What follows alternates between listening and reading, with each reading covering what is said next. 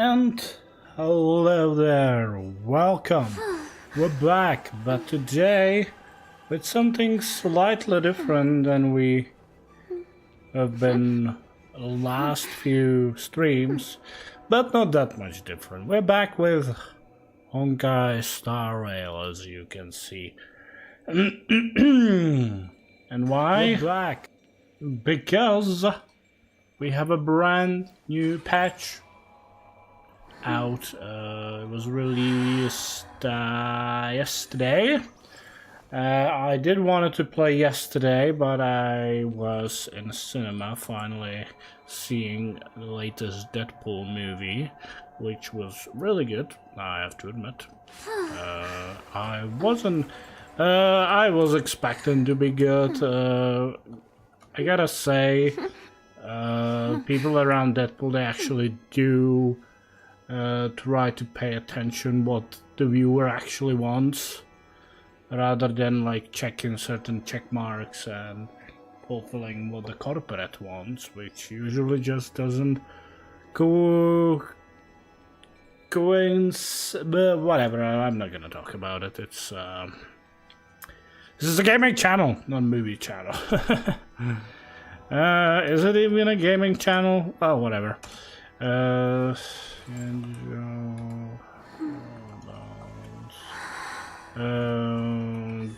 we go.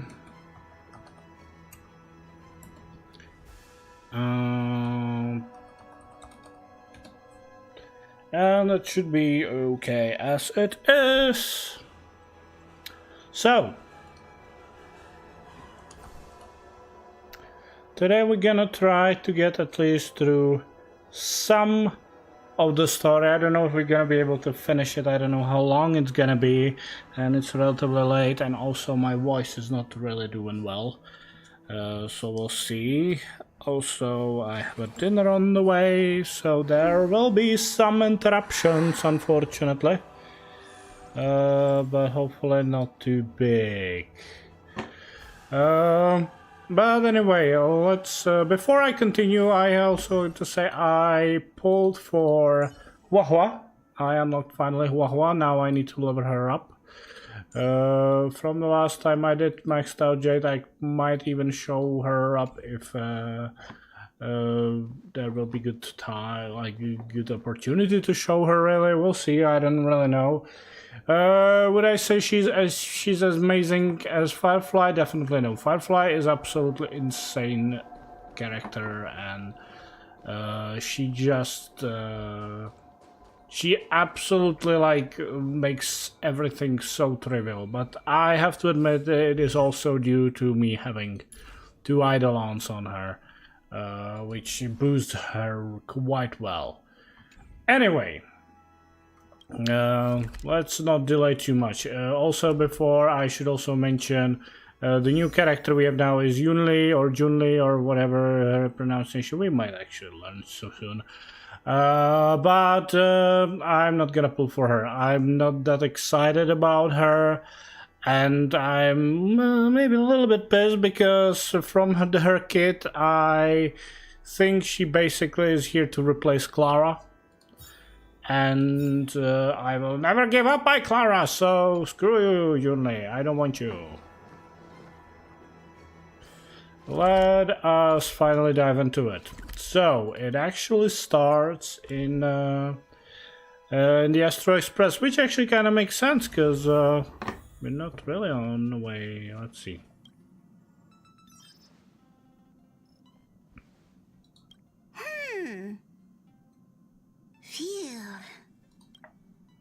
What's up, Pom Pom? Pom Pom. Just got a message from the Xianzhou La Fu. Looks like it'll conflict with our original schedule. All right. It's been a while, my friends on the Astral Express. How's your trailblazing expedition going? Soon, the Xianzhou La Fu will be holding the Luminary Wardance. Those who have aided the Luofu in overcoming the crisis are cherished allies of the Xianzhou. Thus, on behalf of the Seat of Divine Foresight, I'm extending an invitation to attend the ceremony. Your presence would be greatly appreciated.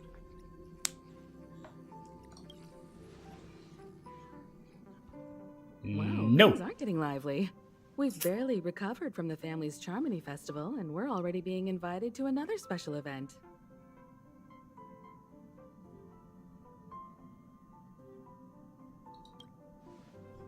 Why not think about it this way? Our trailblazing expeditions are turning into blast expeditions, where we What eat, the drink, and play wherever we go. Okay. Blast? Expedition? Yeah! Wherever we go, we eat, play, and have a blast! So we should leave March behind to take care of the express? Good job. Hey! That's not what I meant! I'm all for some fun! I just hope there won't be any surprise party crashers, like Friday or Saturday. The Xianzhou Luofu has recently overcome a crisis. By holding the Wardance, they're demonstrating to everyone that they've returned to a state of peace and safety. Yeah, sure. But that's what everyone said before we went to Penacony. You'll be totally safe under the family's protection. No need to worry. The War Dance is not like the Charmony Festival with all its hidden secrets. It's just a festival to honor the Rainbow Arbiter and the Cloud Knights, who fought against the abominations of abundance and protected the Xianzhou ships. Aside from star skiff performances, it's mostly martial contests. Nothing too different from the Taiki and Roboball contest we've seen before. What do you think, Himiko? Taiki Since and we've Roboball? accepted Miss Black Swan's proposal, we should probably head to Amphorius for refueling. There's certainly no rush. This trailblazing expedition is quite unique, and the Express needs to be fully stocked and prepared before moving on to the next stop. With Madame Herta's help, I was planning to deliver some Leviathan fossils from Kalinga Abyss to Ron May, member 81 of the Genius Society. It could earn us some favors before we set off. However, it may take a few weeks. Aw, so that means we're not going to the Luofu. Being an adult means maintaining relationships, whether we like it or not, March. Since we've been invited, it's only right for the Astral Express to attend the ceremony. So here's the plan. Pom Pom will take everyone to the Xianzhou Luofu. Mr. Yang and I will meet up with Ron May and fulfill our promise. Meanwhile, you, March, and Don Hung will represent the Express and attend the War Dance. What do you two think?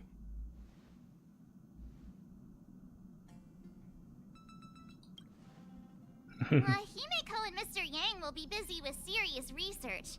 Besides, fossils can't compete with martial contests when it comes to fun, right? Plus, you're the only one with so many friends on the Luofu. I'll be lost if you don't come along. You've got to lead the way. Now that everyone's on board with the plan, it's time to warp to the Xianzhou Luofu. Boom. Optional. Discuss the travel plan with other members of the crew. Okay. Kalinga Abyss? What does she expect to find there? Current research on the Leviathan merely proves how little we know about such life forms. That's why geniuses are interested in that field. Science is all about uncovering the unknown. Is it now?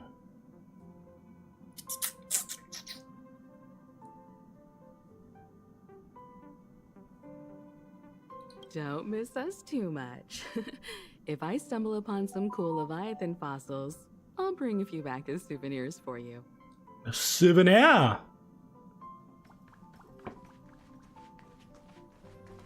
Don Hong? Himeko really knows how to convince people. Between Leviathan fossils and the War Dance, the latter definitely sounds more fun. By the way, Don Hung, this time you'll be taking a stroll with us on the Luofu. And just let you two wander around aimlessly on the Luofu by yourselves? I don't think so. Plus, Mr. Yang is right. The Ambrosial Arbor crisis just ended, and both the long life and short life species are still feeling uneasy. And that's why Jing Yuan wants to organize the War Dance, to show that the Xianzhou Luofu is stable and safe And since he has extended an invitation, it's only right that I visit my old friend.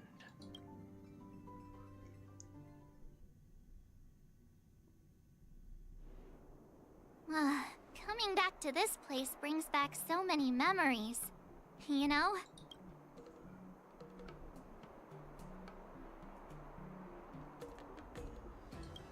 Hey, I'm not actually gonna recite a poem. I was just thinking about all the twists and turns we went through when we first arrived on the Cienjo. This time, we're not being forced or enticed or chasing after wanted criminals. And we didn't have to sneak in through the cargo dock. This trip has been incredibly smooth. Smooth. Quite unusual, I must say.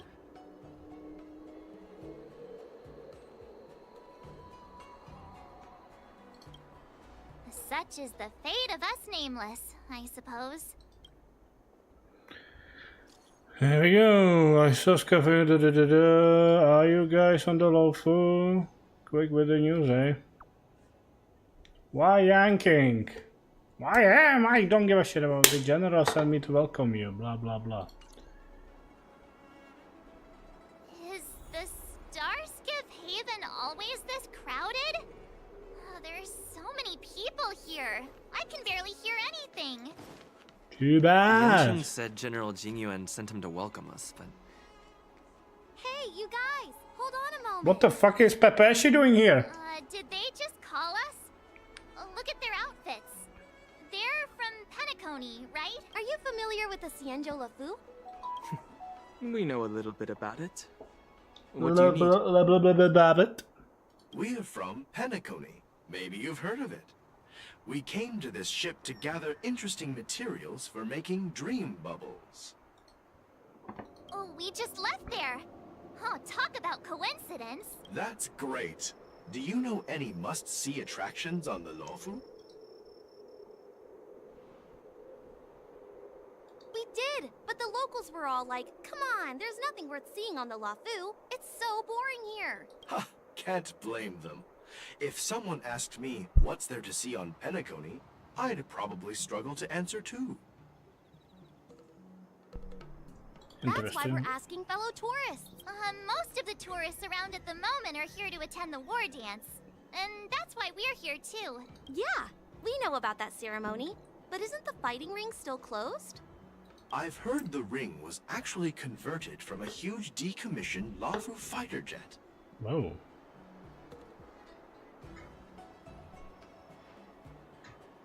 No doubt about it. It's a massive fighter jet. It's got to be larger than a civilian starskiff. But for now, all we can do is wait until the Wardance starts in a few weeks, before we can board it. We've still got work to do, so we can't just sit around waiting for it to start. That's why we're asking you about some must-see attractions. We're looking for unique experiences that you won't find on Penacony. Our clients love these kinds of dream bubbles the most. You're the expert here. Give them some suggestions.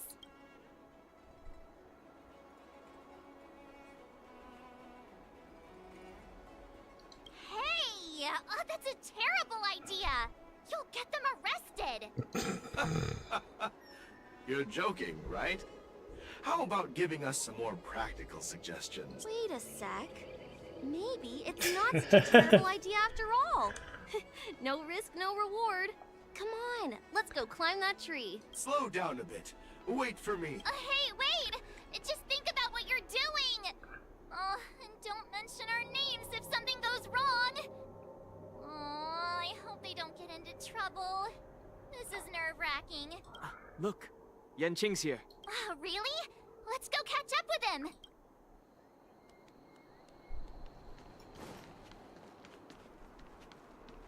There you are. Everyone, this way. Hey, everyone. It's been a while. Well, it doesn't feel like it's been that long since we last saw you. But, Yanqing, are you? What's up, Miss March? They say kids grow up really fast. Yanqing, are you a little bit taller than before? What the fuck? We've only been away for a few months.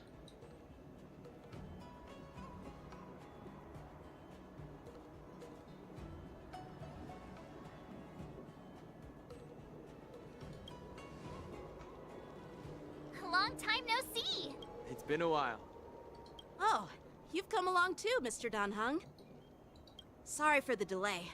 With the upcoming war dance and the Starskiff Haven being so busy, things are a little hectic. A little bit of hectic. I've never seen the Lafu so lively before. Little bit. A little bit of a I was a halibut. bit worried that holding the war dance right after the Ambrosial Arbor crisis might be too soon. But seeing the bustling Starskiff Haven, I understand why General Jing Yuan chose this timing. Yep. There's people from other delves and travelers like you three who've come from afar. With the war dance coming up, there's a huge number of visitors pouring into the Starskiff Haven. The Cloud Knights are working hard to keep the security tight. The General said this ceremony would help the Xianzhou Lafu recover Keep from your the security crisis. tight. And It's a your way to droids showcase closer. our martial spirit, reassure people, boost morale, and attract visitors from other planets to promote trade and peace. By the way, the Xianzhou Alliance places great importance on this ceremony too. The Xianzhou ships, the Zhu Ming and the Yao Qing, have both sent messengers to offer their blessings. Yeah, the Xianzhou Yao Qing is a major force in hunting down abominations, and is always engaged in conflicts across the cosmos. Although it's a member of the Xianzhou Alliance, I don't know much about it. But Madame Yukong from the Skyfaring Commission mentioned that the Yao Qing always sends back reports of great victories, which is quite impressive. I heard General Fei Xiao of the Yao Qing is a young and dauntless lady. My peers say that she's like a goddess of war, capable of crushing dozens of abominations with a single punch. I wonder if it's true. If only I could witness her prowess with my own eyes. Oh, you sly dog, Yang By the Ching. way, Yanqing, Yang where are we Yang. headed next? I'm sorry for talking your ear off. The General wants to catch up with you at the Palace of Astrum. He's been eager to hear about how the Express has been doing. It's funny how he tries to act all mature, but whenever it comes to something he's interested in, you can really see.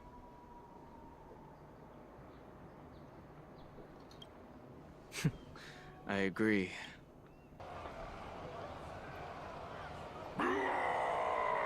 Ooh, Units, assemble quickly! Get ready to protect the crowd! I just mentioned security, and now all of a sudden something's gone wrong. Excuse me, I need to go check out the situation.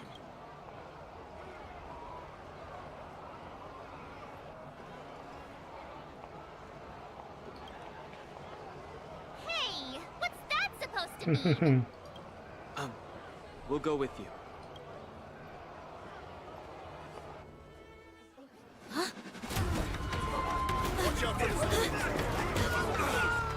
Ooh, it's werewolves.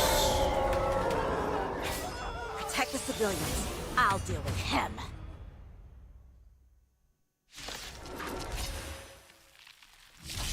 No, you won't. Enemies with this mark can enter Moon Rage state. After enemies use attack, apply 1 stack of Bloodlust to enemy unit that can trigger a Moon Rage. Now it reaches a number of state, the unit enters Moon Rage state. Same time, Moon Rage counter appears. When the counter. I still don't fucking know. Citizen? Why are there Boris in here? This is now. Borison. Like until everything burns to ashes! The mood is set. Let the show begin! Set the seas ablaze! Fight to live! Good job, Janking, who were not part of my team, because why the fuck would he? Not good.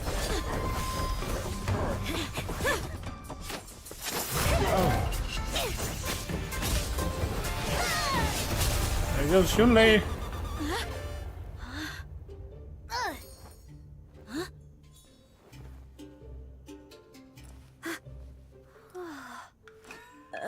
Thanks for the help. Sorry, no time to chat. Could you give me back my...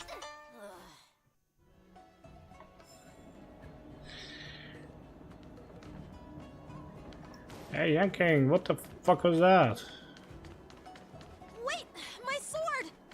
A sword! I'm sorry, but I'm afraid we'll have to put our plans on hold for now. I need to find out what's going on. Okay. While we appreciate your rescue, my Cianjo friends, don't you think it's a bit too much to detain us and our cargo? Sorry, but we've been ordered to detain you and your cargo for inspection until we figure out the source of the attack. Once we're done with the formalities, we'll let you and your cargo go. But this shipment isn't even meant for the Lafu, and it's IPC's patented technology. Who do you think you are to conduct an inspection? According to the protocol, all cargo arriving on the Lafu must go through inspection. But we didn't officially enter your dock at all. We just sought refuge in your dock because we were attacked by the Borisons. Looks like this argument could go on forever. Let's not get involved in a heated dispute that won't lead to a resolution. Nope. How dare you detain our ship? Who do you think you are? Who do you think you are? Na, na, na, na, na. Who's in charge here? I need some answers.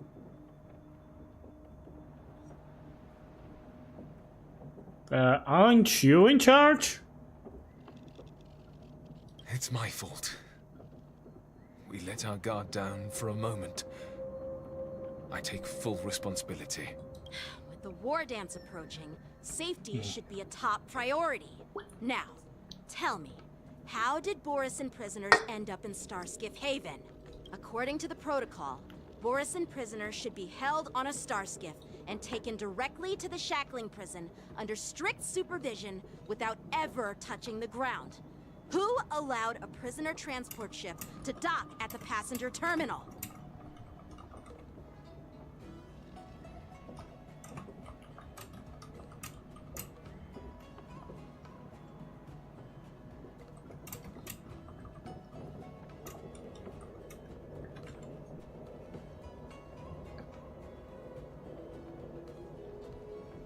Please don't blame this captain. This incident involves the Ju Ming's diplomatic vessel. Who are you? I'm Liu Jun, an officer of the Patrol Defense Squad. Thank you for your help, Lieutenant Yanqing. The situation unfolded rapidly, and it shouldn't be held against the captain.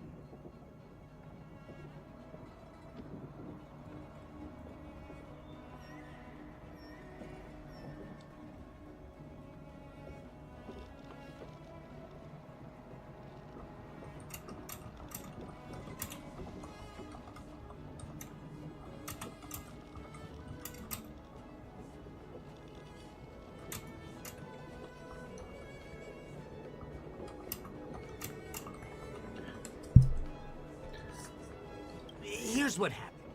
An IPC transport ship was attacked by the Borisin just before arriving, and the Ju Ming's diplomatic vessel came to the rescue. They fought off the Borisin pirates and imprisoned them on their ship. So, an IPC ship was attacked by the Borisin near the Lafu, and the Ju Ming envoys saved them? Juming! Sounds complicated. Honestly, it gives me a headache. Why too. you make things so complicated? Standard procedure. See the way you're acting like somebody else gets me frustrated. Life's like this, and you fall and you crawl,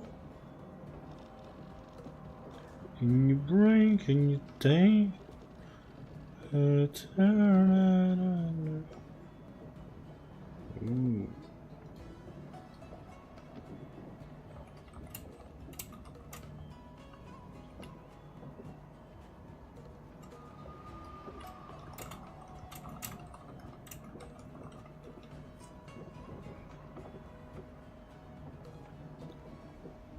You know, with all the outsiders flooding onto the Lafu, the Starskiff lanes are under immense pressure.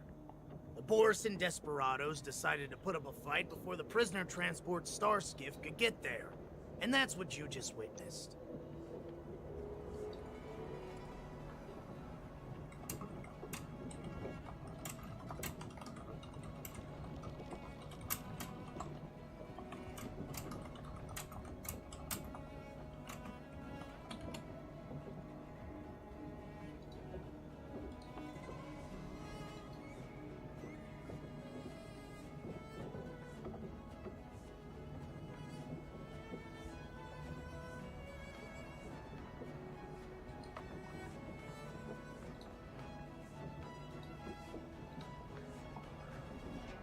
We'll make sure these prisoners are sent to the shackling prison as soon as possible. I see. It's an unusual situation indeed. I'll report it to the security department of the Realm Keeping Commission and ask for their cooperation in handling the aftermath.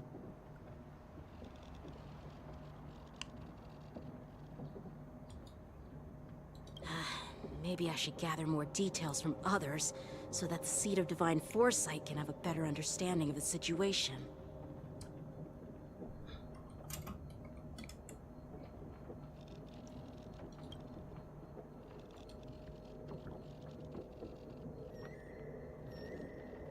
Oh, you look much maturer now, Yenching. Please don't tease me, Miss March. The situation on the Xianzhou before the Wardance is like a calm lake that can be disturbed by even the smallest pebble, capable of generating far-reaching ripples with even the slightest disturbance. What are those people? I mean, those monsters we just dealt with?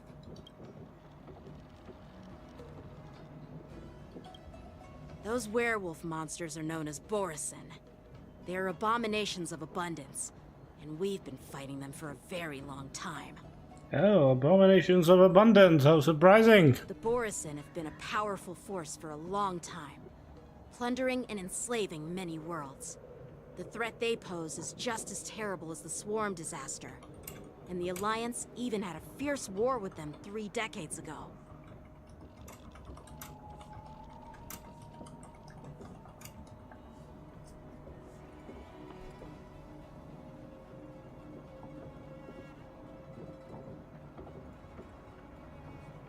Receiving powerful forces of plundering and enslaving many worlds, the threat they pose is just as terrible as Swarm disaster. Their presence has faded over the years, but who would have thought? According to that officer, they attacked an IPC ship near the Xianzhou Luofu. Such a brazen attack seems quite unusual to me.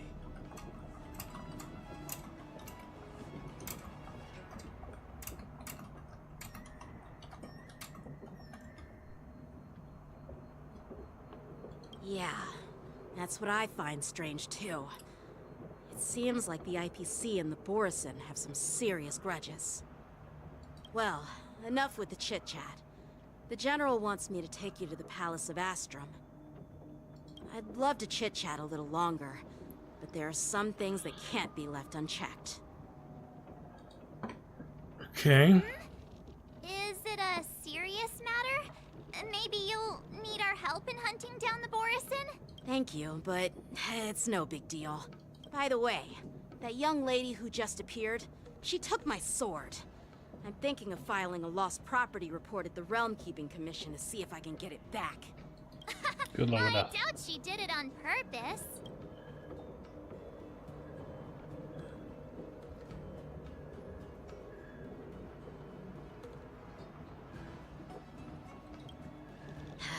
Don't remind me. I just zoned out for a moment, that's all. All right, let's not keep the General waiting. Don't worry. There aren't many people out there with that kind of talent. It shouldn't be too hard to find her.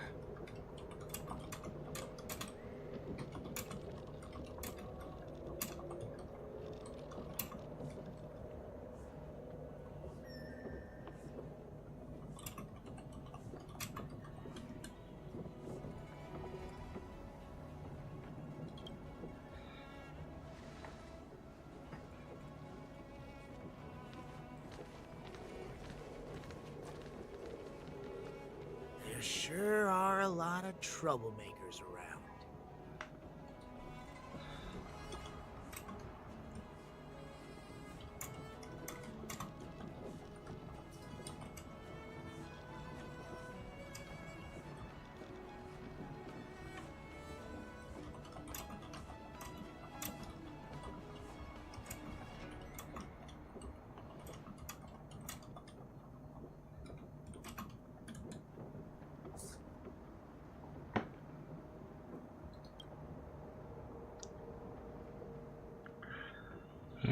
Who's that guy, Vanda?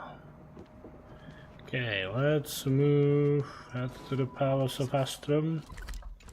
Right, so let's just go inside here.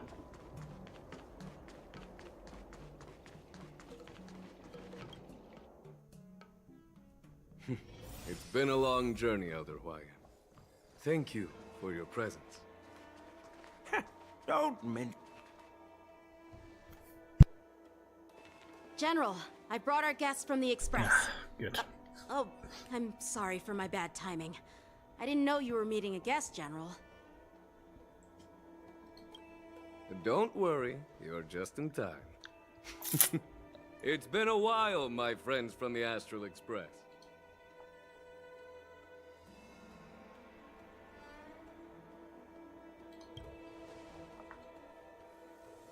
Oh.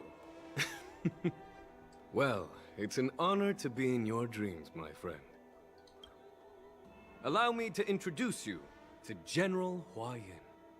He's the Arbiter General of the Xianzhou Zhuming, known as the Flaming Heart.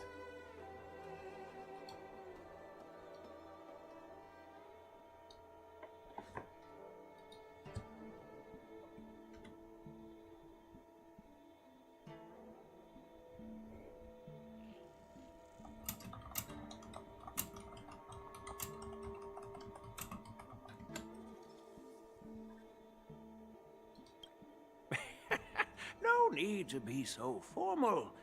I'm just a tourist here, no different from other tourists who've come to attend the ceremony. Elder Hwayan is not only So he was Arbiter part General, of the, but like... also the Furnace Master of the Artisanship Commission. Besides his martial skills, he excels in forging various weapons. Such talents are unique, even among the Arbiter Generals. In not the last stream, but the previous one for 2.3, at the end there was like the outlines of the characters, and this guy, the small guy, was one of them, and I thought like it's an outline of all the playable characters in the future, but I gotta say, I don't think he's gonna be playable because he doesn't have a body type of... Oh, here's my food, be right back.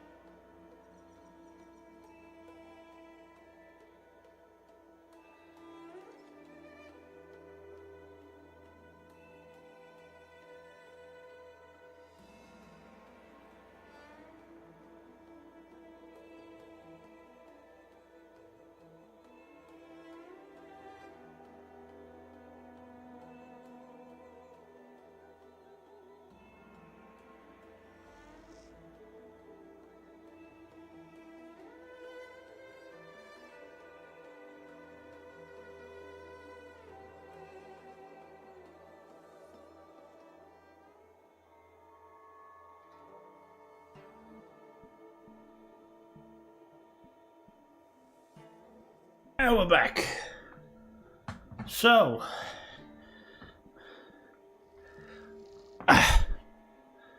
let's continue while I'm also gonna eat.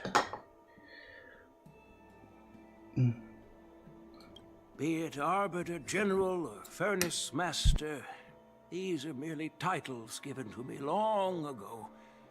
I've retired several times already, but with the current change in circumstances, the Marshal has called me back to duty, and I had no choice but to answer the call.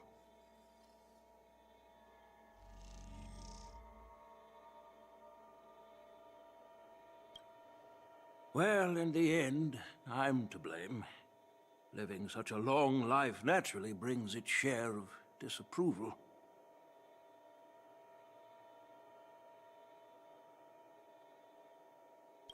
It's an honor to meet you, General Huayan.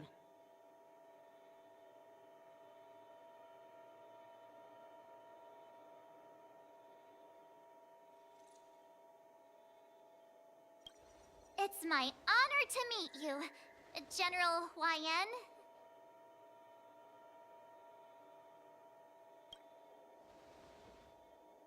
No need to be all formal. Today I'm just a guest on the Lawfu, the same as all of you. So, these three are the ones you mentioned, Jingyuin? The heroes who helped you with the Ambrosial Arbor crisis?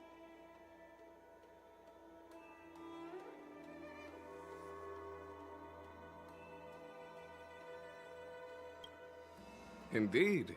There's Don Hung, March 7th, and him. Without their help, I'm afraid the Lawfu might not have easily overcome this crisis. So, the Imbibitor Lune's reincarnation has returned to the Lawfu and will attend the Wardance. I'd love to have a drink with you, should the chance present itself.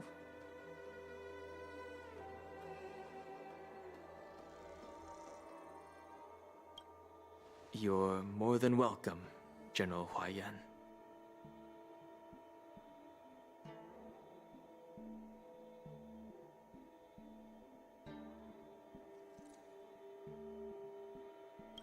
And this young friend is? Yanqing, my apprentice. He remains by my side as my retainer due to his youth, which I hope will season him with experience. He will stand for the Lawfu's Cloud Knights in the upcoming Wardance, ready to take on all kinds of challenges. Great, great!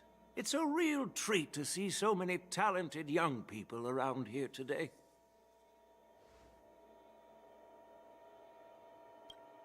Oh, I almost forgot. This is my apprentice, Yoon Lee.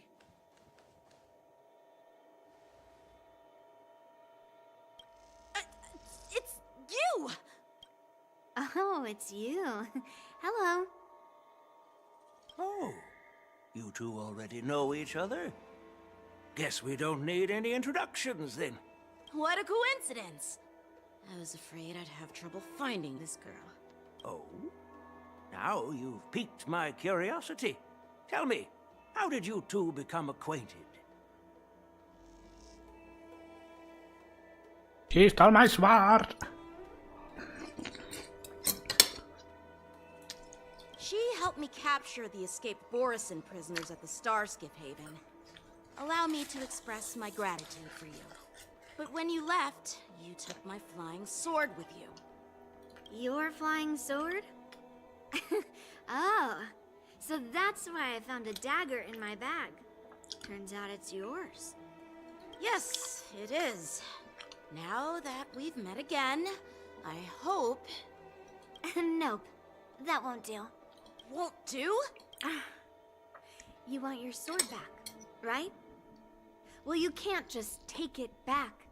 On the Juming, when you lose your sword on the battlefield, you have to reclaim it on the battlefield.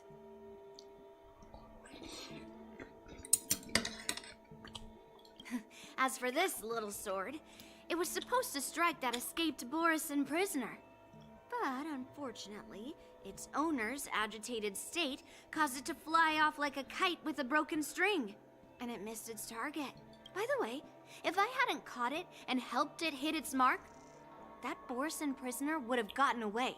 Hold on a sec, Yunli. You took my sword without even asking, and now you're refusing to give it back?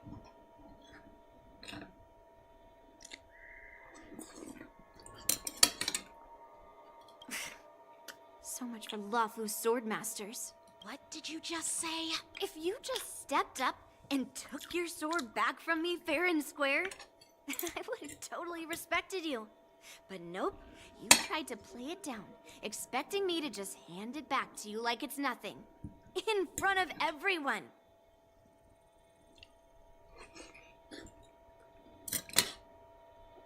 With all due respect, you don't honor your sword, so you don't deserve it.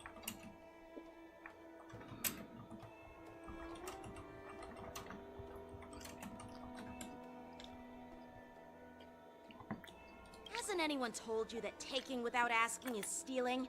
If you want to settle this with swords, fine. Let's have a one-on-one duel right now. Yanqing.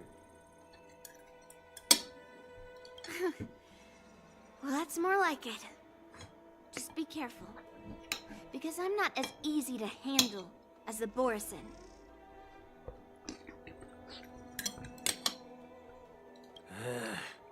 You two, be quiet and apologize to Yanqing. Hey! Whose side are you on, Grandpa? I don't take sides. It's a small misunderstanding, and an apology would be too much.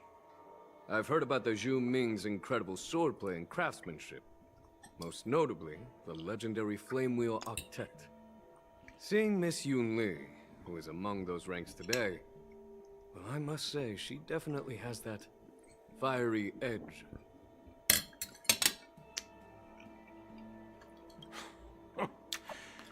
Such grandiose names. Some folks love to spin these fancy titles, trying to set the Cloud Knights apart. Yunli is still just a young girl, a bit awkward and hot-tempered. So please forgive her if she's being rude. Well, everyone, Elder Huayan and I have some business to discuss. For now, Yanqing, why don't you entertain our guests and take Miss Yunli to the inn? I'll find another chance to talk with you all. I'd like to express my gratitude to the Astral Express for helping the Law Fu during the crisis. That's so kind of you. I mean, you've already thanked us so many times. Please forgive me for coming at an inconvenient time.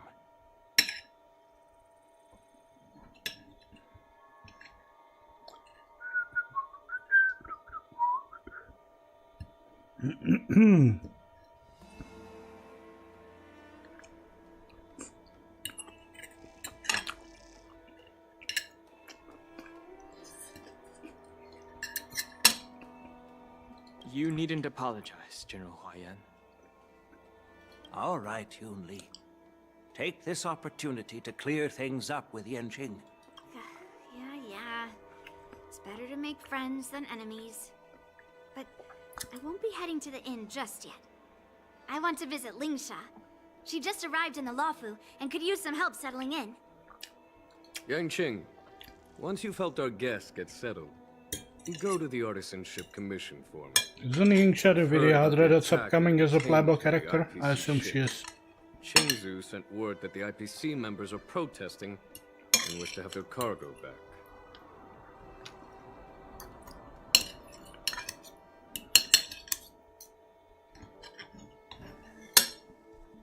See if you can calm them down. Don't get aggressive. Just make it clear that the Xianzhou Luofu has no intention of violating their rights. I'm on it.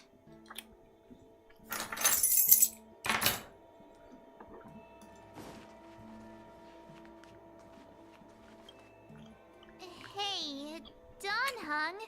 I thought all the Xianzhou generals were like Jing Yuan.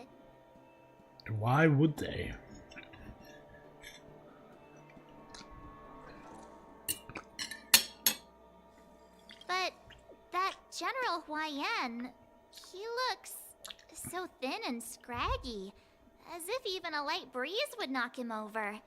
Is that old man... Well, each Xianzhou ship has its own division and specialty within the Alliance. Not all of the Arbiter Generals are good at leading the charge. You heard what Jingyuan said, right? General Huayan was once the head of all the skilled craftsmen on the Zhuming.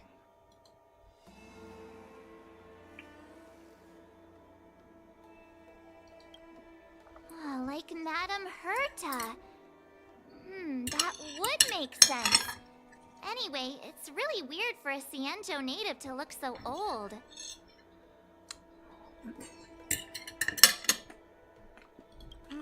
Good question. He's right there. So why don't you ask him yourself? Nah, I'd like to live a little longer. We should leave. General Jingyuan asked Yanqing to entertain us, so obviously, he has important matters to discuss. Let's not waste any time here.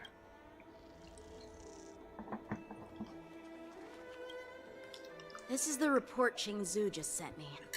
Let me take a look.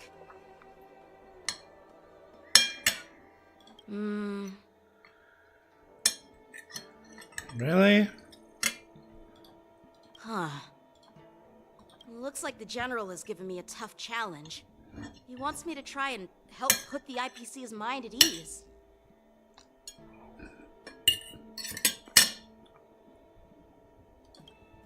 Well, it's not exactly a test. As Cloud Knight officers, we not only learn the art of war and martial arts, but also occasionally have to handle diplomatic disputes.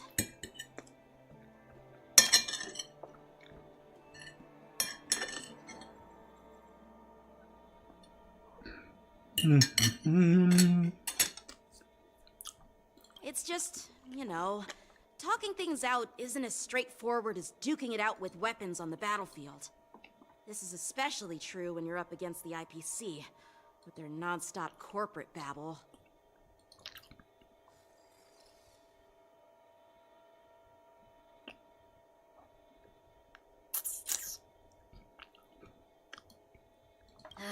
Well, let's not worry about that for now. Shall I take you to the inn?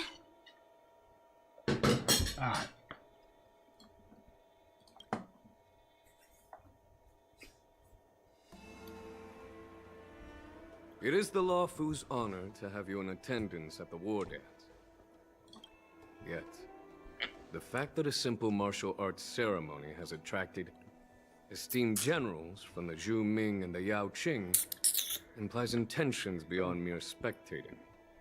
I gotta say, I hate these Asian-like names, because, like, it's too much.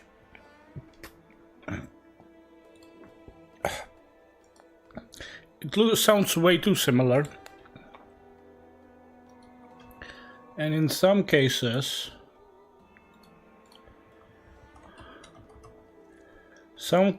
it has too much vowels in the name. Like, look at it. It's Y. It's like Y-A-O, and then it's a lot of uses of Q and G. It's like, these names are so confusing for me, but I guess it's mainly because I'm not native to these.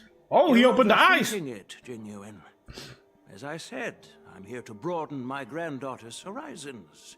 I have no ulterior motives.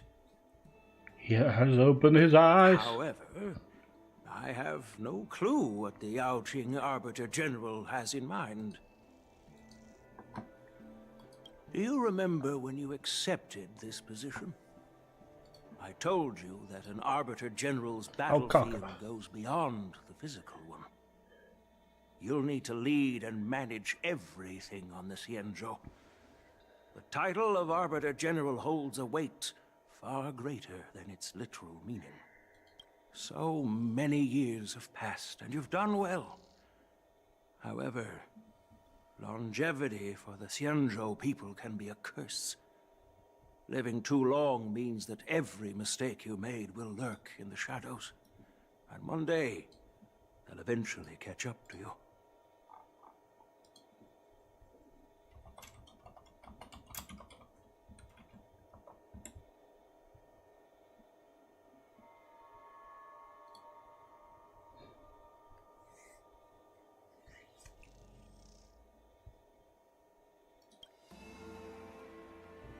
The Marshal knows everything that has happened on the Lawfu. As for the Merlin's Claw... The they are Marshal? hidden. The ends. Who the fuck is the Marshal? She has come specifically for you. What the fuck? Speaking of which, why hasn't she arrived yet? They say the Merlin's Claw strikes like lightning. Being late isn't her style. That's funny, she's supposed to be Wind character. That's not true, General Huayan. She's been here a while, but I'm sure you've heard of her unbridled nature. As soon as she disembarked from the star skiff, she mentioned having something to attend to and simply disappeared.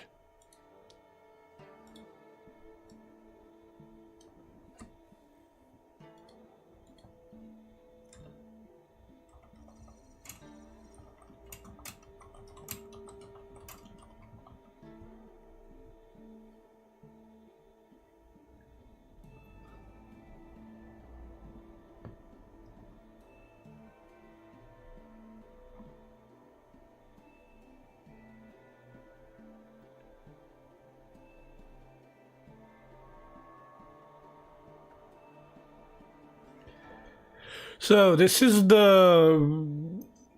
Well, so far I'm calling it the Fox Kazuha because he has the same voice actor as Kazuha in Genshin.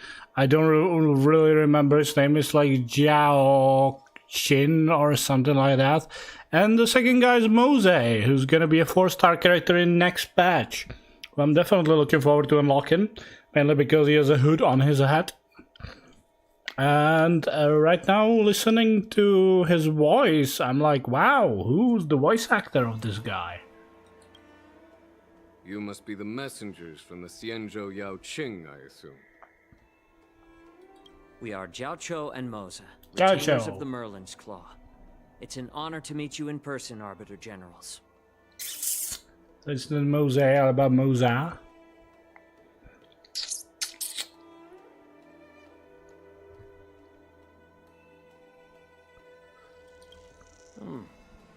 Now this is interesting.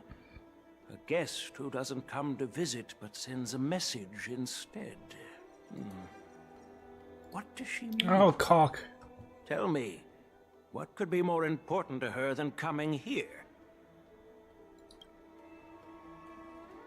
Master heard about a spectacular view in Scale Gorge Waterscape. I believe she went there to enjoy it.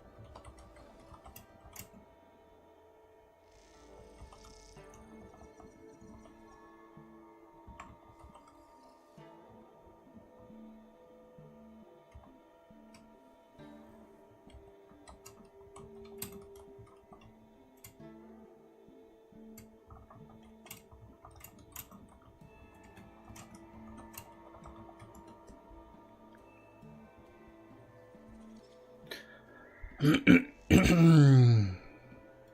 spectacular view? Ha! Did you hear that, Jingyuan? This person is being sarcastic. Please do not misunderstand me, General Huayan. I was simply stating the truth. Master thought it would be inappropriate to keep you waiting, so she sent us here.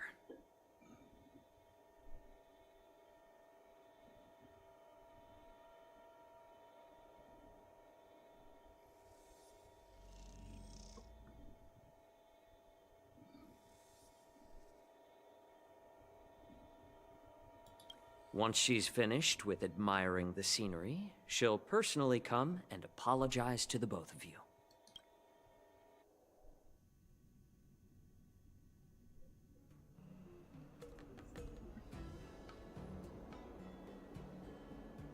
Drat, I forgot to ask Yun Li to return my sword.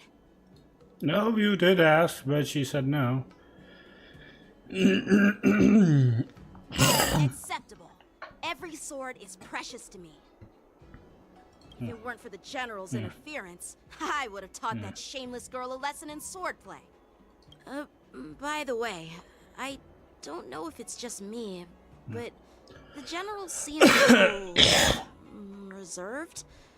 Could it be because of Elder Yan's visit? Reserved? Really? Maybe I'm just overthinking things. No, you're not. When I entered the Palace of Astrum, I realized that the messenger from the Xianzhou Zhu Ming was actually the Arbiter General himself. So, the messenger from the Xianzhou Yao Qing must be the Merlin's Claw herself, I presume. That's right. Well, that's what makes this entire thing so unusual. Come on, Dan Hang, tell us. What's so unusual about it? They simply received an invitation from Jing Yuan, just like the crew. The war dance is just a small festival. And now we have 2 Arbiter Generals from other Xianzhou ships here. Maybe they've come to hold Jingyuan accountable for the Ambrosial Arbor crisis? Ooh. Hold him accountable? Come on, didn't the Lawfu fall victim to the disciples of Sanctus Medicus and the Antimatter Legion? Why would they blame the victim? Donshu's rebellion and Ventilia's scheming are merely one side of the story to the other Arbiter Generals of the Alliance. Only a single piece of incontrovertible evidence remains, creating an endless source of potential complications. The Ambrosial Arbor. Yes.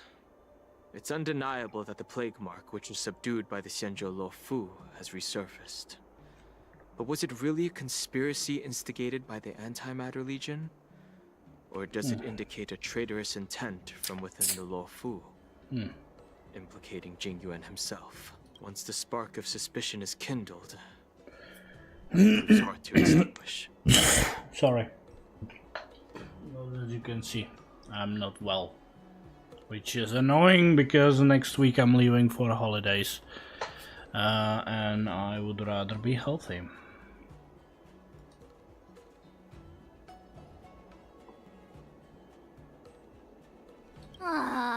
What was I thinking? Seriously, here I was looking forward to a carefree and enjoyable trip. But it seems wherever we go, drama is just around the corner. Aw, I was so excited. I thought those Arbiter Generals were just here to see the ceremony. By the way, I heard that an alchemist from the Zhuming diplomatic ship has arrived. And rumors say that she's to be the new Cauldron Master of the Alchemy Commission on the Luofu. An alchemist from the Zhuming serving as the Cauldron Master on the Luofu? While it's not unheard of, the timing itself... Thanks to your words, Mr. Danheng. Now I finally see the underlying tensions. The General is under tremendous pressure right now. But I was completely oblivious to his troubles. How naive of me. Come on, don't think like that. Leave the adult matters to the adults. Even if you wanted to do something for the General, it's not like you can do anything. Did I say something wrong? Again?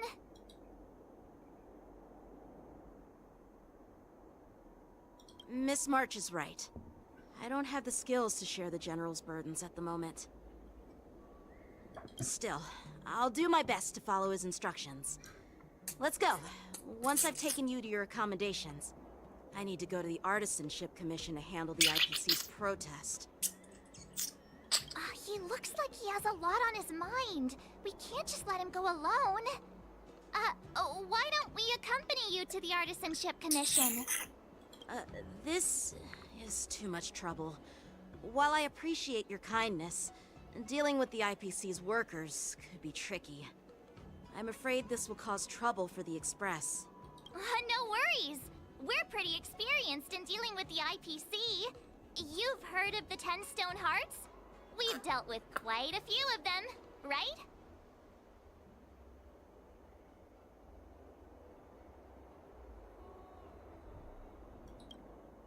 Yeah, exactly. Are you being sarcastic? Yep. Well, since you're willing to help, I won't decline your kindness. Let's head to the Artisanship Commission and meet them. Where's the... Oh, there it is.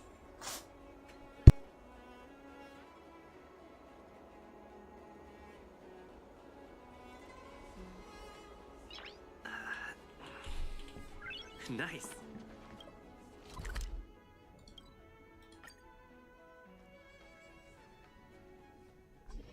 There we go. Can I really reason with you, Cienjo people?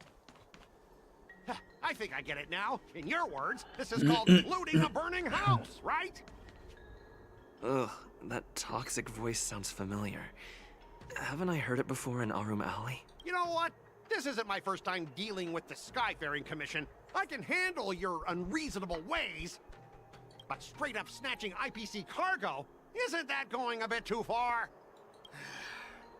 Just as I've said it many times already. Once we've inspected the cargo and completed the security check, you can be on your way. Is there some— I'm hearing you loud and clear. I'm thinking clear. And my answer is crystal clear. Not a chance. Keep detaining my cargo and I'll file a complaint directly with your general.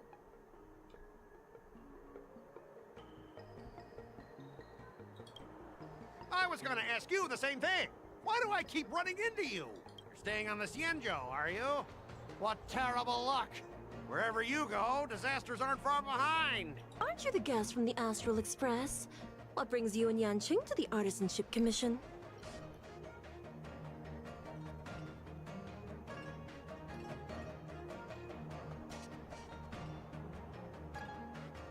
Trouble caused by the IPC? I'd say it's caused by the Skyfaring Commission. Looks like you've met this IPC worker before. I'm not sure if that's a good or a bad thing. I was sent here to deal with the IPC protest, Miss Shikwe. What's going on here? Shikwe. It's Xikwe. As you know, this IPC transport ship was attacked by the Borisin and rescued by the Juming's diplomatic ship. Then the Cloud Knights were instructed to bring it back to the dock for repairs and inspections. And this is Mr. Scott, the person in charge of this transport ship. So, you're Scott. I've heard him mention you. Weren't you kicked off the lock? Like I wanted to come back. I thought I'd just dock at the harbor for repairs and leave this forsaken place for good. Little did I know, as soon as the ship entered the harbor, a bunch of Cloud Knights showed up and snatched all our cargo from the hold. What do you mean by snatched? I've told you 1,000,000 times.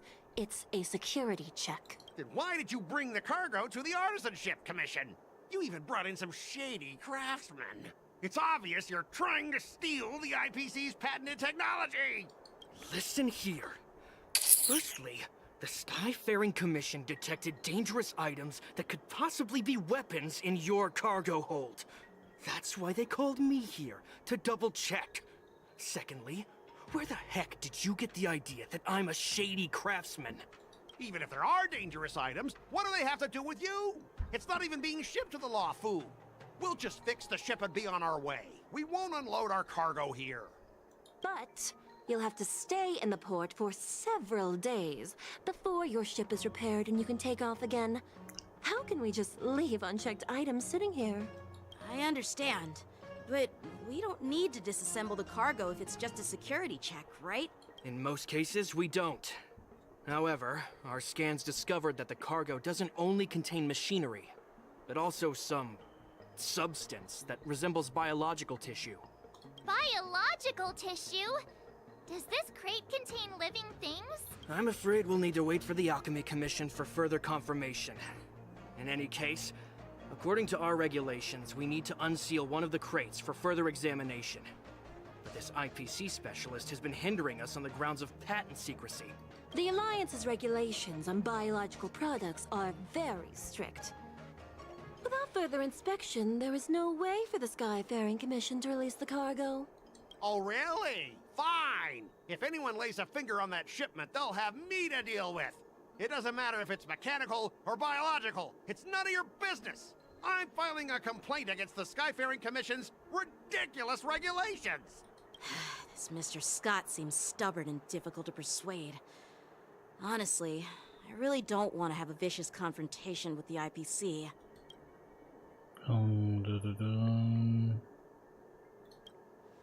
I heard how you helped Arum Alley.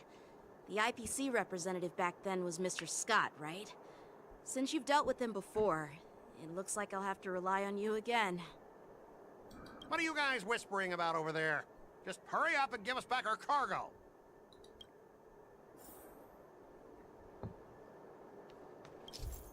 Oh shit.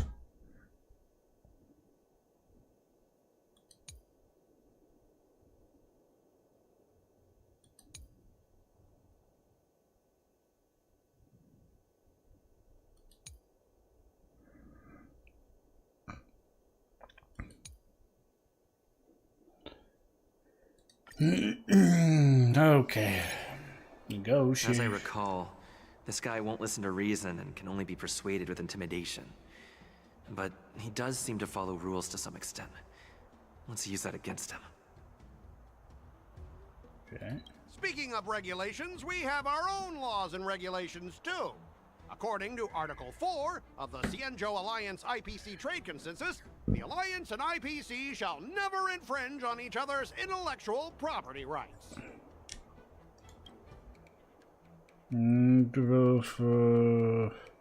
Seba making him uncomfortable.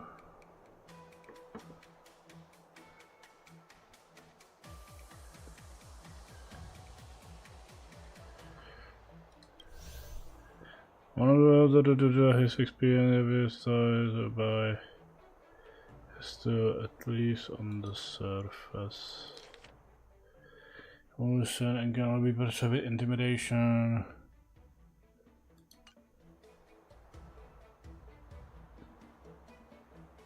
Back in Arum Alley, you were dealing with civilian merchants, where you could use the IPC's name to scare them. But this time, the Cloud Knight Lieutenant standing before you represents the will of Lafu's general, and won't be intimidated by your words. Of course. I'm sure we both want a peaceful resolution. Yeah, that's true. Of course, I want things to be resolved peacefully, but aren't we getting stuck in rigid formalities here? Even if we set aside the secrecy of intellectual property, these prototypes built by the Intelligentsia Guild are incredibly valuable, beyond your wildest imagination. If anything goes wrong, you won't be able to pay for it even with your lives. Just go and assure him that you will proceed with caution. But the scaffold can pay compensation.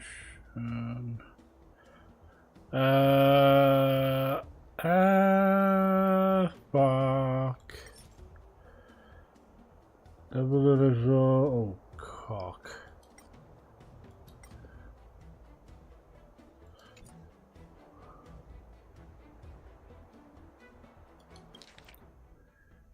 So.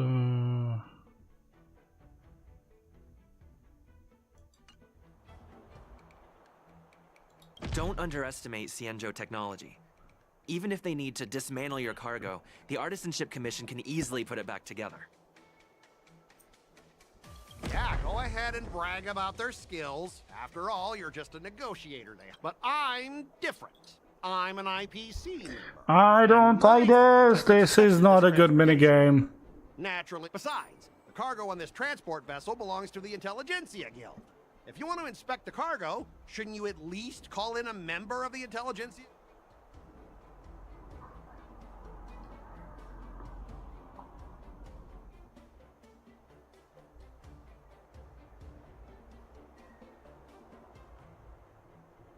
Fuck me, I hate it. I don't like this. Like, the only clue I have, as I recall, this guy won't listen to a reason and can only be persuaded with intimidation. But he does seem to follow the rules to some extent. Let's use that against him. What the fuck?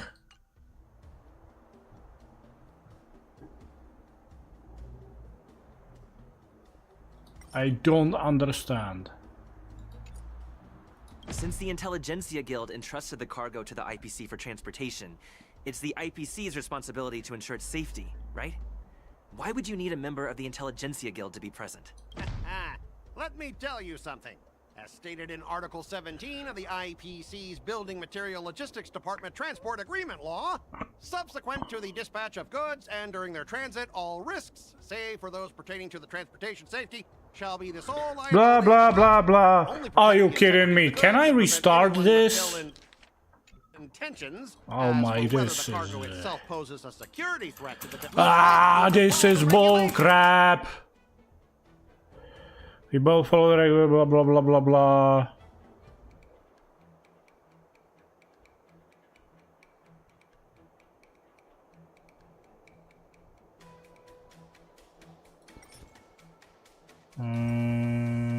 Okay. Huh? Could you...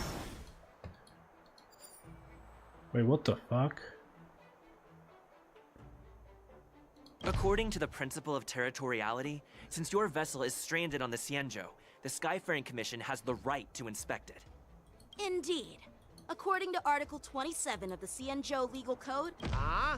My synesthesia beacon must not be working, because I have no idea. Simply put, if you insist on hindering the inspection, we'll have to... Confiscate it? How can you Xianzhou... If this were pure point, and incoming cargo posed a safety... That's true. But the IPC... We both need to follow the regulations, because that's how the IPC...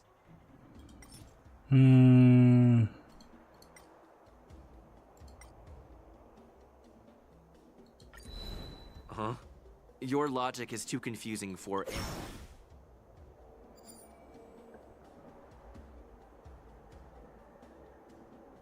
I understand that you're trying to stick to the IPC regulations, and that's commendable, Mr. Scott.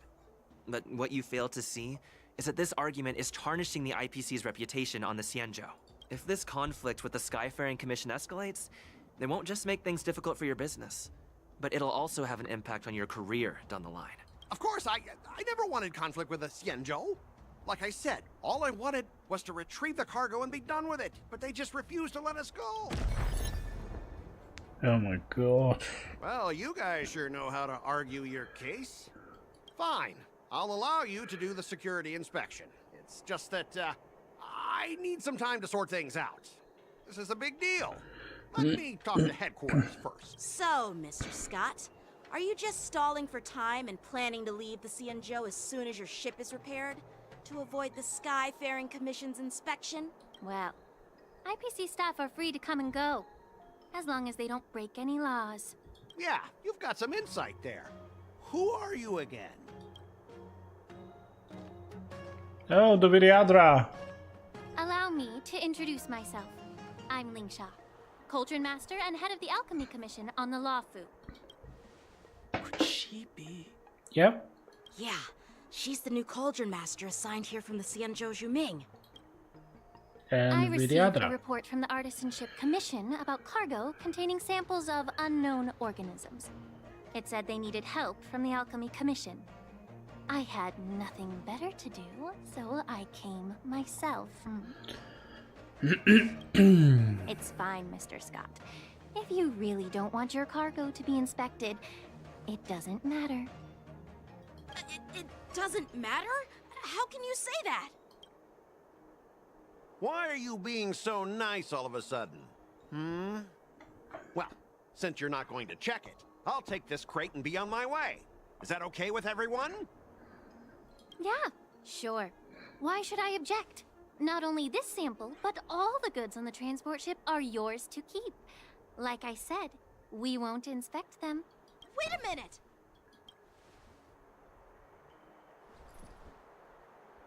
Well, that's more like it. If only the young displayed a more reasonable attitude, we could have sidestepped that altercation just now. Our ship will leave in a few days once the engines are repaired. Your ship can leave whenever you want, but I'm afraid I can't say the same for your cargo. According to the import and export regulation signed between the Xianzhou and IPC, all biological shipments can only leave the port when they have confirmed to be of no threat, or when all biological activity expires. Since we can't determine if your shipment is safe for the environment, I guess we'll have to wait for its biological activity to expire. Let me check the previous cases. Normally, it'll only take around 47 star calendar years. Only 47 years? Why so surprised? You're still young and full of energy. I'm pretty sure you'll live a few more decades. Have some confidence in yourself. Ha! Typical of a long-life species. Your words are dripping with sarcasm. While you may not care about time, I do. I'll be demanding double compensation from the Skyfaring Commission for every minute wasted. Sure thing, Mr. Scott. You seem pretty confident that your career and life will last long enough to witness this victory unfold.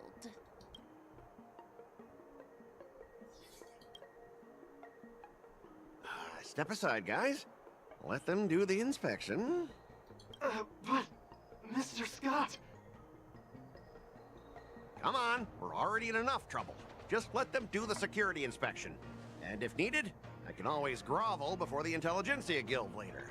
I'm just using my head for what it's apparently good for, right?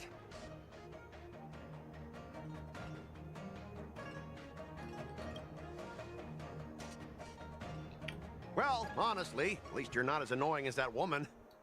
Bro, just do the inspection. This lady is really something else. Is this the IPC product? Listen up. Any damages caused by inspections will be filed with the IPC.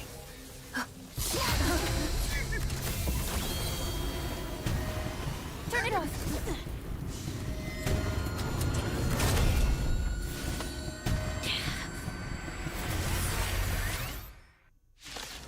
Okay, time to destroy it.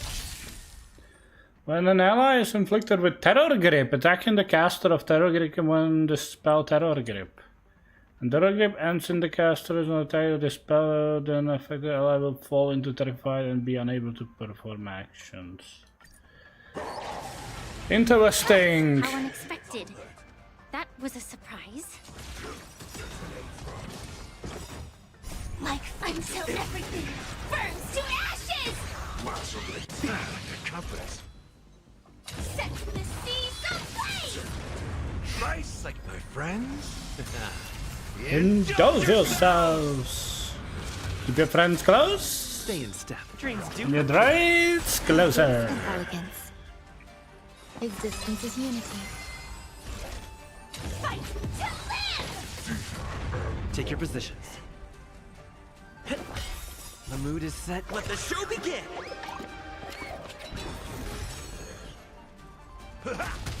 There's more to life. Set the seas ablaze! And down it goes. And we destroyed it. Were you seriously planning to leave this stuff unchecked at the dock for days? That's way too dangerous.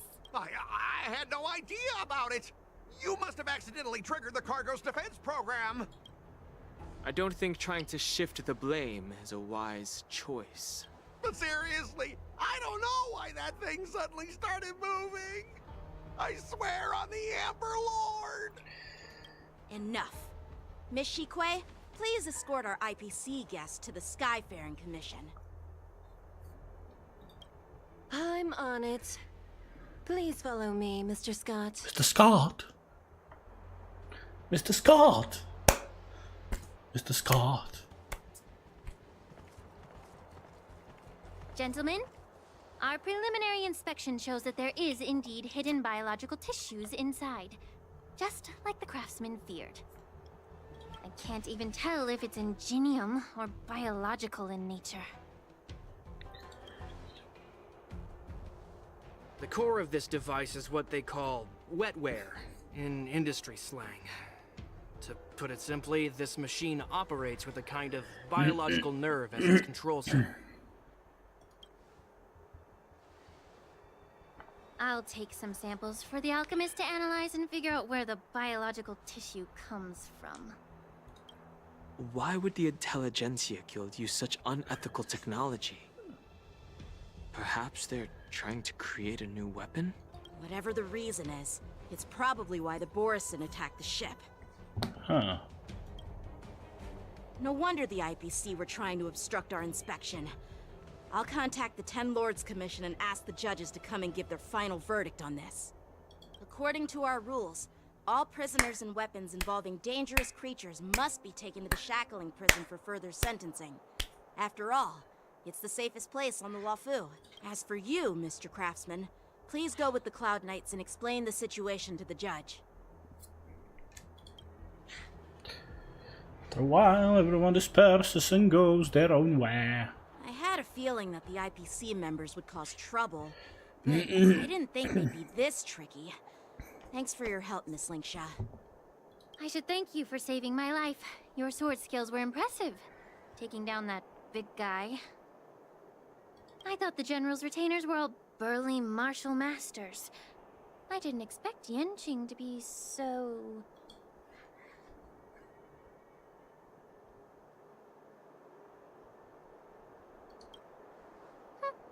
Can't argue with that. As for you, you must be the guests from the Astral Express, right? Saving the Lafu from that crisis. It's so impressive. It wasn't a big deal. Really. It's still early. So why don't we get some tea at the Alchemy Commission? We can discuss your suggestions for revitalizing the commission. I'd be happy to accept your invitation. And you three are coming too, right? Interesting. Let's go there. The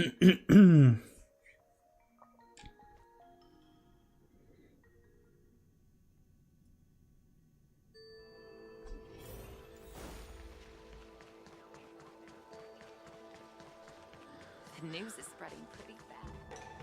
All these years, and the view at the Alchemy Commission hasn't changed a bit. The tides come and go, but the ancient sea remains the same. For us Vidyadhara, there's nothing more nostalgic than our home. You're a Luofu native, Miss Linkshaw? Yes, I grew up here, listening to the sound of waves while researching prescriptions with my mentors and peers at the Alchemy Commission. It's kind of sad, isn't it? Everything changes, but somehow remains familiar. Just like you, Don Hung, I traveled far from home, and now I've returned. Seeing the familiar scenery brings back a hint of nostalgia. The view here would be even better without the ambrosial arbor. Oh, really? I think that towering tree looks pretty impressive. Even if it's impressive, it's a plague mark.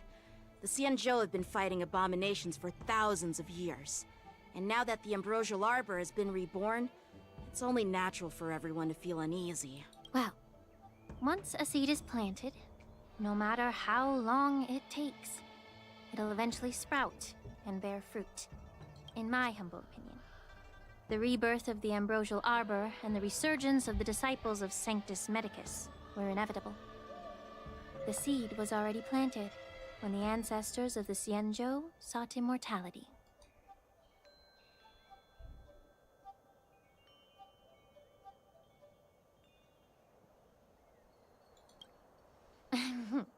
My bad.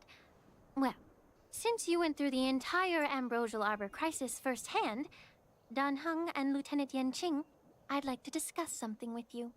What would you like to discuss, Miss Linkshaw? I was lucky enough to be chosen by the Alliance to come in and clean up all the old grime in the Alchemy Commission. Honestly, the Alchemy Commission is riddled with problems and has reached a point where fixing it seems impossible. I'm looking to remedy this problem, but was wondering if you could provide any insights. Well, even though I'm a Vidyadharan like you, I'm an outsider, just like my companions here. I can't really say much about a remedy, but I do have a piece of advice, Miss Linkshaw. The Vidyadhara and the Alchemy Commission on the Luofu have always been intricately connected. If you cannot distance yourself from these ties, Miss Linkshaw, changing the situation within the Alchemy Commission may be quite challenging. I may not know about politics, but I do know that the disciples of Sanctus Medicus have been operating within the Alchemy Commission for years. If you're determined to root them out, maybe you should discuss it with the General. I see. Thank you for your valuable insights. While the Lux Arrow from the Rainbow possesses unparalleled power to sever the ambrosial arbor, it can't sever mortals' desire to prolong their existence. Just like how the Cloud Knights can eliminate the remnants of the disciples of Sanctus Medicus, but are unable to calm the hearts and minds of the people within the Alchemy Commission. Our Xianzhou forebears knew this well, and that's why they entrusted the duty of guarding the roots of the Arbor to the Vidyadhara. However, the Vidyadhara are still only mortal beings. 30 years ago, my mentor served as Alchemy Commission's Cauldron Master. She recognized the emerging undercurrents and sought to cleanse the source of the disturbance. Unfortunately, even though she was skilled in the art of healing, she didn't understand the human heart or how to eliminate the sickness lurking within the depths of the Alchemy Commission. In the end, she was framed and exiled to the Juming. I was also implicated and had to leave the Lafu. And guess who arbitrated the case and handed down the sentence? None other than General Jing Yuan himself. What? You heard it right. The ones responsible for the corruption in the Alchemy Commission are not just the remnants of the disciples of Sanctus Medicus, but even the Divine Foresight himself. Alas, why is your face turning pale, Yanqing? Don't worry about it. I understand that when someone holds a position of power, they may sometimes have to make tough decisions. I won't hold any personal grudges against him. Besides, at our age, holding personal grudges is a luxury we can't afford. Lingsha, you're back! Ugh, I've been waiting ages for you.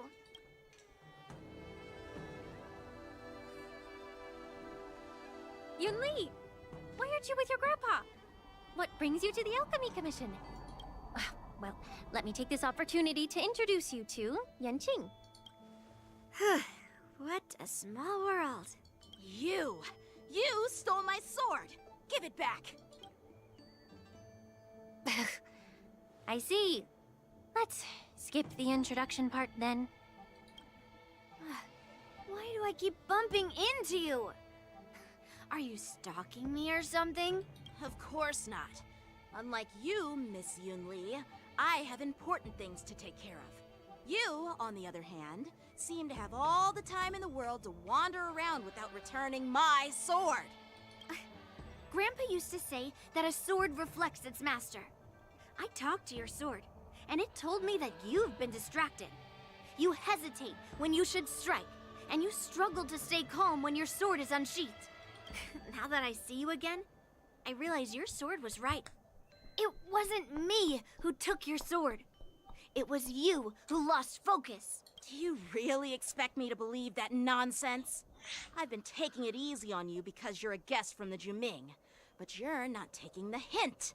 Don't people from the Juming know you're supposed to return what you've borrowed?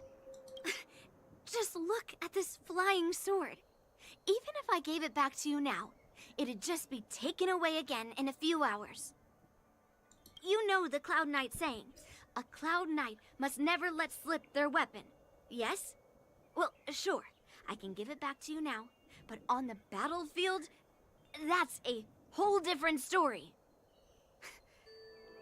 Poor flying sword. Fine! You don't have to give it back, because I'll take it back myself!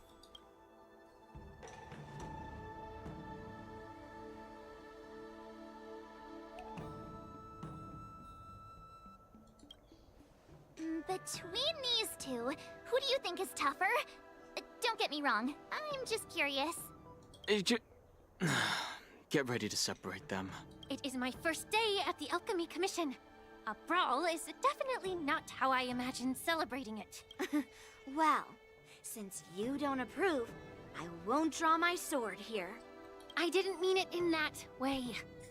Since you've already drawn your swords, you'd be disappointed if you didn't get to test one another, right? I've received reports that the delves near the Alchemy Commission are still infested with abominations. Seems like my predecessors left quite a mess. So, if you two want to determine who's better, why not focus on them instead of each other? Clearing out some abominations? Sounds boring. It's the Cloud Knight's duty to eliminate those abominations.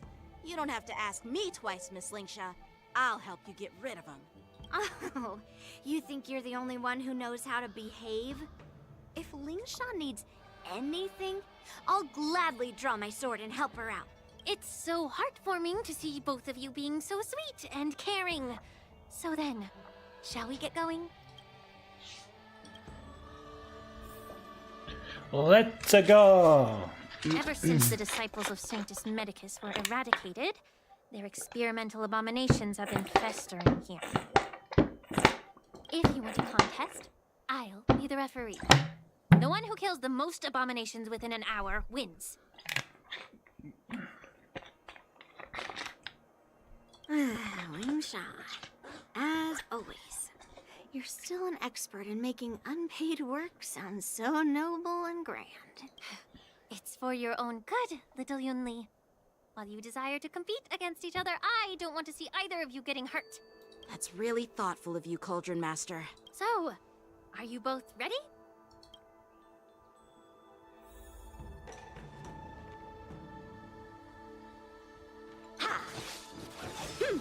This is not who I want to play as, because why the fuck would I? Ugh. Looks like my predecessors left. Let me say it again. The one who kills the most, be careful when you draw your swords, and make sure you don't... Can we start? Joining the battle.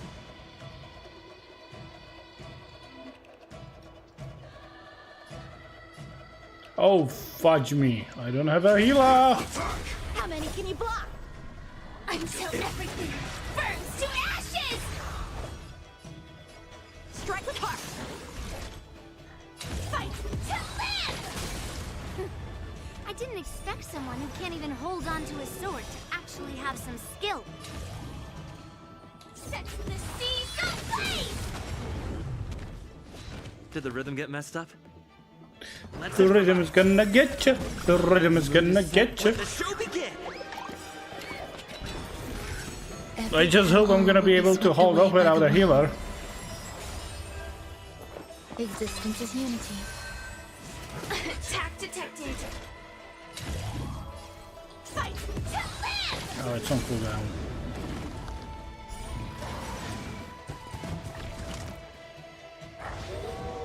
Time for swordplay. Descend to earth. Seriously?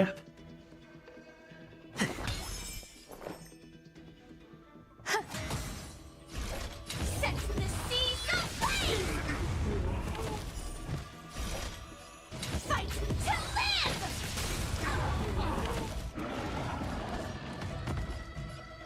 Bladed flight.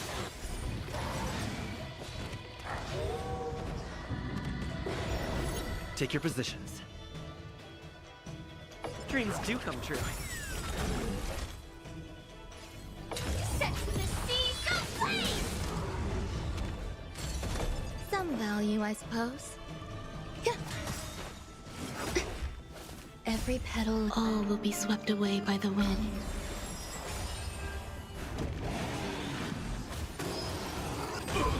How many can you block? Stand in position. Detonate. Like I misclicked. burns to ashes. I misclicked, but whatever. It's okay. Firefly type 4 in position. Fight to live.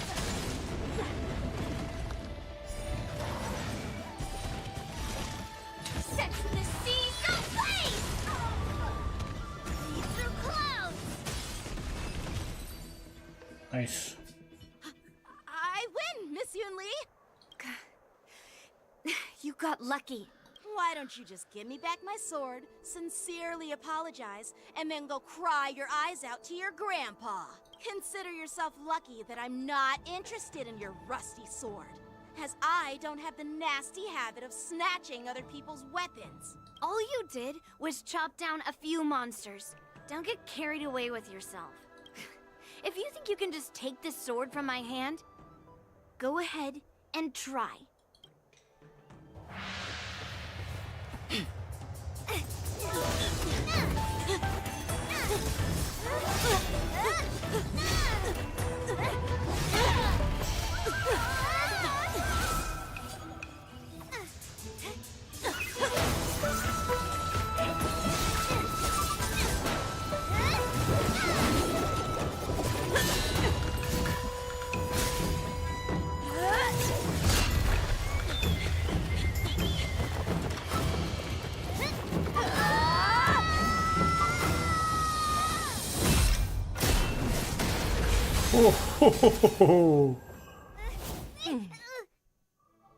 Well fought, my young friends. However, both of you have shortcomings.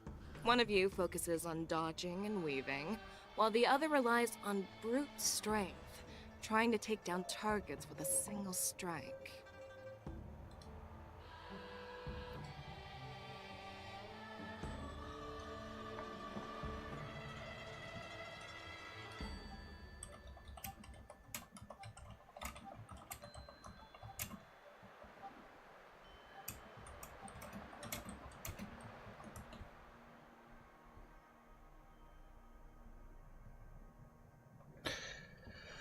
Ooh, Fei Xiao. Who are you? Me? I'm just a patient seeking medicine from the Alchemy Commission. A passerby, if you will.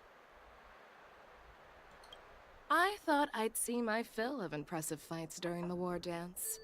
Yet here I am, able to witness a remarkable fight at the Alchemy Commission, of all places. Well, the Lawfu is never short of surprises. However, I have a small suggestion for you. Why don't you settle this dispute fair and square in the Wardance's ring?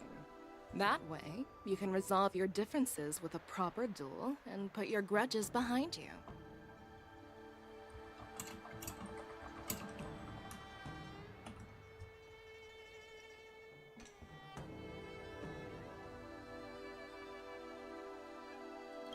Grudges? No, not at all. Yunli and we were just sparring.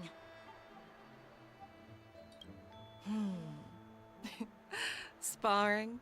You summoned your flying swords and she swung her sword with full strength.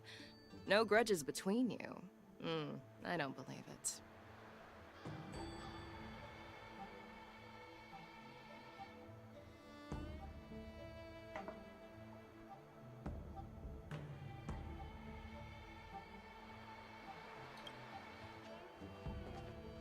Aha! What brings you here, Lady Fei Xiao? Have you finished your health consultation with the Dragon Lady? Fei Xiao? Grandpa always talks about you. Could it be that you're...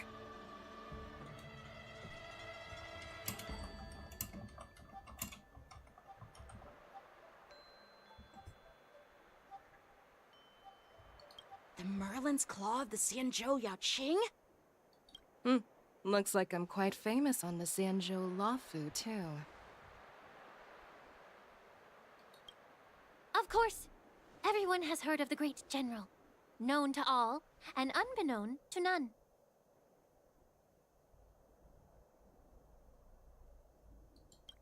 Great General? Isn't that title a bit too narcissistic? I don't like it.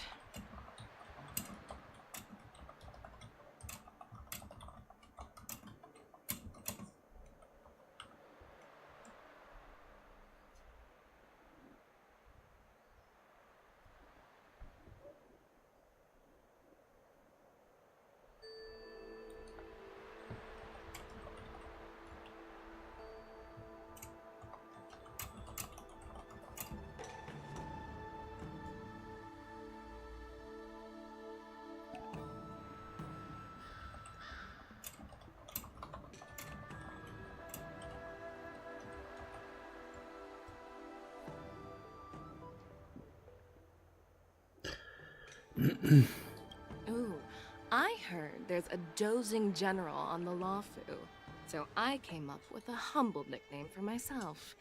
The Lacking General. Lacking in worries, regrets, and rivals.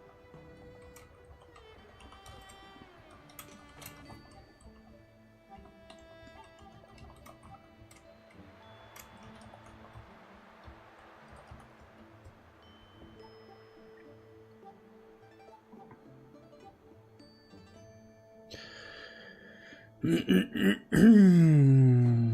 heard there's a dosing gin on the loaf, so I came up with a humble nickname for my soda, Lacking Gin, Lacking.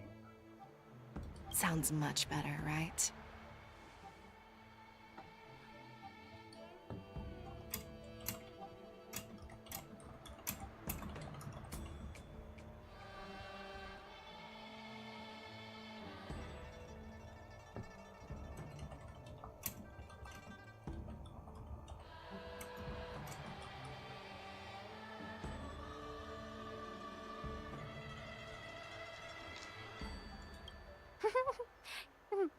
Yeah, that's a befitting title that sounds both humble and impressive.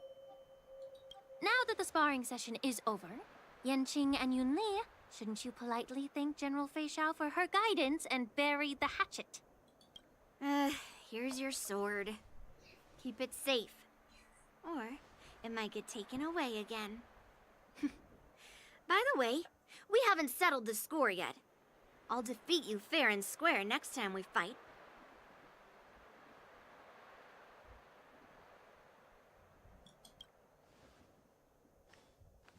This is how she apologizes? Now that I finally got my sword back, I should report to the seat of divine foresight. I'll take my leave, General Fei Xiao.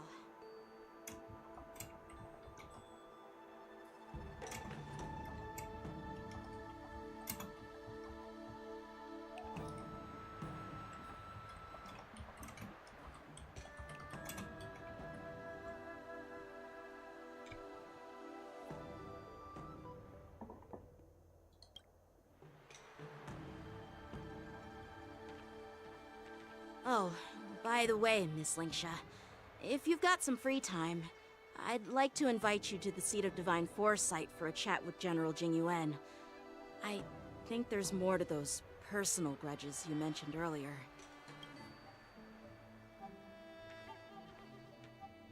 Thanks for stepping in, General Fei Xiao. Otherwise, I'd have had to knock them out with my incense. Not at all. Just doing what you asked. How about we call it even as payment for the healer lady's consultation? Sorry, but even a general needs to pay their bills. We don't do credit here. And let's not forget, you'd have been waiting decades for a chance to see the Dragon Lady if it weren't for me. Well, you can always send the bill to the seat of divine foresight and say it's for mentoring those kids. After all, it was quite the effort splitting them up. I nearly had to get tough. Now, if you'll excuse me, I need to find a spot and get some fresh air.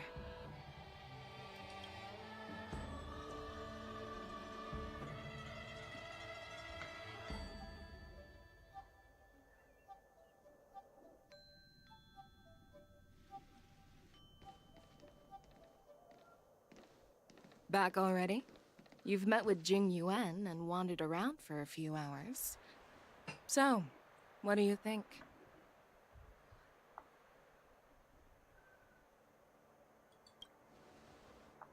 It appears that the Divine Foresight is using this war dance as a show of strength to convince everyone that the Luofu is prospering after the Ambrosial Arbor crisis. But...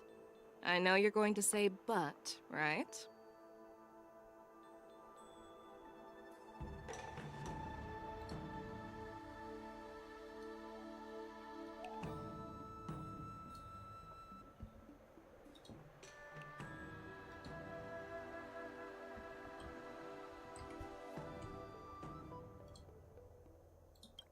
But the influx of people attending the war dance is like a breeding ground for disorder and rumors. One wrong move, and the Luofu could be in a world of chaos. The Cloud Knights on the streets remain vigilant, so at the very least, General Jing Yuan is aware of this. As for other matters, I'm unable to say.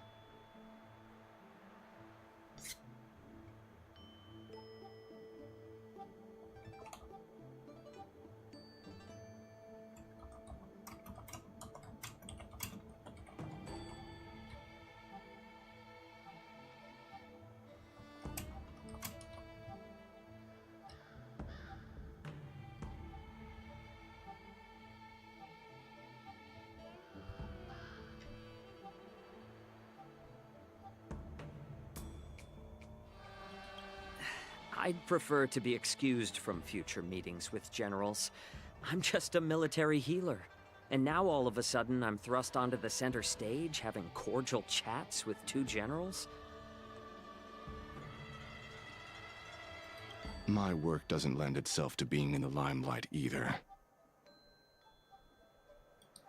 Just stop whining. At least you're in one piece, right?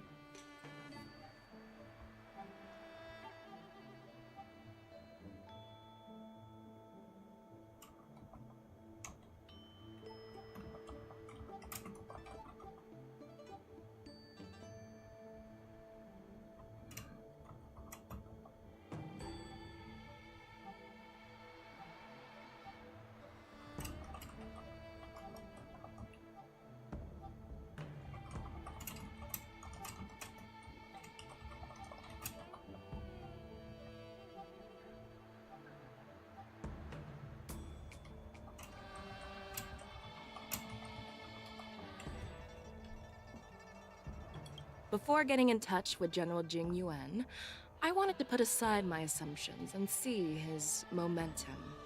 That includes the overall bearing of the Cloud Knights on the street, what people are saying, and how those close to him behave.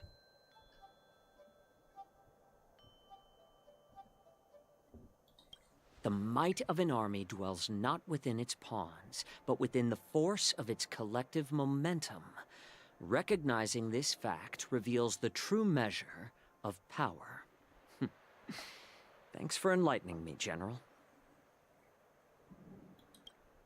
A perfectly clear statement turned confusing thanks to your translation. You've made me lose where I was now. Anyway, this is how I operate in battle, so you might as well get used to it.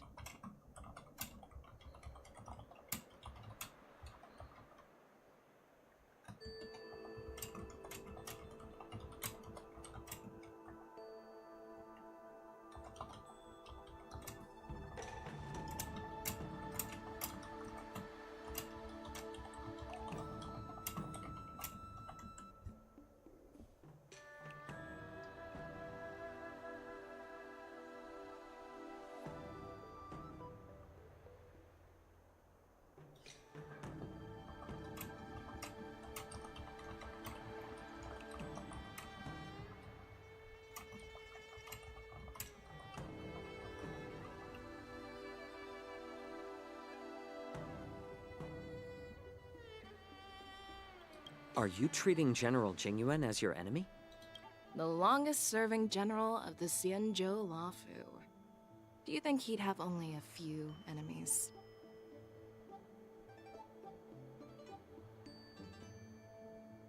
By the way, General, you met the healer lady, yes? Could you show me the medicine she prescribed you?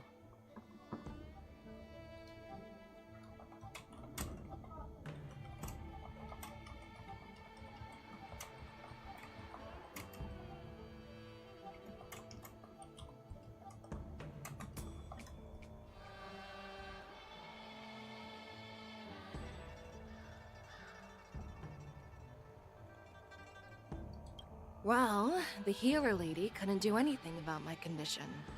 She just told me to enjoy some tasty food.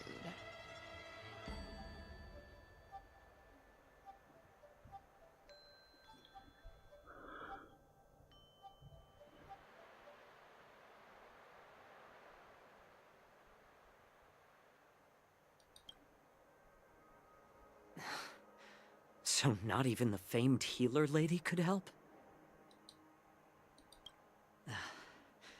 Don't worry. I'll fulfill my promise and find a way to cure you. Actually, I've found some leads.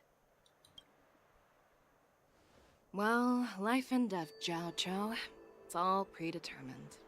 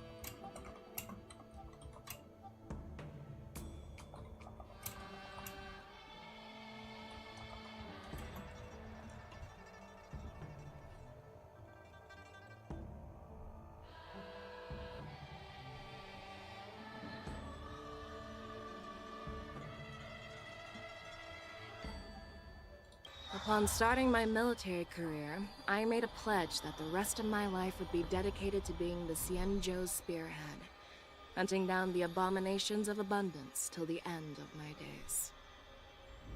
As long as I can fulfill that deep-seated desire, I don't care how long I live. You asked if I view General Jing Yuan as my enemy. No. My real enemy has always been myself.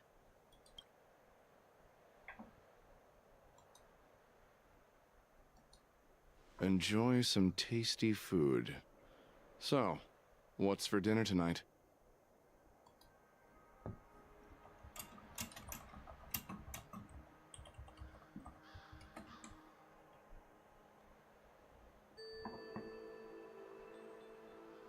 Jeez. You really know how to read the room, don't you? You guys figure it out for yourselves. I'm due to catch up with an old war friend I've not seen for quite a long time.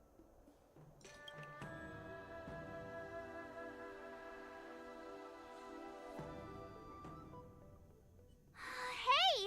Was that the Yaoqing general who just dropped in out of nowhere? Oh, she's so awesome! I mean, when Yun Li swung that massive sword, she just casually blocked her attack with ease. And mine too. Yeah. But to go up against Yun Li is quite impressive, you know? That aura of heroism and grace. It almost makes me want to learn Xianzhou swordplay. You think so too, right?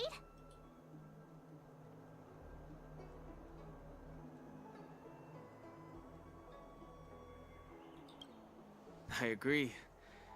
General Fei Xiao is indeed impressive. I was actually hoping you'd give Yanqing some praise. Thanks for the kind words, Miss March. The war dance is coming up, and I've been chosen to represent the Cloud Knights in the ceremony. I've had my fair share of defeats lately, and even though I know there are always more skilled swordmasters out there, seeing General Fei Xiao's skills today has made me feel a bit uneasy again. Don't underestimate yourself. After all, generals won't fight in the ring during the war dance. Just remember the state of mind you had when you single-handedly took on me and Blade, putting life and death aside. With that mindset, you can prevail against most challengers. Even though Yang King actually lost that fight. I see. Thanks for the advice, Master Danheng. By the way, now that today's events are over, General Jing Yuan wants to invite all of you to the Seat of Divine Foresight. He has something important to discuss. I bet it's about how to deal with the generals from the Yao Qing and the Zhu Ming. I really don't want to get caught up in grown-up games so soon. I just hope Generals Fei Xiao and Hua Yan can see the truth. We don't need any more chaos on the Luofu before the war dance. Do you not? Crossing of blades and hearts. Okay, so what's next? Cock, right. Okay, I guess I'll just run there. Need your extractor cleaned or your star skiff serviced? I don't believe in ghosts.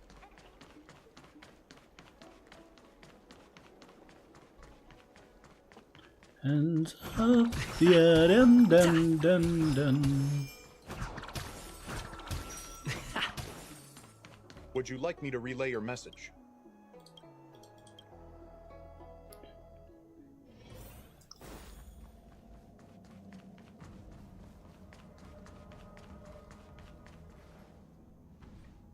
Earlier at the Palace of Astrum, I introduced these guests from the Astral Express to you, Elder Huayan. But with all the people around, we only exchanged pleasantries. Now, I'd like to officially introduce them to you. These three braved great dangers, accompanying me to perilous places, defeating the chief culprit Vantilia, and uncovering the conspiracies of the disciples of Sanctus Medicus. Sanctus Medicus. If you wish to know more, please, feel free to ask us. Well, I skimmed through the reports about the Arbor's rebirth from the Master Diviner Fu Xuan. She's been summoned to the Yu Chui for questioning. There are a lot of doubts within the Alliance about this whole situation. But despite all that, I believe in you. Since you joined the ranks, you have repeatedly achieved remarkable feats. After the High Cloud Quintet each went their separate ways, despite the many criticisms within the Alliance, the Marshal still stood firm against the dissenting voices and entrusted the Luofu to you. Over the years, you've served the Alliance with loyalty and wisdom. You've taken down abominations in Thalassa, rescued the Xianzhou Yu Chui from a siege, and destroyed the demonic planet summoned by the denizens of abundance. I still remember those battles vividly. There are fools who doubt your loyalty. They're happy to see the divine foresight fail because it gives them some kind of sick satisfaction. They haven't achieved anything of their own, so they feed off the failures of others. But I've seen enough failures in my time, and I want to believe that your loyalty has never wavered. So, General Fei Xiao of the Yao Qing is the only one investigating the Ambrosial Arbor crisis on behalf of the Alliance? No. I am too. This old man's words always catch me off guard. The Marshal ordered me to come to the Xianzhou Luofu. The document only says, attend the war dance and listen to Fei Xiao's questioning.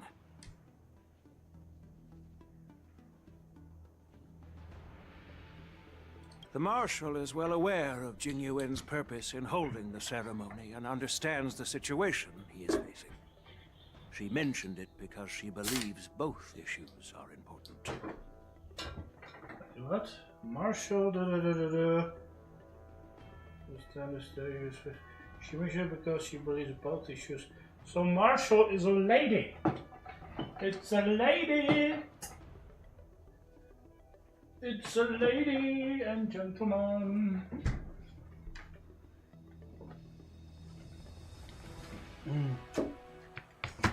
Merci, ist meine.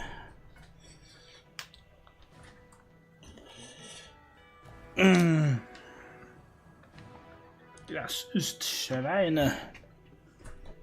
There we go. Thanks for your kindness and sincerity, Elder Hwayan.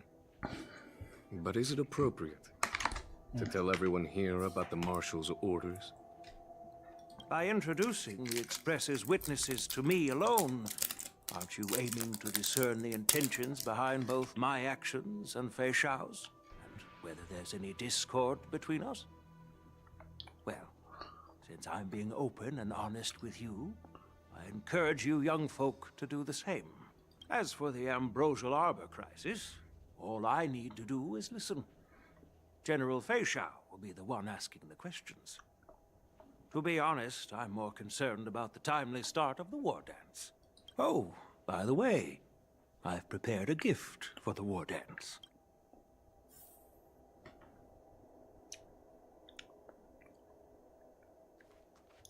That was gonna be March's Blade. Counter to you, counter to any of you, well, whatever.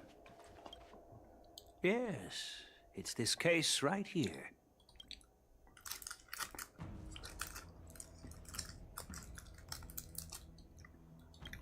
There will be numerous contests and celebrations during the Wardance, and the main event will be the Ringmaster's Challenge. The host will dispatch a skilled warrior to take on challengers from all over the cosmos, showcasing the excellent martial arts of the Xianzhou Luofu. When you mentioned that the Astral Express would be attending the ceremony, I thought the High Elder of the Luofu would be the Ringmaster. You humor me, Elder Hwayan. The healer lady is just a young lady who knows nothing about martial arts. How can I assign her as the Ringmaster? I'm no match to you when it comes to joking. What's this box for? Why don't you open it, General Hwayan? This sword case is intended for the Wardance's award. It's empty now, but in a few days, a precious sword will be delivered and stored inside.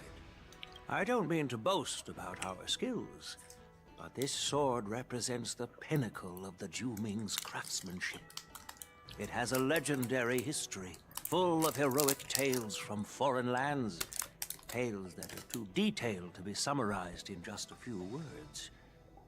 Since the delegation delivering the sword hasn't arrived yet, I'll just leave the case here for now. I've been wondering who would be worthy of such a sword. And then it hit me. I can award it to the champion of the Ringmaster's Challenge. The ceremony's champion is sure to be a perfect match for the sword. Moreover, I hear that Yanqing is an excellent swordmaster, and that he will be representing the Luofu as the Ringmaster. So it seems like a perfect gift for him.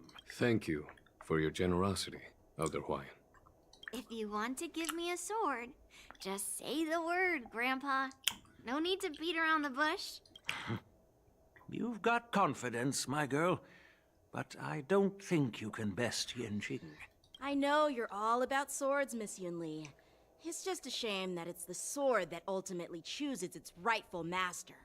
Yeah, and even if someone gets their hands on such a precious sword, it'll probably end up in someone else's. The outcome of our duel at the Alchemy Commission is still up in the air. Since you're interested, why don't you represent the Xianzhou Juming and challenge me in the ring?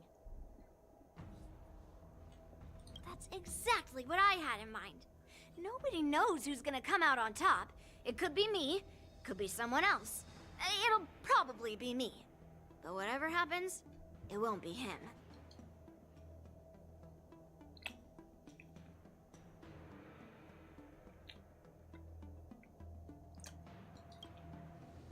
Not to be rude or anything, we've been watching their drama. I'm dying to find out who beats who. Quiet down. We have other guests here. I've prepared this sword to add some excitement to the ceremony, not to have you two squabble. It's not a good look for the Alliance. While you both seem confident that you'll win, you need to remember there can only be one winner and one loser in the ring, which could lead to hard feelings. Actually, I have an idea. We don't know who the winner will be, and it might not be either of you. But if you're eyeing that prize, you'll need to work together. I want you to take on an apprentice who will take part in the war dance and win at least one match. Oh my fucking god. How does that make sense?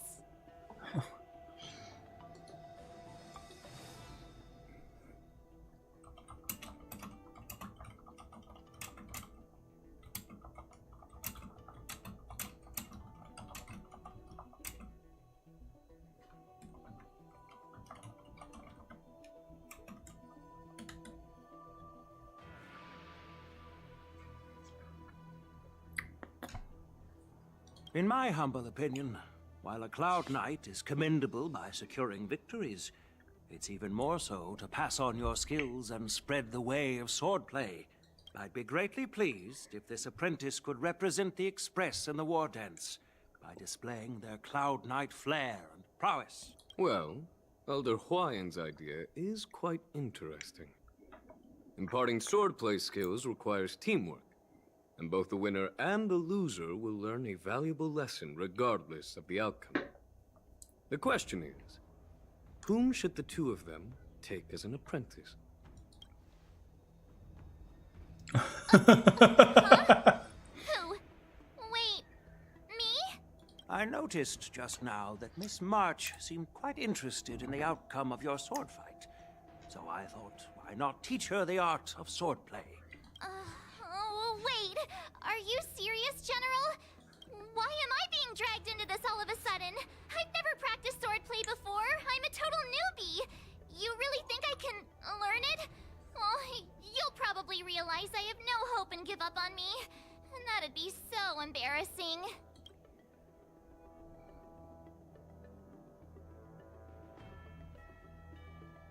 Isn't this a perfect chance for you? I remember you mentioning that you wanted to learn some sword moves.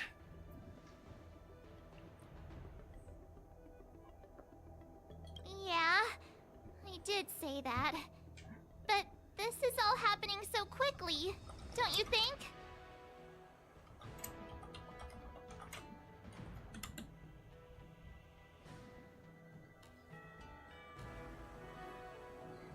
Miss March is like a piece of jade in the rough, just waiting to be shaped.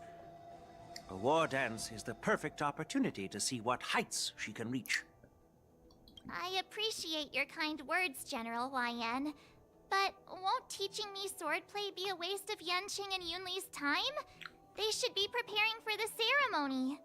Plus, I heard that each swordmaster has their own special moves. What if they let something slip while teaching me? If everyone knows each other's tactics, won't that make it hard to catch people off guard during the war dance? That's considerate of you, March 7th. But don't worry. It'll take you at least a decade of hard training before you can even start learning special moves.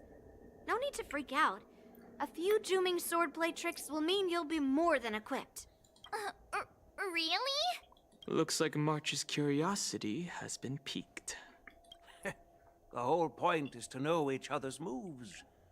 Defeating your opponent in just one move? How boring would that be? Plus, what really decides a swordsman's fate isn't some special move. It's the solid fundamentals. So Miss Yunli has already agreed. What do you say, Yanqing? General, I haven't graduated yet. How can I be qualified to teach swordplay to others? So you're admitting your defeat, huh? If you're not even confident to teach, why don't you let me be the ringmaster instead? Yanqing, teaching an apprentice is also a way of honing your own skills and gaining insights. You've been an apprentice for years. It's about time you looked at swordplay from another perspective.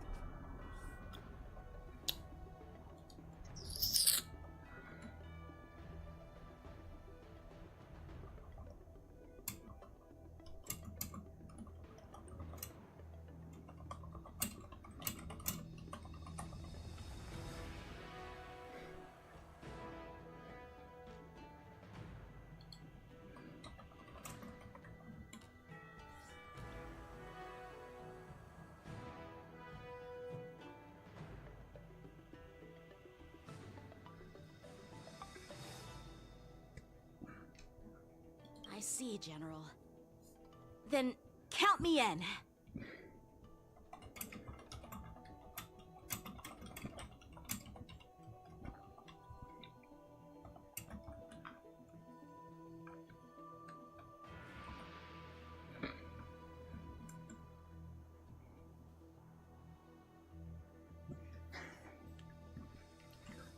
Now that Yang Qing has agreed too, it all comes down to Miss March giving her nod. It's up to you to make the final decision, March.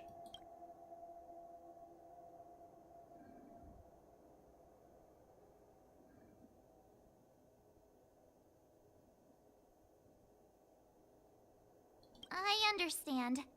Then I'm on board. Thank you for your kindness, General Huayan. Great! Starting tomorrow, Yanqing and Yunli will teach you the basics of the Cloud Knight's swordplay. Yunli and I will head out and purchase some sword practice equipment for Miss March. Think of it as a little initiation gift.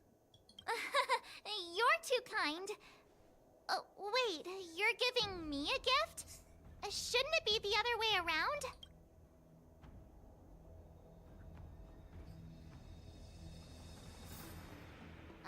General Huayan's gone. Wait, why does something feel off about what we talked about? I think we strayed off topic. How did things even get to this point? Yeah, I brought you here because the General said he had some important matters to discuss.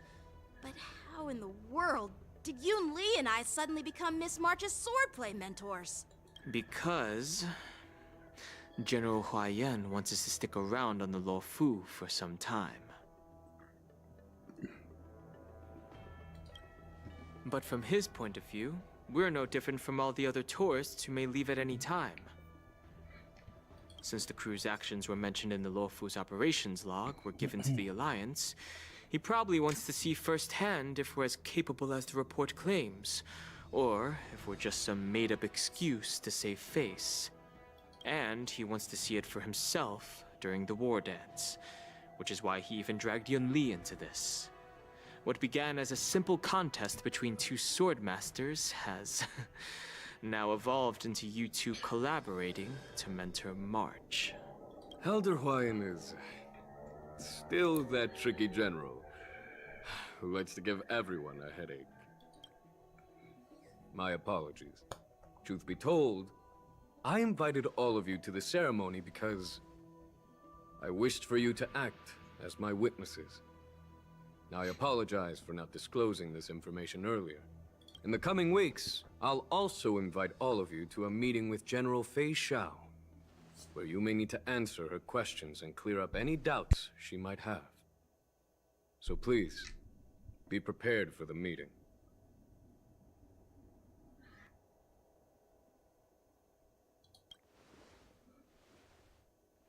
Don't worry, General. No matter what happens, I'm prepared to stay here as the Express's witness and answer any questions.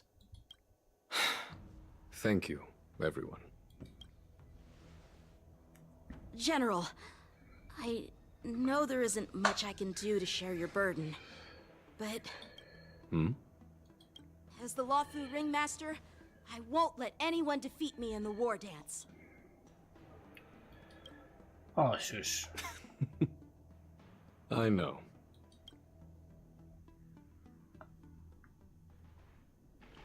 Oh, what if they show me to her old comrade? The illustrious Merlin's Claw waiting for me? And for so long, too? It's quite an honor. It's been a while, General Fei Xiao. It's been 30 years since we last saw each other. Right, Yukong? Yes. Back then, you were the vanguard of the Yao Qing's Verdant Knights, and I was a pilot of the Law Fu's Rainbow Orbit fleet. Who would have thought that upon meeting again, you'd be a general, and I'd have given up flying? Really does feel like a lifetime ago.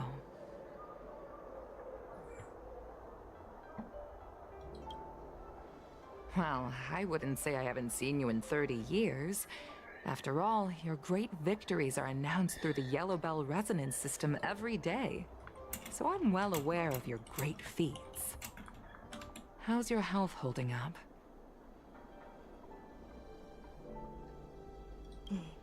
Still stable, I suppose. Do you still remember the medic who saved me in battle?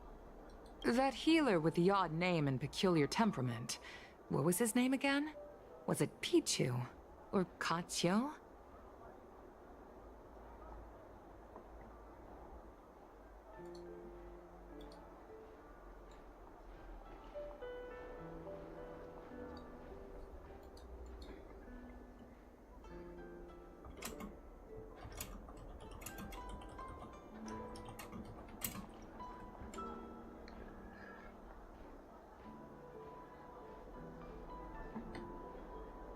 Jiao Cho.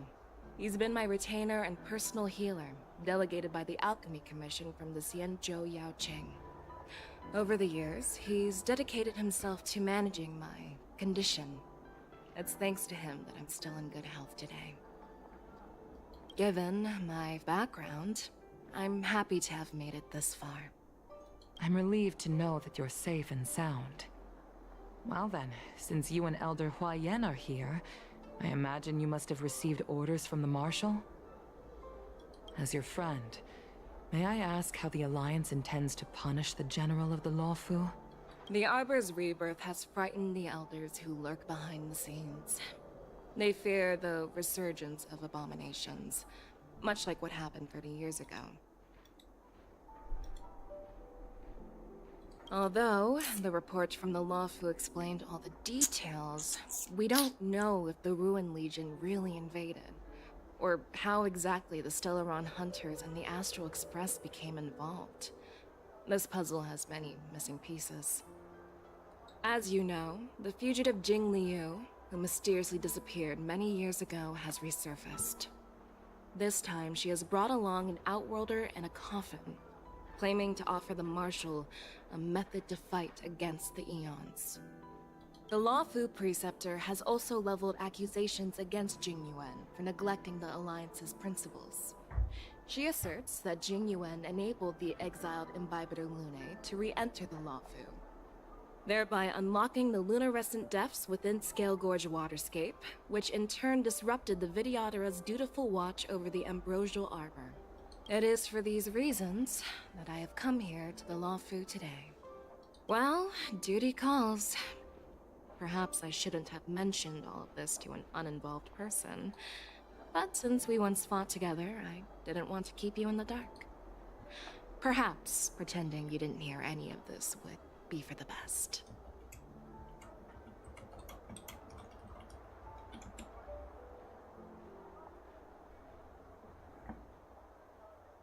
I understand. I'm sorry. I was out of line. I know I shouldn't be defending General Jing Yuan right now, but... well, you know how I am.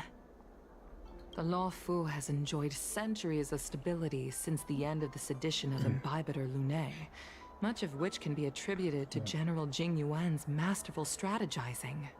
Unfortunately, for a long-life species, enduring through the ages always culminates in a failure that undoes all previous achievements. A moment that our adversaries relish. That's true. And that's why I'm also here for another purpose. To visit Hule. Hule? You mean that Hule? The Borisin warhead? The same Hule who has been imprisoned in the Shackling prison for over 7 centuries? The nemesis of the Foxians who will never be forgiven and shall be imprisoned until the end of the cosmos. I can't quite remember the exact wording, but yes, the very same Hule. Usually, only emissaries from the Xianzhou Yaoqing Skyfaring Commission visit him once every century. Why do you have to visit him now, of all times?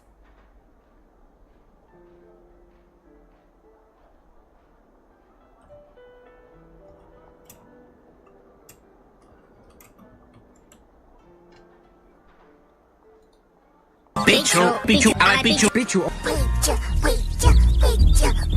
Pichu, Pichu, Pichu, Pichu, ukaż Pichu, Pichu. Pichu, Pichu, Pichu, Pichu, Pichu, Pichu, Pichu, Pichu, Pichu, Pichu, Pichu, Pichu. Pichu mají rádi Charmaine a ta má zase ráda Pichu.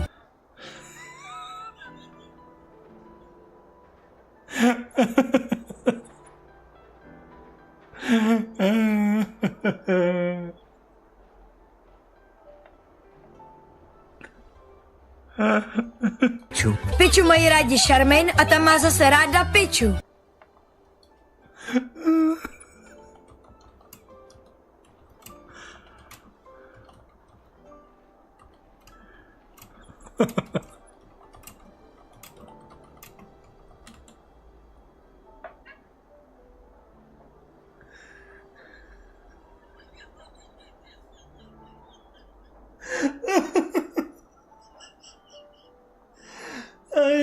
I don't understand, but I just talking to my friend like, oh, they're like making some Pokemon reference with the Pichu. She's like, why it has to be Pichu? And then she showed me this video, and the reason is that Pichu in our language, depending how you say it, means cunt, or like, you know, pussy, you know, womanhood. It's absolutely ridiculous. Like, Pichu likes Charmaine, but Charmaine likes Pichu.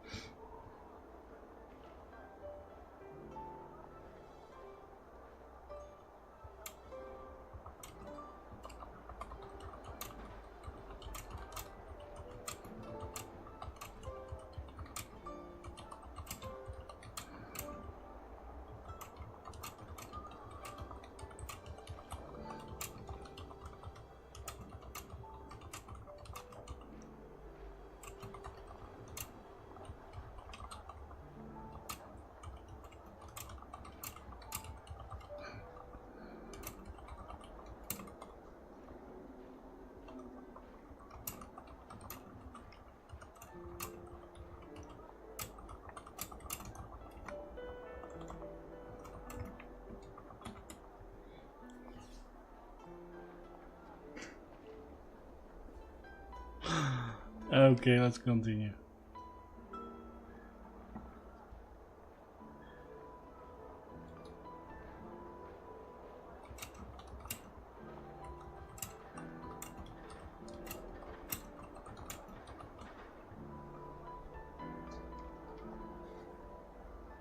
The Foxians and the Alliance made a pact to combat the abominations, aiming to achieve justice and free their kin. That werewolf monster is to be forever imprisoned in the dark recesses of the Shackling prison, facing unending retribution.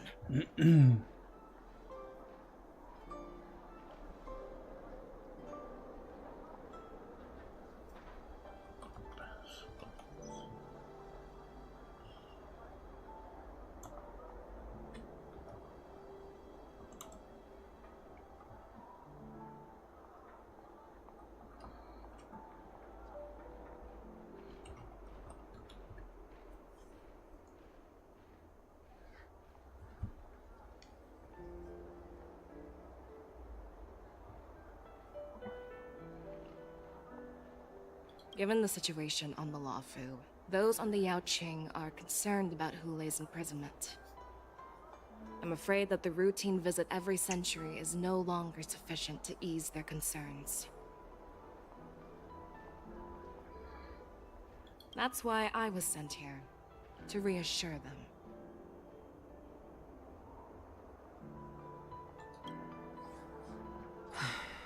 It's all bad news.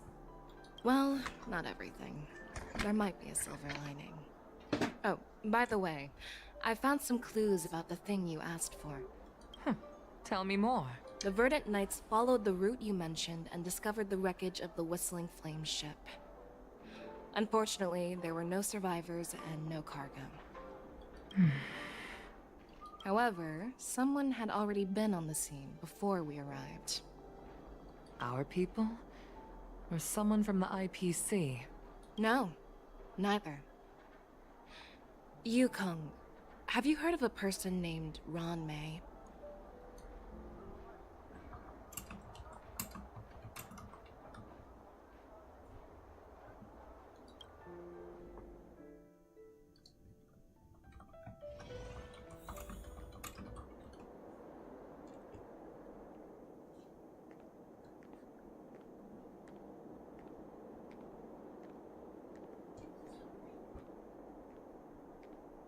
Okay, that is suspicious.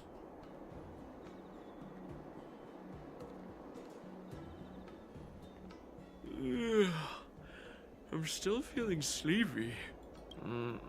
Did I oversleep? Where did March and Donhung go?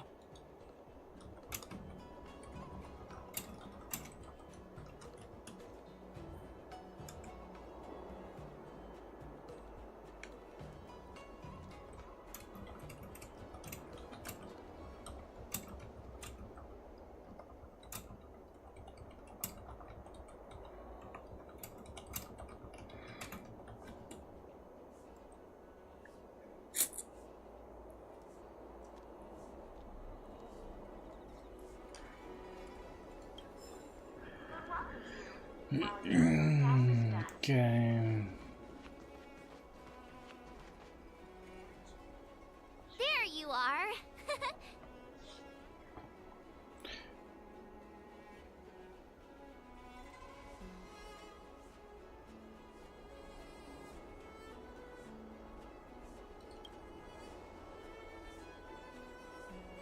It's an honor to learn from you, Master Yanqing.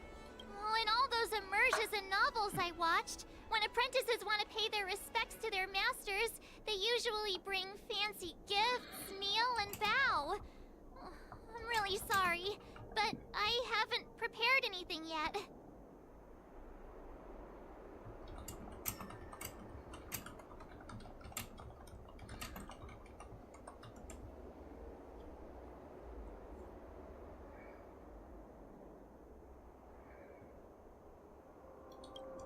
Hey, why are you blushing, Master Yanqing?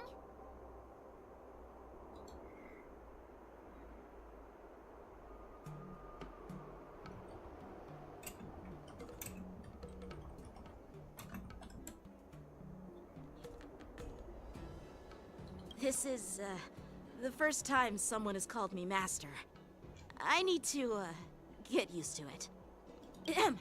Let me make it clear. Swordplay training is about improving your body, mind, and strength. It's not a casual game you can master overnight.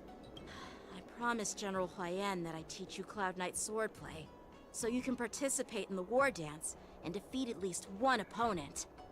I'll do my best, but if you break your master's rules...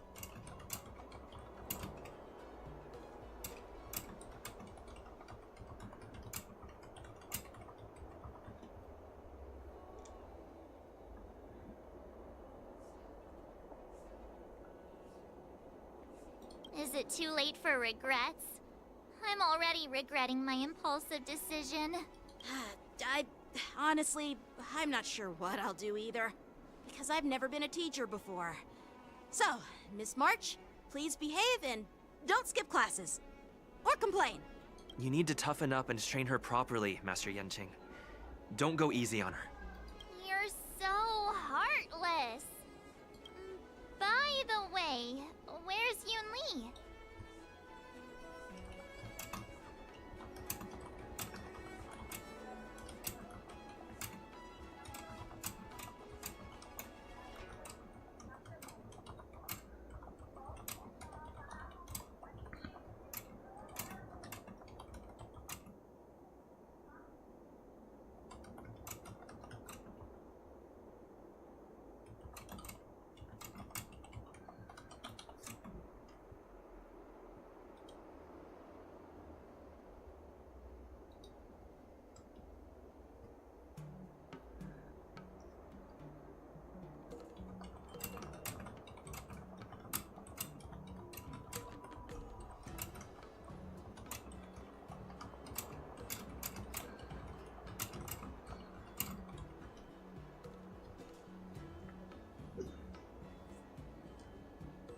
I've found a quiet spot in the back garden of the Palace of Astrum for our first lesson together.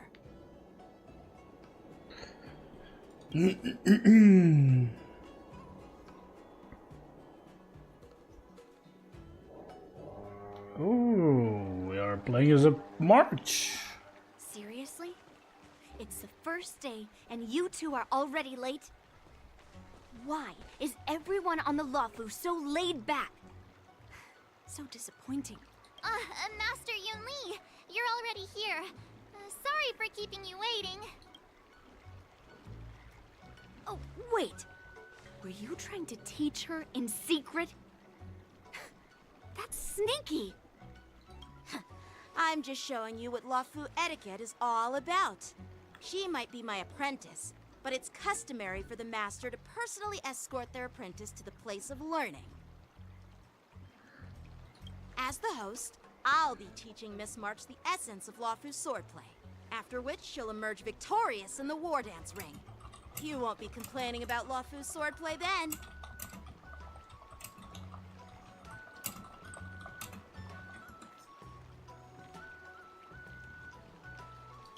Stand aside, rookie. Let me show you how we Zhu-Ming sword masters treat their apprentices. Quickly, over here, Miss March. This is a reverse mentorship gift from me to you. I hope you put it to good use. What's this? Xianzhou clothing? It's so beautiful!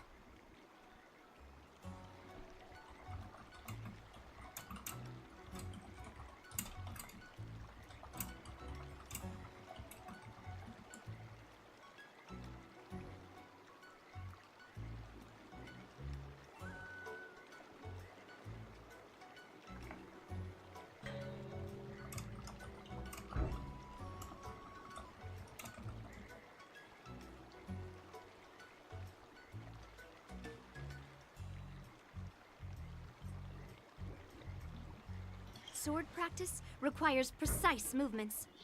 This outfit is tailored to fit perfectly and allows for smooth movements. I even added some small accessories. I put a lot of thought into it.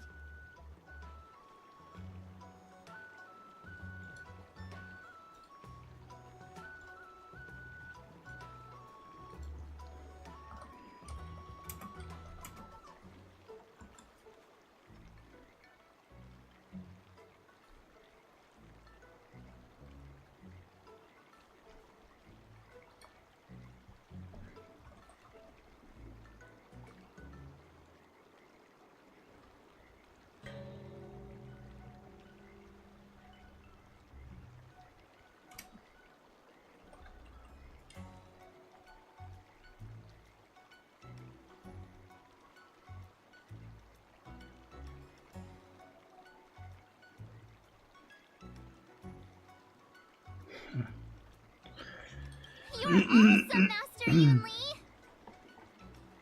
See? See? How can you compete with me?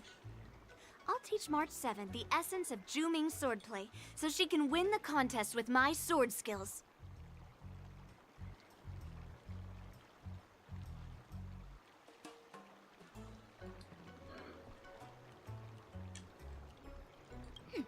Actually, I've prepared something too.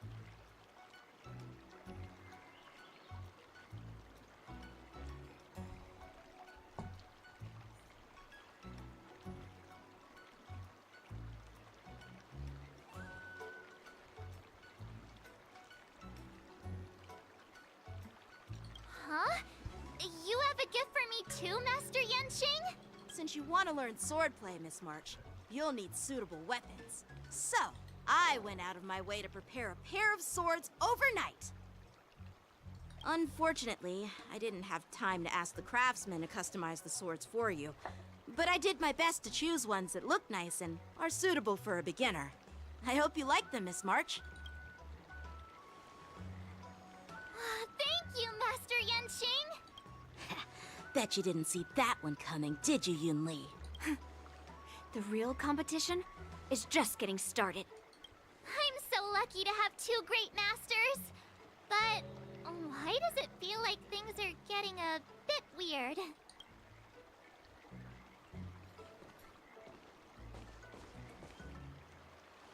So what do you think, Masters? Does this outfit suit me? Perfect. I chose it carefully. It's perfect for beautiful young swordswomen like you and me. All right, let's get started with the training. The person next to me is a Cloud Knight instructor I've brought in. For your first lesson, try exchanging a couple of moves with him. Wait.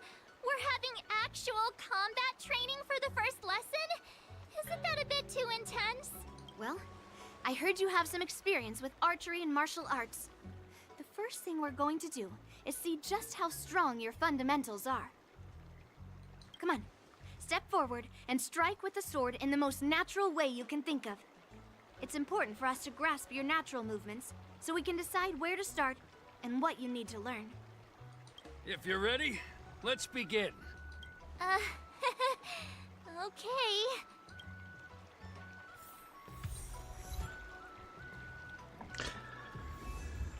Yeah, this is gonna be interesting. Ready? Yeah, I'm ready. But please go easy on me. Then I apologize in advance, Miss March.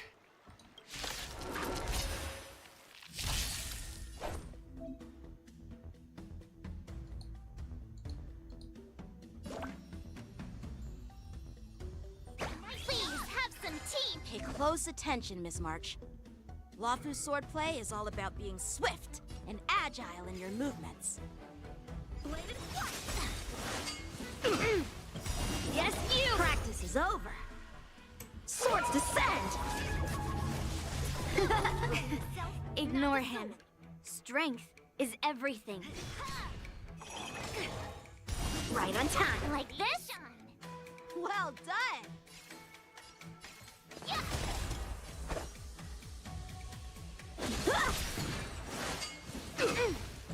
Yes, you! Strike with heart! Severing mountains! I'm starting to get the hang of it. Bladed flight! Oh, I get it! With a true heart and focused mind, here I come!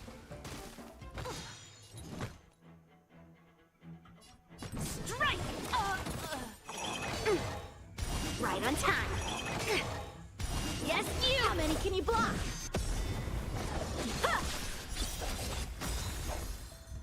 Practice is over. Swords descend!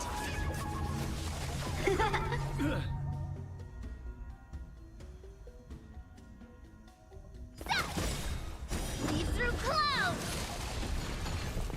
Time to show you what I can really do.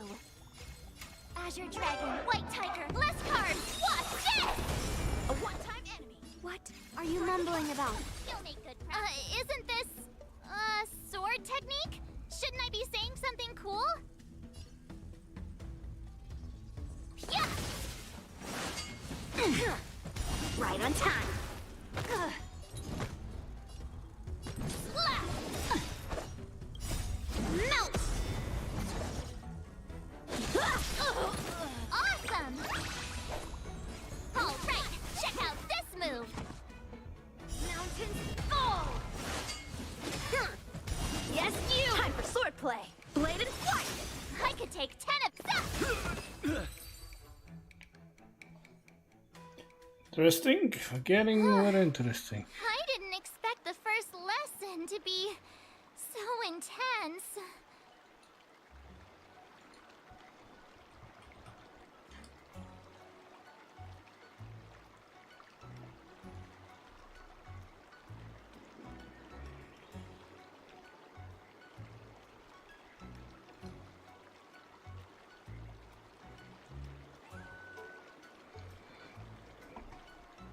Miss March has quick hands and a flexible body. She's a perfect fit for practicing Lawfu swordplay. However, she lacks strength, and her strikes were a bit unfocused. But don't worry, that's totally normal for beginners. Once she starts practicing Juming swordplay, she'll make heaps of progress. Given the situation, I believe Miss March should start by working on her footwork. Seriously, do you actually know anything about swordplay, or what? I could ask you the same thing! Dual swords require agility, so what's more important than footwork? Instead of focusing on her strengths, we should address her weaknesses. The drawback of wielding two swords is not generating enough force. What good is being quick on your feet if you don't have strength? It's not like we're dancing here. Skilled swordmasters know how to play to their strengths and work on their weaknesses. Start with what you're good at, then tackle your weaknesses. That's the right way to learn.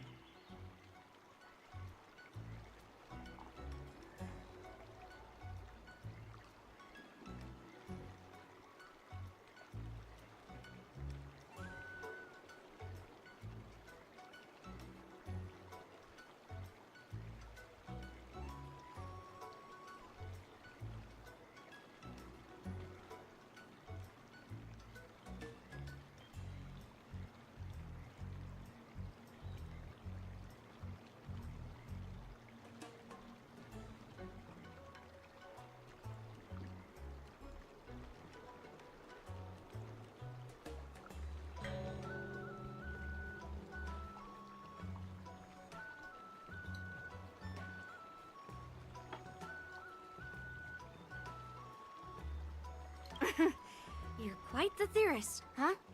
Theorist? You claim to be able to talk to swords. So what does that make you? A lunatic? Hey, it's only my first lesson, and you're already arguing. Come on, calm down, masters. I'll have to improve both my footwork and strength anyway, so it doesn't matter which one comes first. But it does matter. Just listen to me, March 7th. Aww. That's during my service fault training.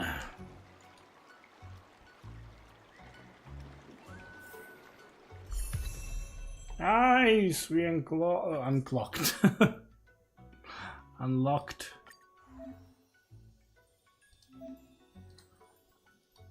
Her imaginary hunt path, which is good, but I now need to figure out what to give her.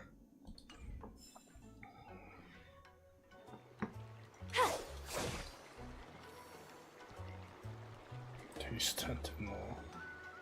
Dear Himeko, Mr. Yang, and Pom Pom, we're all good here on the Xianzhou Lafu, so no need to worry. By the way, how's your trip going?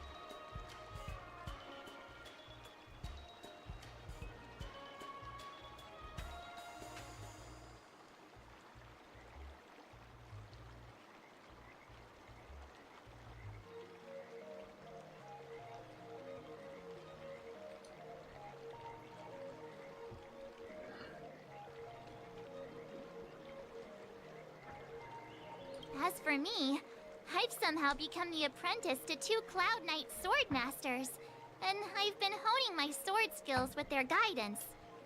One of them is Yenqing, the boy we've all met before. The other is Yun Li, the granddaughter of General Hua Yan from the Xianzhou Juming. Both masters are super strict, giving me a real taste of how hard sword training can be. I tried to drag him into this, but he refused. Then I tried to rope Dan Heng in, but Master Yenqing wouldn't have it. Still, I didn't let the difficulty get to me. In just a few weeks, my sword skills have improved a lot. Both my masters think I have unique talents in swordplay, and are literally fighting each other to teach me their skills.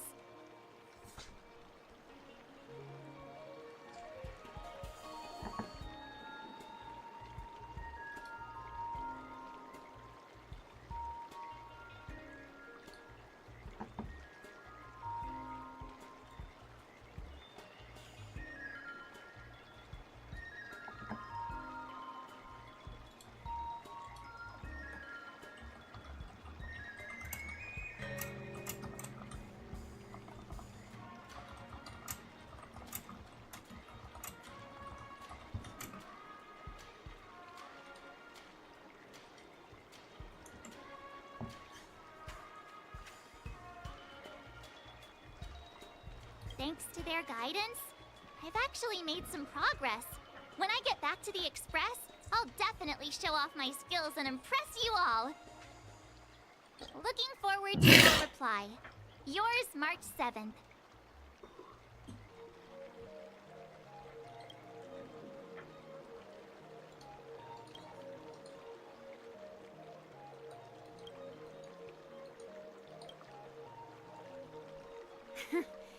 Well done.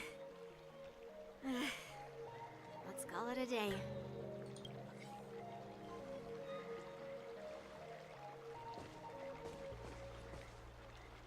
Miss March's sword skills are really coming along.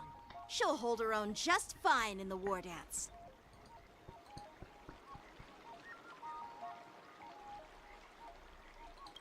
Perhaps I might have a shot at beating both masters in the ring?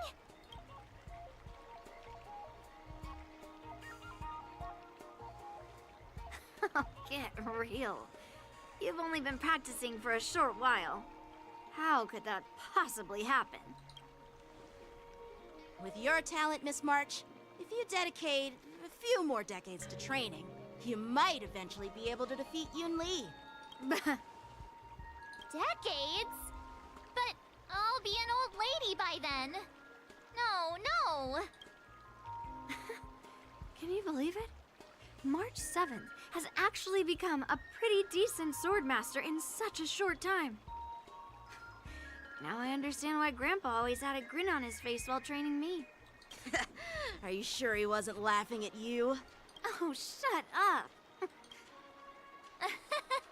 It's all thanks to your amazing guidance, Masters. Miss March, you're really getting the hang of wielding dual swords.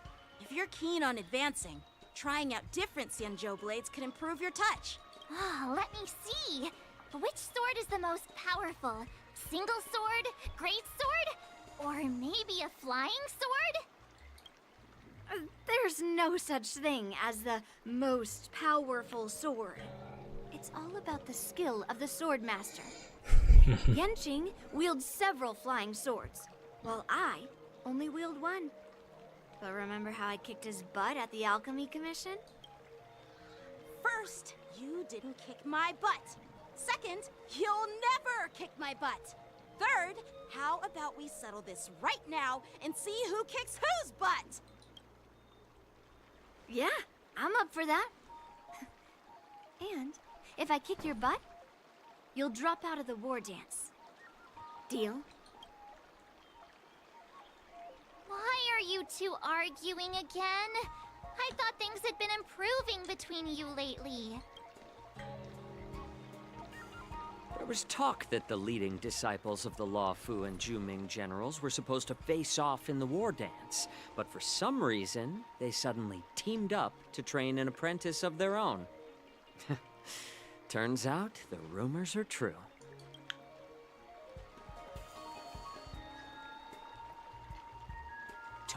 tomorrow is the big day of the war dance. Shouldn't you two be focusing on honing your skills instead of teaching swordplay here? You're...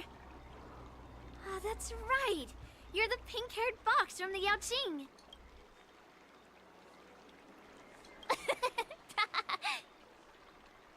What are you laughing at? You've got pink hair too. I'm Jiaoqiu, the healer working for the general of the Xianzhou Yaoqing. Ah, got it. So, you're the participant attending the war dance on behalf of the Yao Qing. And you were trying to sneak a peek at our training? Sorry for the misunderstanding. I don't know anything about martial arts. I'm just here on the general's orders to take care of some official business. I didn't mean to interrupt your training. I'll be on my way. If you know nothing about martial arts, why were you smirking earlier? Well, my curiosity got the better of me, I suppose. When I heard Miss March's pondering about what to learn, I couldn't help but wander over. From my professional experience, cleavers, slicers, chopping knives, and carving knives are all just tools. Kind of like frying, sautéing, boiling, and deep frying in cooking. They're just ways for people to show off their skills. How you use them really depends on the ingredients you're working with.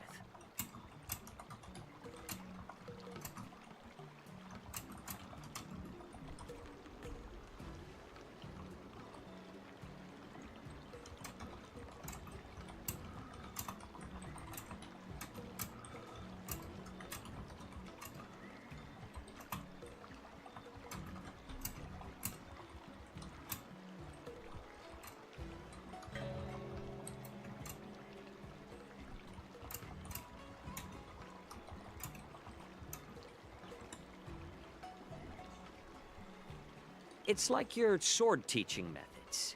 If you align your ingredient, in other words, your apprentice's natural tendencies, with the right cooking method, by which I mean the teaching method that best suits her, she'll make double the progress in half the time. For example, golden eggplant tastes best when fried, cloud peppers when stir-fried, and yellow boulder beef when simmered. It's all about discovering the nature of the ingredients. I mean, apprentice. All this talk about food is making me hungry.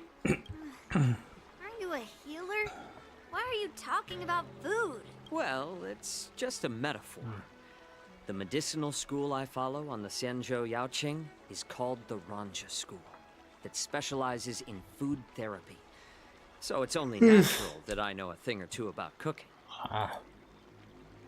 So, you're the general's cook? I'm a healer. But anyway, a cook who isn't interested in health doesn't make for a good advisor. Fine. Call me a cook if you want. Seeing the way you're looking at me, it's obvious you think I'm just some feeble academic who likes to blabber on about martial arts. But, in reality, I know a thing or two about killing. After all, the art of healing inherently encompasses both life and death.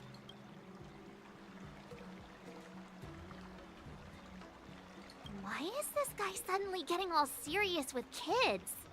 Do you recognize this bottle of medicine in my hand? No. This is called tumble dust. An extract from an exotic flower named Yabra.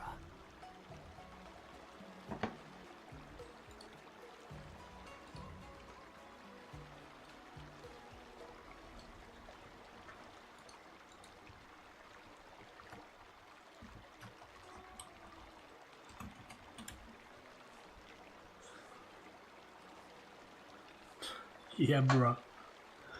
You gotta be shitting me, yeah, bruh. Is it poison? Well, it depends on how it's used. With just one drop, it's able to numb a patient's body during surgery, making them painless throughout the entire process. However, increase the dose or the potency, and it'll slow the metabolism, making the blood thin and resulting in the loss of all senses. Even long-life species cannot escape its effects. This thing can save lives or take them. It's more powerful than the swords in your hands. That may be so, but still, I prefer settling things with a sword than, you know. Huh. Looks like I did get you all wrong. You're not a feeble scholar, but a sinister and despicable one. Hey, why the insults all of a sudden? I'm just sharing some medical knowledge here, not persuading you to poison anyone. Seems like you get real excited when talking about poison. I can't tell if that's an honorable thing or sinister. Picture this. 2 individuals. The one standing is full of malice. The other lying down is honorable and righteous. How can the one who's lying down label the one standing as sinister? In the throes of combat, where life and death hinge on a singular moment, every idea fades into nothingness.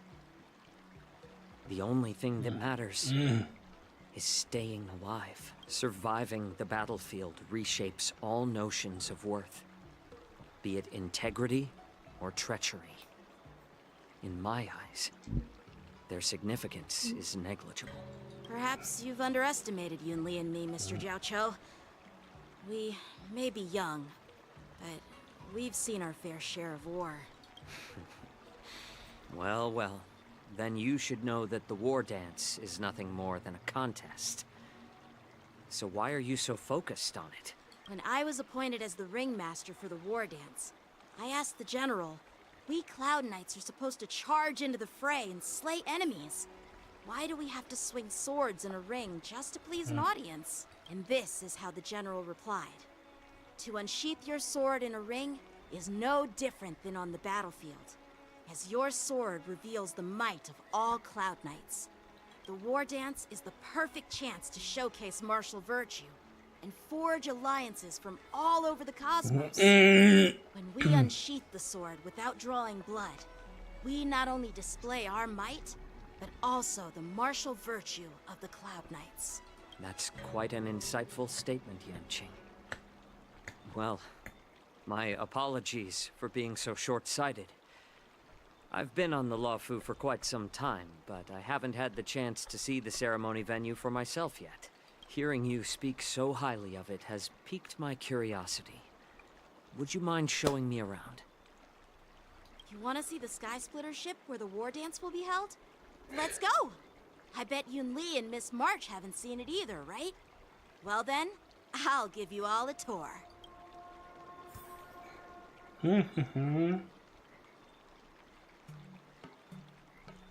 I'll be right back. I need to make myself a concoction to fight my illness. But for that, I need to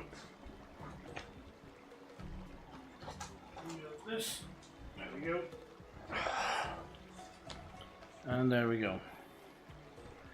Be right back.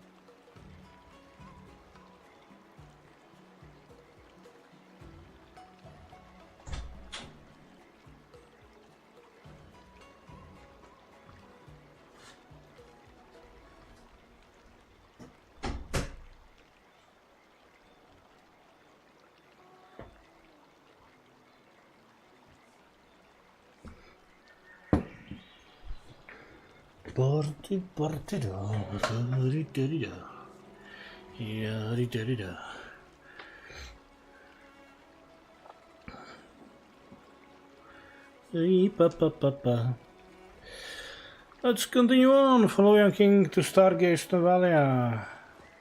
Surviving the battlefield reshapes all notions of worth, be it integrity or treachery. In my eyes, their significance is negligible. Okay. Let's go. I'll give you a tour of the Sky Splitter.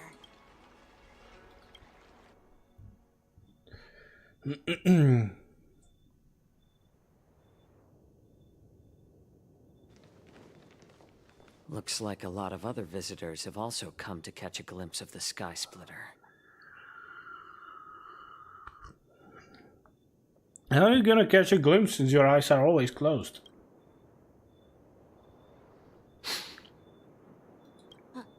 What's up, Mr. Jiaoqiu? No, it's nothing. I See smell... that airship in the distance? That's the Sky Splitter, the venue for the Wardance ceremony. It doesn't look all that impressive from this distance. But it The Sky is. Splitter is actually a decommissioned Luofu military vessel. People aren't allowed on board until the war dance officially commences. Tomorrow, when the bell rings and the ceremonial cannons roar, I'll be there representing the Cloud Knights of the Xianzhou Luofu, standing in the ring, ready to take on challengers from all over the cosmos. Since I was a kid, I've been training in swordplay and the art of war under the general. Every day, I'd swing my sword 10,000 times, and then thrust it 10,000 times, repeating the process over and over. I understand that I'm not like other kids. I never envied the toys and freedom they all had. I never found sword practice boring or hard, even in the thick of battle. Facing down savage abominations, I never felt scared. Each day, I could feel myself getting stronger and stronger, and I racked up countless victories. It's the best feeling in the world. But then, I faced a really tough opponent. And just one slash shattered my confidence into 1,000 pieces. That's when I felt true fear for the first time. Maybe that's what Mr. Jiaoqiu meant by life and death hinge on a singular moment. Every idea fades into nothingness. Is he talking about the encounter with Jingliu? After that, I had to pick up the pieces and try to put myself back together. But no matter how hard I tried, I couldn't seem to find my old happy self again. I often ask myself, why do I wield my sword? Probably not. If defeat is inevitable, why do I continue to fight? Is it to reclaim the joy of victory? To meet the general's expectations? Or to secure my honor among the Cloud Knights? While the general could teach me the art of swordplay, he couldn't teach me why I should keep on going. He said the reason must come from within myself. I've been struggling to find that reason. But after talking with you, Mr. Jiaoqiu, I think I already have that reason in mind. As a member of the Cloud Knights and the General's apprentice, I've had a weight on my shoulders. And I know there's still more to shoulder. But when I wield my sword, it feels like I'm letting go of everything. I love the feeling of giving it my all, facing any obstacle in front of me, pressing forward. That's why I wield My sword. Miss Word. Oh, Yenqing. So young, yet so grown up. By the way, how old are you exactly? Age doesn't really matter. All sword masters will understand how I feel. I get it. Looks like all the kids on the Luofu live tough lives. So, how about you, Miss Yunli? It's not polite to ask a girl her age, no matter which Xianzhou ship you're on. I'm not asking your age. I'm asking if you have a dream like Yenqing has. You don't talk like a cook. You sound more like a TV host or something. Need I repeat myself again? I'm a healer. Well, I don't have a dream like Yenqing does. The only reason I'm participating in the Ringmaster's Challenge is because I made a promise to my grandfather that I'd win the precious sword he's contributed to the war dance. Sounds like that mind of yours is just filled with swords. I bet you've got nothing better on your mind. My father was a craftsman on the Xianzhou Juming. Because of his foolishness, many innocent people fell victim to the cursed swords he forged. Since I was a kid, it's been clear to me that not everyone deserves to have a weapon in their hands. Giving them a sword is no different than being cruel to the innocent. Okay. So, whenever I come across someone unworthy of a sword, I can't help but want to take it away from them. Given that Yenqing is the war dance ringmaster, I'm stepping up to challenge him. To ensure the precious sword doesn't fall into the hands of an unworthy master. Hey, what do you mean by an unworthy master? I see. It's not easy for kids on the Juming either. Well, it's better to have a reason for wielding a sword than to be lost and confused. I've saved countless Cloud Knights in my life, and there are plenty of exceptional warriors, just like the two of you. What happened, Mr. Zhao Cho? Oh, nothing. I was just reminded of some old friends and old tales. Judging from my professional perspective as a healer, both of you possess remarkable vitality. Your energies flow like raging fires and mighty gales. The upcoming fight will definitely be impressive. Well, we've seen the Sky Splitter and toured the Stargazer Navalia. I guess it's time to say goodbye for now. What? You're leaving already? But you haven't asked me about my dreams. I've been working hard too, you know. It's getting late, Miss March. Unlike you lot, I'm a grown-up bound by responsibilities and duties. The tasks entrusted to me by the General won't complete themselves. By the way, Yenqing, is it normal to have so many people wandering around in an automated area like the Stargazer Navalia? Actually, this is a restricted area. But since you're all guests, I made an exception, so you could take a look around. I understand. Well, I'll take my leave. I wish you both the best of luck in the ring tomorrow. Dziękuję, Waves, and then Laves. Seriously? I just spent so much time thinking about my dream, but he didn't even ask me. Now that we're done with our tour of the Sky Splitter, shall we continue with our training? Why don't we take a day off? What? You want to secretly practice swordplay by yourself? Dream on. You know, cramming before a fight never works out. For some reason, seeing the Sky Splitter has boosted my confidence. So, I've decided to conserve my strength for tomorrow. All right. I'll take you out of the Stargazer Navalia. Stargazer.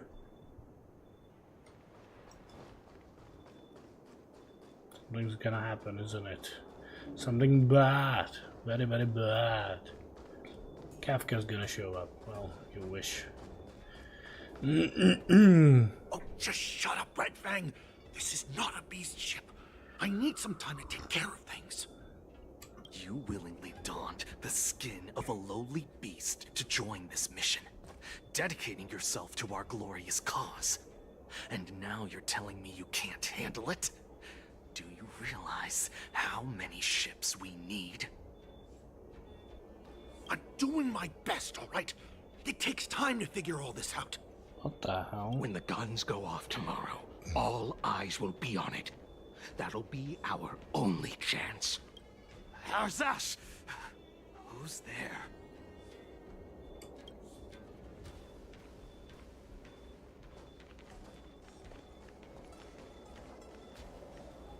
Who are you guys?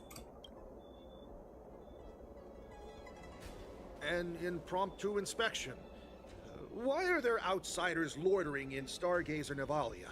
And a bunch of kids at that. Hey, kids, didn't your parents ever tell you to stay away from the Stargazer Navalia? I know it's an automated facility, but it doesn't mean you can just break in and do what you want.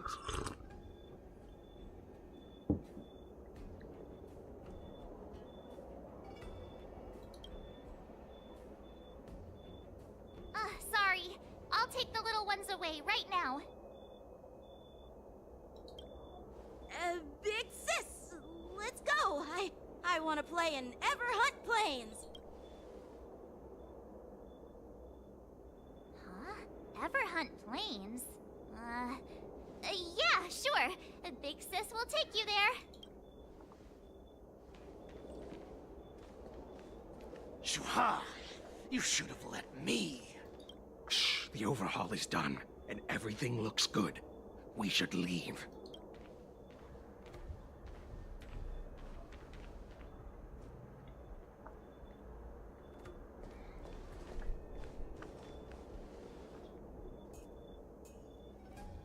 Could you repeat what you just said, Yanqing? What did I say? Big sis, let's go. I want to play in Everhunt Plains. Come on. Can't you read the room? Something is definitely off about the 3 people we just met. Yeah, anyone could see that. I just wanted to hear you say it again. That pink-haired fox tried to say something. I'm pretty sure he sensed something fishy. Since he's not familiar with this place, he just dropped us a hint. But you didn't seem to be paying attention at all. I knew that from the beginning. That Cloud Knight didn't recognize Master Yanqing at all. That's really weird. What? Is he famous on the Luofu or something? Not even the Cloud Knights on the Juming, who all know my glorious name, might recognize my face. You have a point. A Cloud Knight, a member from the Skyfaring Commission, and a craftsman. They're from various departments, and the reason for the overhaul seems legit. But one of them blurted out some weird language just now. Did you hear that? I have a feeling that if we secretly tail them, we'll definitely catch these guys in the act. Follow my lead, and be careful not to blow our cover. Blow our cover. Wait, this is gonna be sneaking again. Never mind who they are. Let's just film them.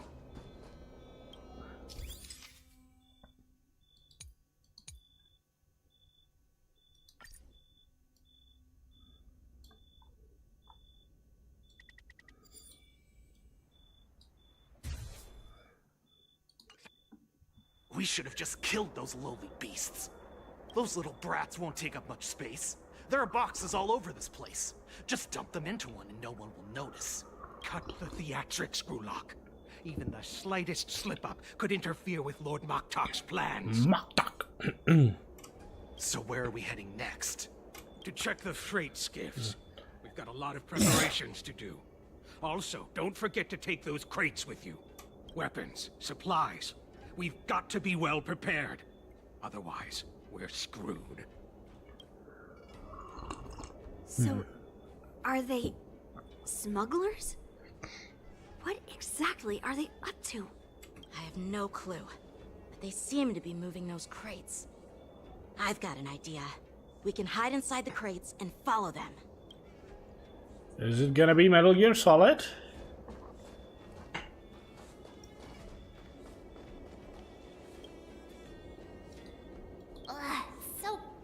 trapped in here. I can hardly breathe. Just hang in there.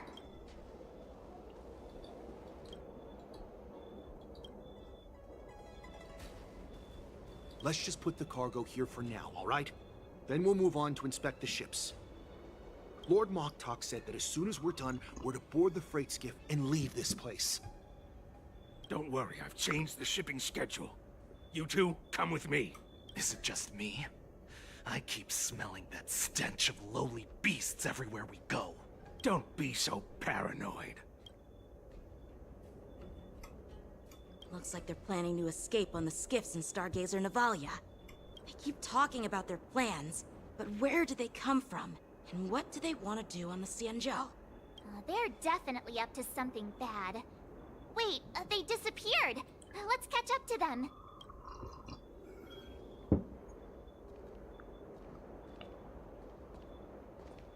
Tread softly, breathe quietly, and make sure to keep an eye on them. Hide out of sight as soon as there's any sign of activity.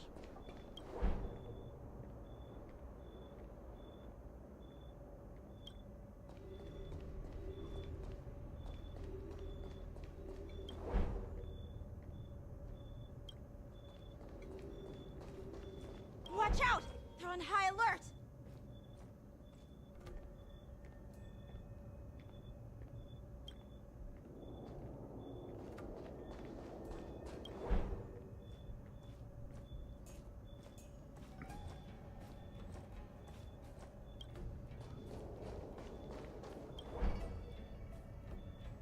Don't be so paranoid. We're running out of time. Get over here! Shuhard, I'm coming!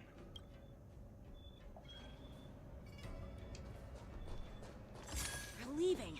We should catch up to them. Quickly!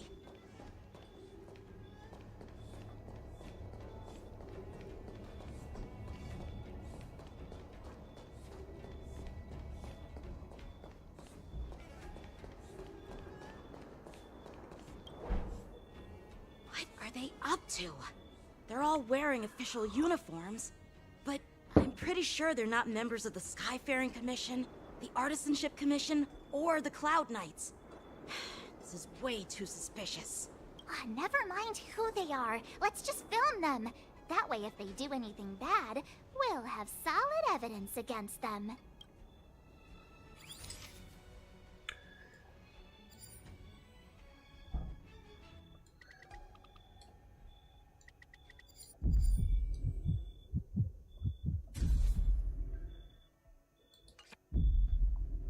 Look at this. A freight star skiff with enough room to fit at least 20 of my men. I'll let the others know and have them prepare more star skiffs. Once we're past the checkpoint, there will be beast ships waiting for us. Lord Moktok is ready. Moktok. The revival of our ancient bloodline all hinges on this operation. What did he just say? Beast ships?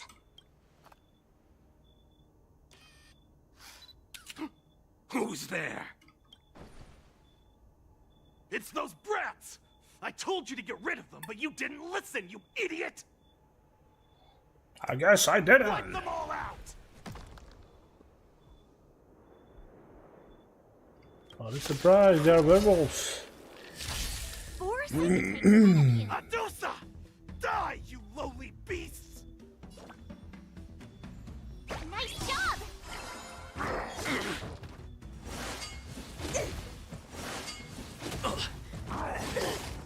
Take your positions. Let's improvise. That's the what you mood is got? set. Let the show begin!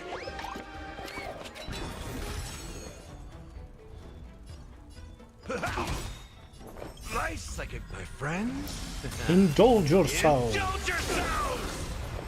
Indulgence or die. Eternal. That's all you got?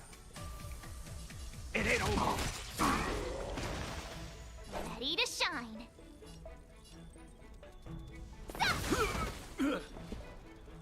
Dreams do come true.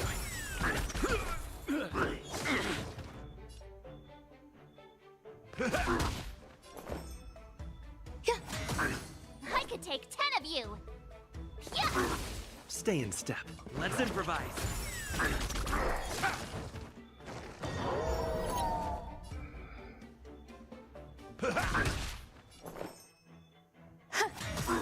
Every petal, all will be swept away by the wind. Sweet little bumblebee.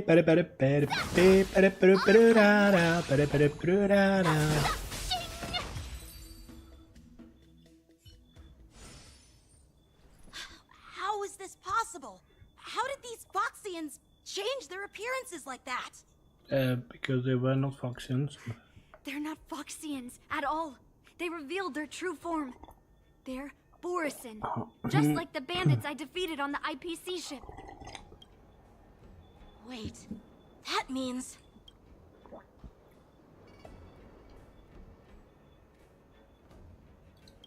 What kind of trick did they use? When we were tracking them earlier, they looked just like normal Xianzhou Foxians. It's not just a simple disguise of wearing our clothing and shaving their whiskers. They're somehow able to alter their appearance to be indistinguishable from Foxians. They even have official IDs for the Skyfaring Commission, the Artisanship Commission, and even the Cloud Knights? Let me check this fake Cloud Knight's tag.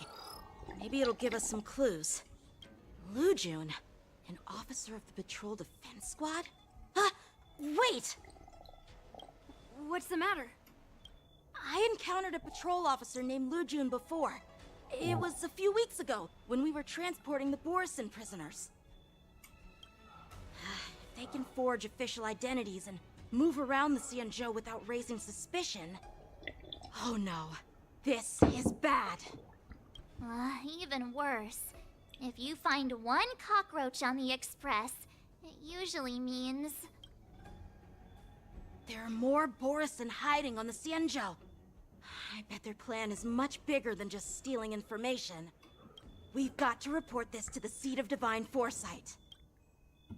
The Seat of Divine Foresight. So, who are we switching into now? Ah, back to us. Good. POE. Oh, hello, lady. Wanna hang out? I am glad to finally meet you in person, guests from the Astral Express.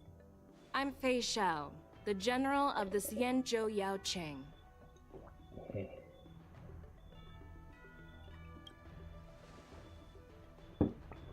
Hello there. Let me introduce our guest to you. The one dressed in green. He's the reincarnation of Imbibitor Lune, and the person behind him is the newest member of the crew. I've heard a lot about you. I think she even met us. Outside the reports from the Law Fu, the Skyfaring Commission of the Yaoqing has also gathered plenty of information about both of you. I've been eager to meet you face to face for reasons that I'm sure General Jing Yuan has explained, right?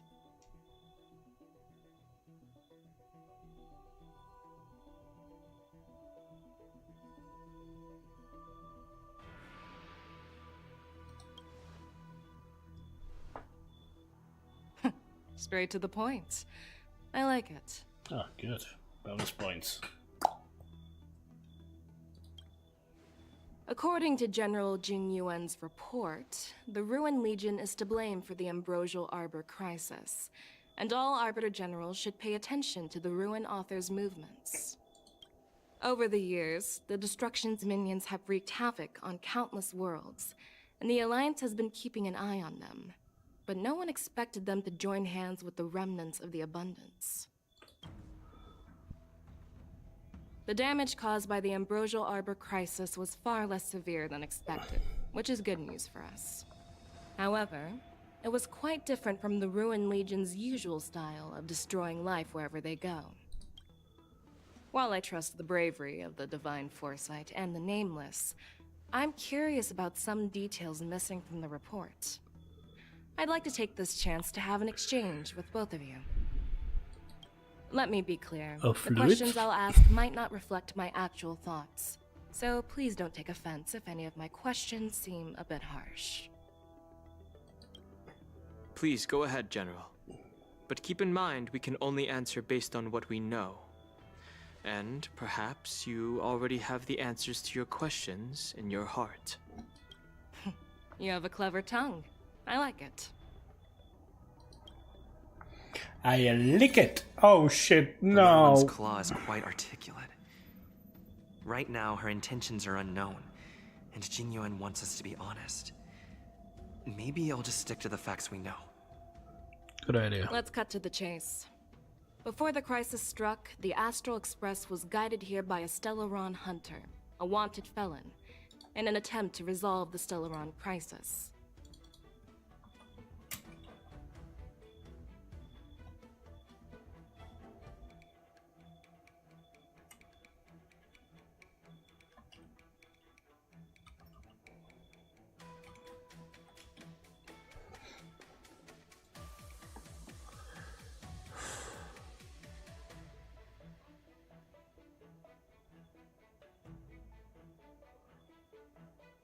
However, everyone in the cosmos knows of the Stellaron Hunter's reputation.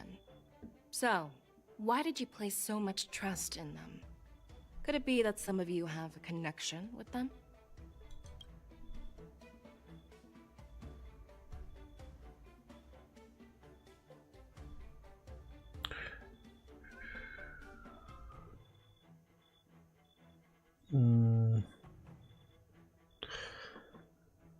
Talking about Heliopropus is probably not good because we know shit about it. We are good guys, bullshit, Razor, so it all comes down to the Stellaron.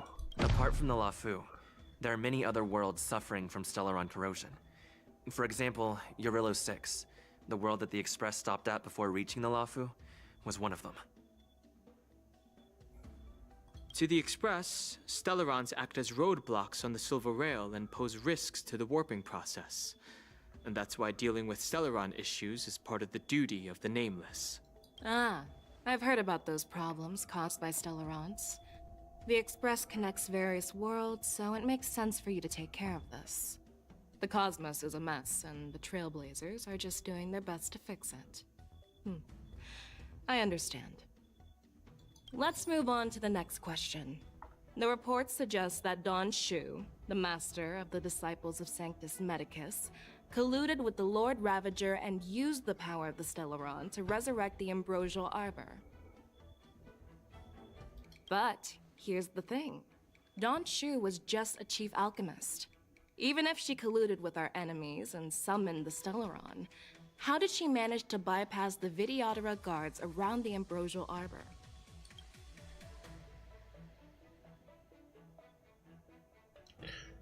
Food desire is what now. I personally met Don Shu once. Her closest friend was killed during the war on the Fanghu, and she harbored deep hatred towards the Hunt. So she spent years making preparations in the Alchemy Commission, in order to take revenge on the Xianzhou. Revenge is also a form of the Hunt.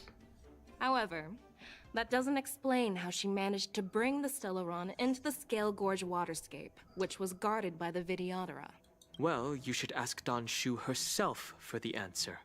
Unfortunately, Don Shu is dead, Is she? even her corpse has crumbled into ash. I guess she That's is. one less clue we can pursue. According to the report, Lord Ravager Fantilia is the mastermind behind the entire conspiracy. She disguised herself as an ambassador of the Skyfaring Commission and traveled with you, only to vanish without a trace later on. It seems too convenient to label her as a scapegoat.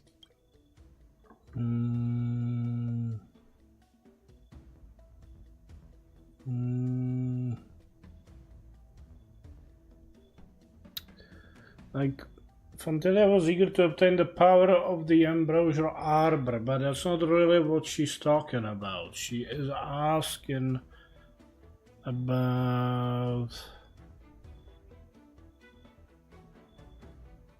Thing is, Fantilia is a Heliobus. Fushan, the Master, witnessed everything first hand. That's just like avoiding the question, refusing bullshit often to Fantilia is one of the Heliobi, the energy life forms that once fought against the Xianzhou. They're known for their unpredictable and elusive nature. Just as he said, when the ambrosial arbor resurrected, its roots broke through the creation furnace on the Lawfu, accidentally releasing the Heliobus fiend fire sealed inside. This can be used as circumstantial evidence.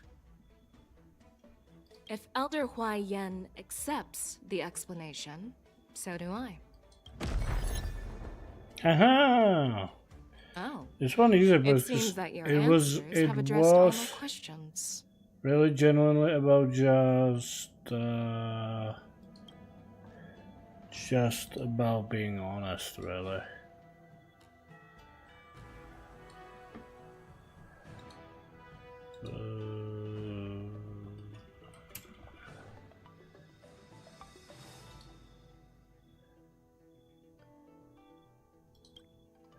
Generals, I am finished with my questioning. So, what do you think, General Fei Shao? Have the doubts in the report been cleared up? The two nameless have been honest in their answers. Even though there are some tricky details, my intuition tells me there is nothing wrong. However, the 3 questions I posed earlier were not just for the nameless, but for you too, General Jingyuan. First, the disciples of Sanctus Medicus grew uninterrupted on the Law Fu, yet the 6 charioteers were not aware of it. That was a dereliction of duty.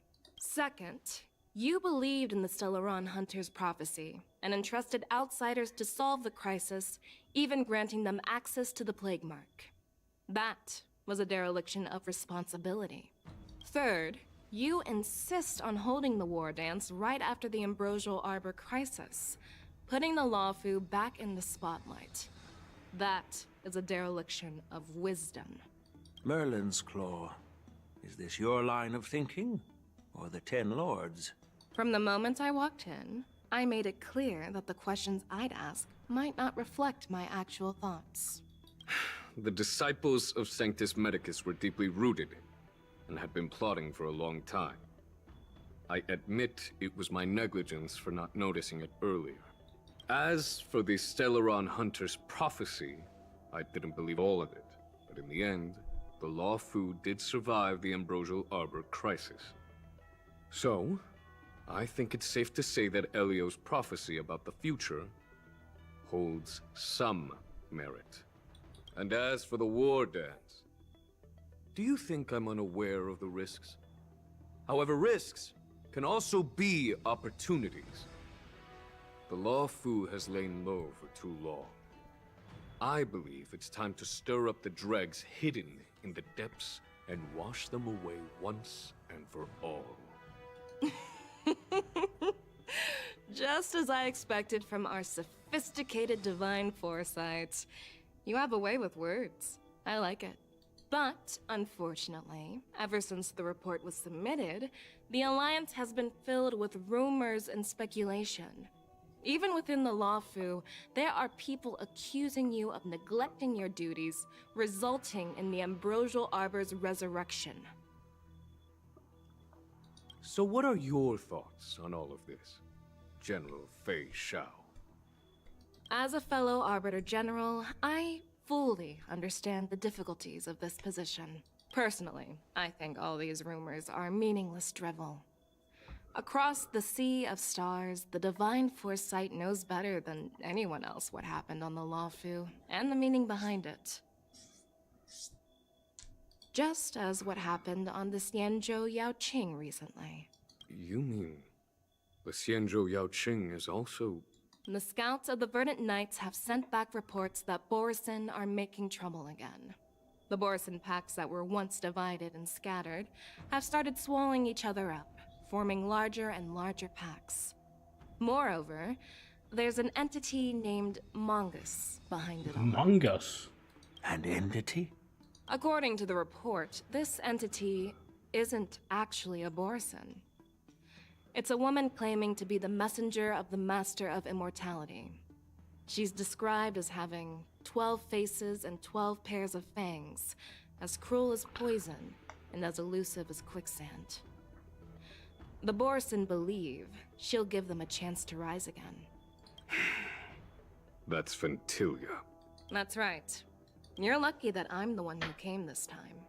If it were the Patina Justice or the Seer Strategist, this conversation might not be so friendly.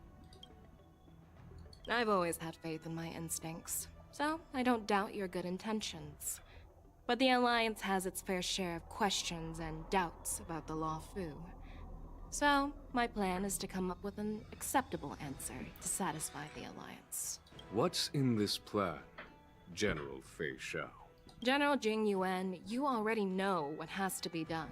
But since you don't want to be the bad guy, I'll take care of it for you. You need the final word from the Ten Lords Commission to quell any doubts. And for that, I'll have to ask the two Nameless to visit the Shackling Prison. No, I'm not imprisoning you. While you're there, I'll ask a judge in the Ten Lords Commission's Interrogation Division to record a detailed testimony with the karmic mirror from both of you. We'll fill in the gaps that weren't covered in the report, and silence any protests within the Alliance. I'm okay with that. Worried that I might go back on my word and keep you in the Shackling Prison? Relax. If I wanted to do that, you'd already be behind bars. Once you're done with your testimony, you're free to come and go as you please. Then, as the Merlin's Claw requests... Oh, there's one more thing. This testimony is for silencing the voices of opposition within the Alliance, but I would like to urge General Jing Yuan to listen to the pleas of the Foxians on the Xianzhou Yaoqing. So, you are here for Hule. Exactly. Hule is locked up in the Law Fu's Shackling Prison. Since he is the Broodlord of the Borson, I want to transfer him onto the Xianzhou Yaoqing and imprison him there. The recent movements of the Borson suggest they're planning something big, so we must act preemptively. It makes sense to have the Foxians keep an eye on their arch-nemesis.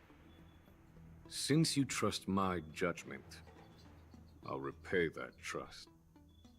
What do you think about all this, General Huayan? I was worried this would turn into a heated argument, but it seems like both of you are on the same page, solving each other's problems. I couldn't have asked for a better outcome. And as for Hule, I'll send my Lieutenant Zhao Chou and Moza to check on his condition in prison and ready him for transport. If there are no more questions, shall we get this started?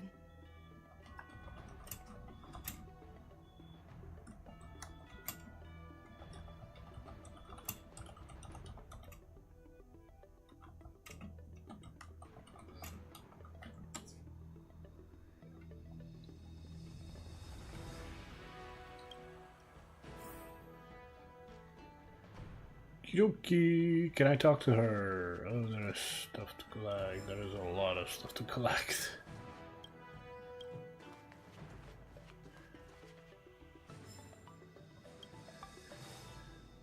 Should give on someone is but like any apparent reason. You feel scrutinized as if she were sizing up an opponent. Do you actually believe in the Stellaron Hunter's prophecy? Yep. Yes, I do. That's why I'm here. I understand.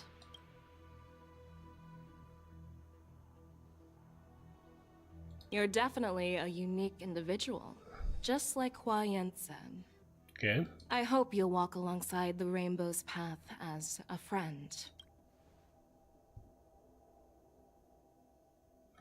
Can get some closer look on the design. So, one thing that's obviously interesting is the fact that, considering she's a Foxian, she doesn't have a tail.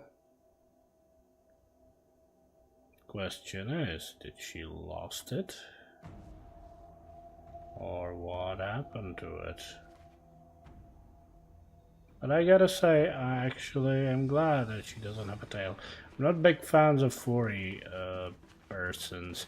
So if she even dropped the ears, that would be even better, but I guess I cannot ask too much.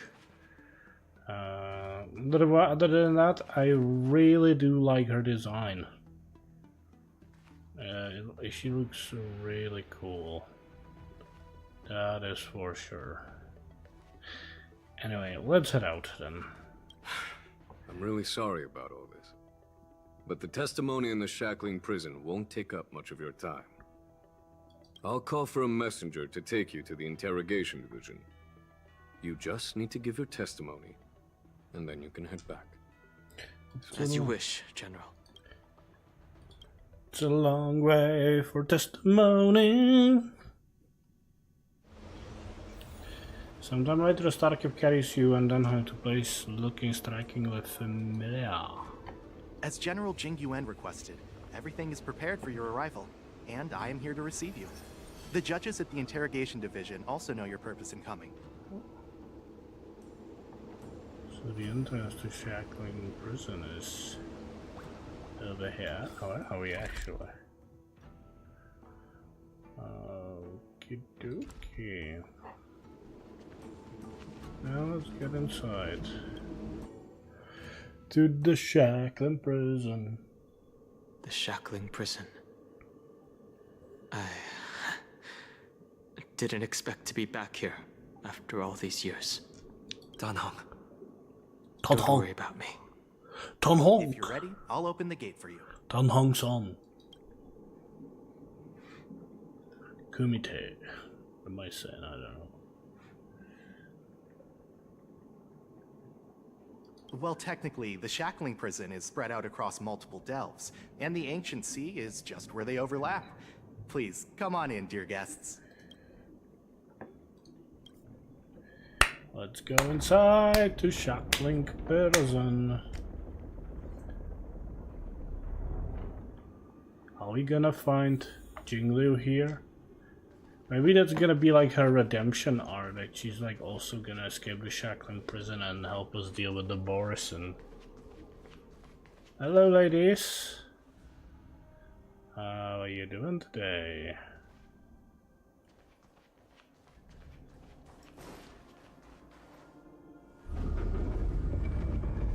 Shocking prison.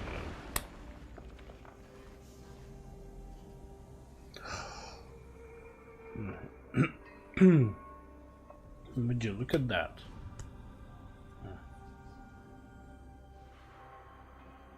Mote and Jaiqui. What are you looking at? The shackling prison on the Luofu is completely different from the one on the Yaoqing.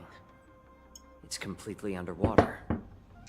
Whether it's in the clouds or underwater, breaking free would still be a piece of cake for me.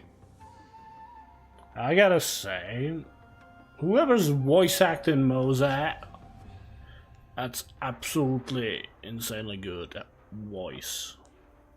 Whatever you do, and I will not be disturbed. It's not that way. Still thinking about your old jailbreak tricks, huh? Forget it. You're free now. Just don't do anything stupid, or the judges will throw you back in there and lock you up for a few hundred years. You'll see me again in just a few days. Taking Hule back to the Yaoqing means a lot to the Foxians on the ship, and to the General herself. So stay alert.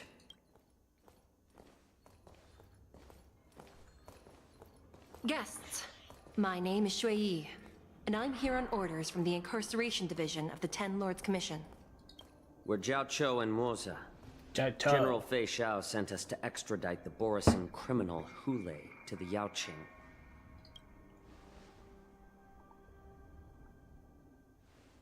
We're here to inspect the conditions of his imprisonment and make preparations for the handover and transportation. I assume you've been briefed, Your Honor. Your visit request has been approved. I'll be your guide for this trip. Prisoner Hule, the warhead and brood lord of the Borison abominations of abundance and the arch-nemesis of the Foxians, is responsible for 2,123 wars of aggression and countless associated crimes. Due to his heinous acts, he has been imprisoned in the depths of the shackling prison and subjected to the punishment of the Forest of Swords until the end of time. he shall never be pardoned. No need to repeat his crimes and sentence, Your Honor. He is the greatest enemy of us Foxians. The stories of his atrocities are used to terrify our children. I'm well aware of every crime he's committed. Let's move on to the next step. When it comes to visiting criminals, there are rules in place to ensure your safety. I know you've heard legends about Hule since you were children, but your knowledge about him is likely very limited. Only the judges of the 10 Lords Commission truly know what kind of abomination is locked up at the bottom of the shackling prison. It has been centuries since Jing Liu, the former sword champion of the Luofu, captured Hule. And during all those years, we never provided him with any food. Yet he somehow managed to stay alive. It defies all the documented physical characteristics of the Borisin. The Forest of Swords, forged by the Punishment Division, is a device of intense torment, used to execute sinful abominations. Most Borisin die within 3 days in the forest, but Hule is different. Every time the blades pierce him, his body instantly heals. Despite the brutal punishment, he somehow manages to survive. The complex rules are there because of his abnormal characteristics. Do you understand now? I apologize for any offense caused. Please continue, Your Honor. I've given you the instructions regarding Hule's visitation. Please make sure you read them carefully.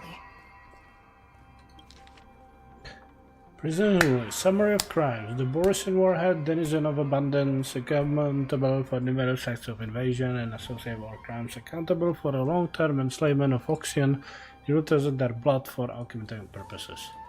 Detention method. This prisoner must be subjected to the punishment of the Forest of Swords and never be pardoned.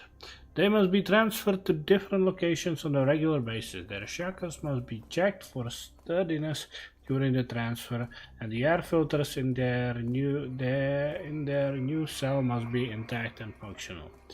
Notes.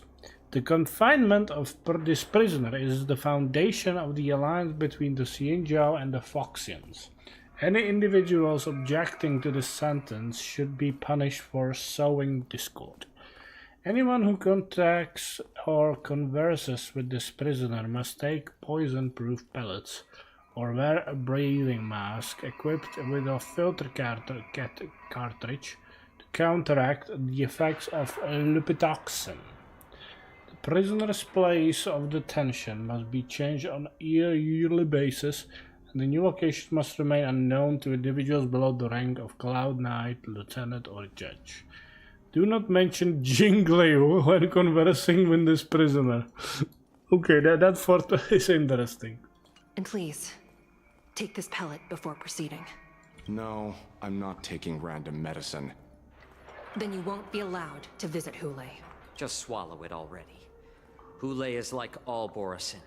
He can release a pheromone called lupitoxin that induces fear. Thousands of years ago, we Foxians were enslaved by the Borisin. Not because we were naturally weaker, but because of their lupitoxin. This pill is for our own mental well-being. I understand. I knew you were a reasonable person. Now that we've taken the medicine, let's proceed. Medicine ball. Borisin? Inside a shackling prison? Your Honor. You smell off. What is it? No. Never mind. No, you're not. Maybe I'm just imagining things. You're not. You're not. This place is filled with Borisin.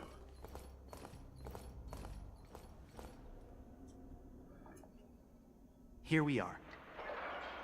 Her Honor hasn't arrived yet. Please wait a moment. Please wait a moment.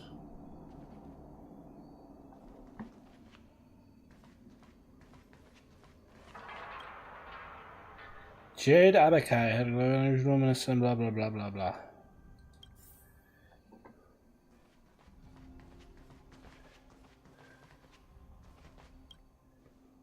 Loot skills, shackling, Welcome, dear guests from the Express. Anya! Judge Hanya of the Interrogation Division. Come on, let's We've talk. met before.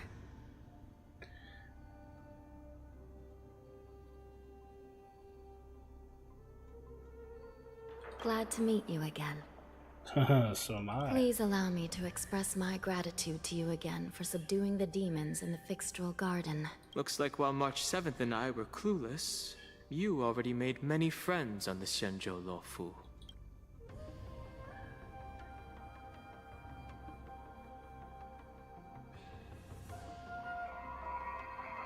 Even though you and I have met before, we can't show any favoritism under the Ten Lords. Oh, cock. So, please do as I command as we head to Scrivener Hall and beyond. Don't do anything without my permission. Okay. This is not a What am I place for doing? ordinary mortals. You and Mr. Danheng, please come with me. Please lead the way, Your Honor. Please let me activate the mechanism before we all move forward. And please, watch your steps. Watcheru your stepperu. What the fuckeru is happening?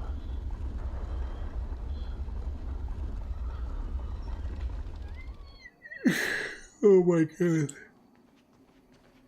Lasagna. Be very careful and watch your step as you make your way through. The terrain inside the shackling prison is treacherous. One wrong move, and you could end up plunging into the depths. And if you're really unlucky, you might be frozen solid or burned to a crisp before anyone can help you. But with your skills, I don't think you need to worry about that.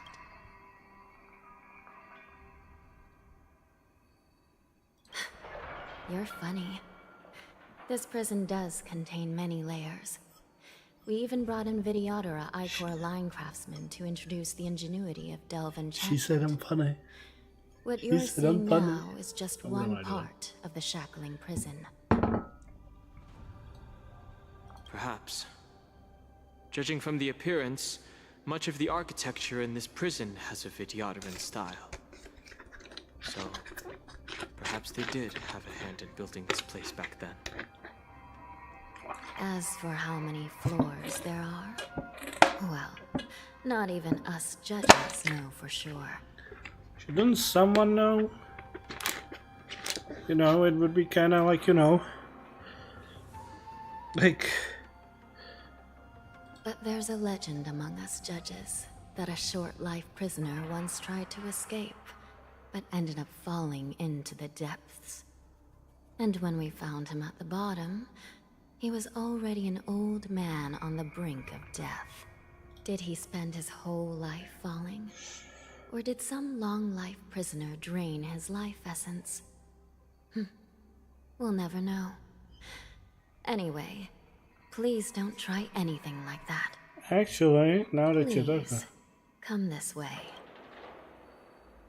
Actually, I wanna... Come on, jump down now.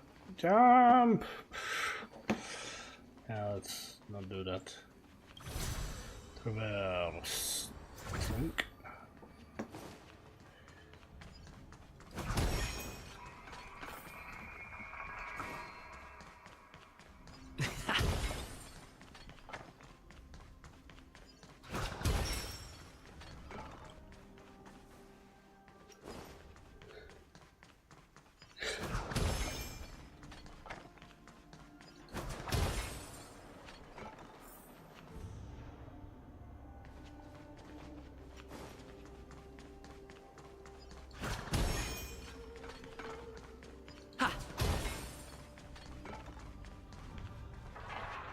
I heard the Wardance is about to be held in the mortal world. I remember Mortal watching world? a sword duel at the Wardance Where the with fuck my are we? sister when we were young. The Cloud Knight, who was the Luofu's ringmaster, was an amazing swordsman, and their sword flashed like lightning. The Outworld Challenger had fiery red hair and a hand made of steel, which roared like thunder. They battled for a long time before a winner could be declared. The elder challenger had a fiery red hair and a hand made of steel, which...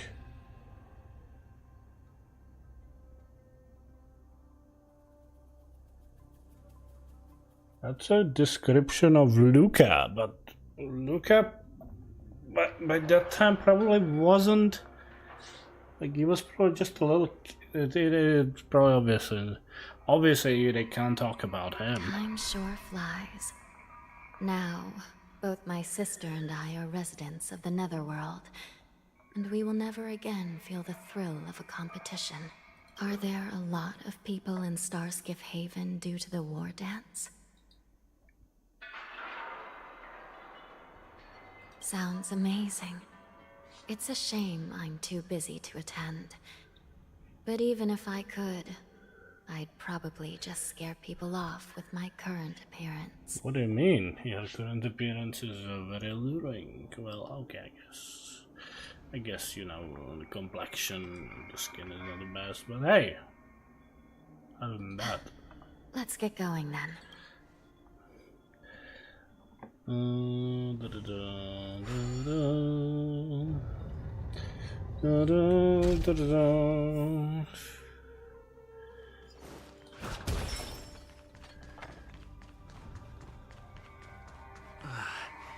It's freezing. This place is filled with the cold air from the northern peak of the polar delve. Even the toughest long-life species would have a hard time enduring this.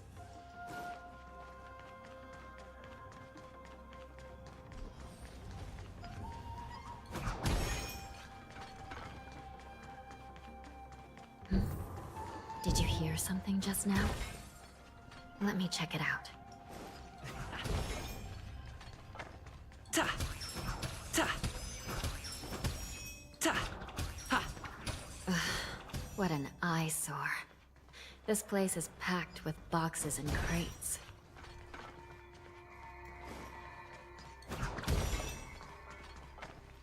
These crates, they look oddly familiar.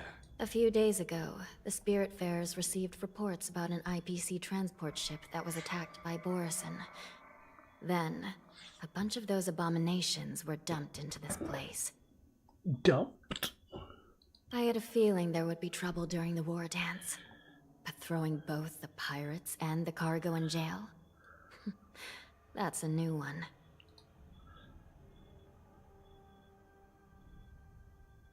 I heard the Intelligentsia Guild crafted something dangerous. We have many records in the Hall of Karma about these wise ones. They love to tinker with forbidden technologies, always trying to push the limits of Ingenia.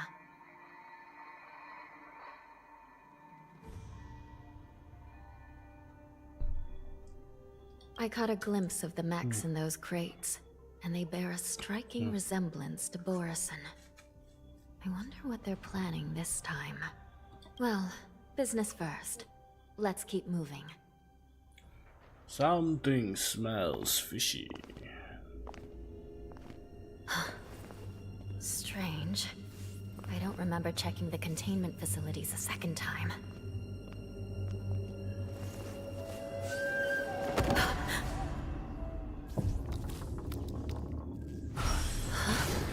Watch out!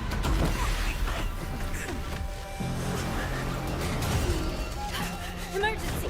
All Wardens prepare for action! Emergency! All Wardens prepare for action! Bring all the dead Wardens. Hey, I don't have a baseball bat. What's happening here? Why are these things moving on their own? Something's wrong. Guards aren't responding.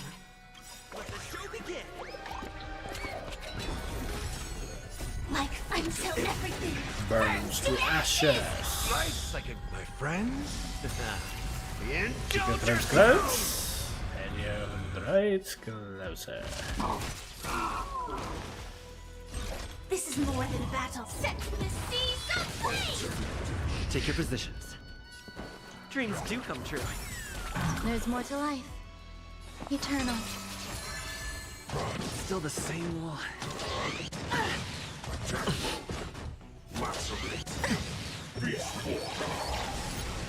This thing is going wild, just like a Borison. Looks like we're on our own for this one.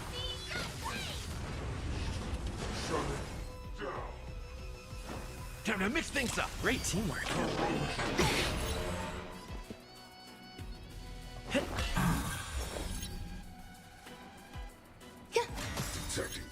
This is more than a fight. Down you go. But how is this even possible? The Spiritfarers follow the protocols, cutting off power to the mechs and sealing the crates. How could these mechs still start moving? Because there is biological matter in them. It's just like what happened in the Artisanship Commission before. These goods went haywire and attacked everyone in sight.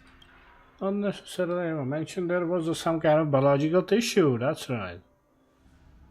The Alchemy Commission members examined them and found some unusual structures within.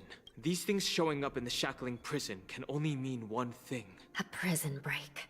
And whoever delivered these goods clearly wanted them to go through the Xianzhou's strict inspection process to show the Skyfaring Commission and Cloud Knights how dangerous they were. They wanted these mechs to end up right here in the Shackling prison. If these things already started taking action while nobody was paying attention, then the whole prison is in trouble, I'm afraid. And to make things worse, another group of visitors just entered the depths of the Shackling prison. The messengers from the Xianzhou Yaoqing, and the prisoner they came to visit might be the target whom these wolf-shaped mechs were delivered here for. If that vicious beast manages to break free, it will be a catastrophe for the Xianzhou Luofu. Xianzhou Luofu. Oh, we're switching to Jiaoqiu Jiaoqiu. A few Here we moments. are. Have we arrived already, Okay, Your Honor? considering I'm playing this guy, I will switch my team around to fit its more appropriate rosterage. I will take, where is he? Luocha, who might be also here, oh, probably not. And then some other nihility character who most likely going to be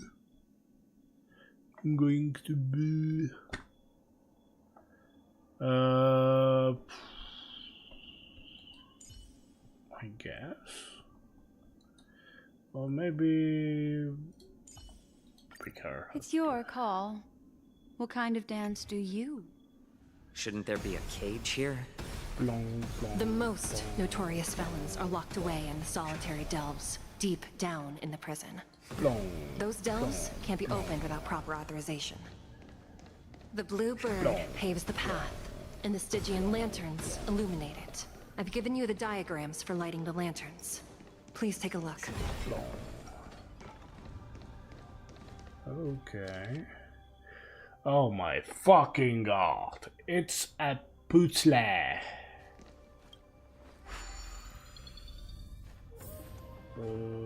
What the, huh?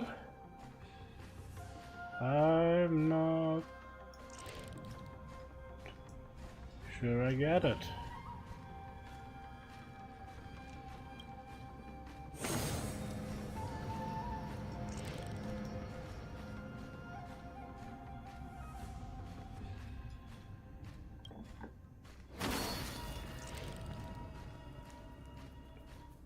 I don't even know if I did it right or not.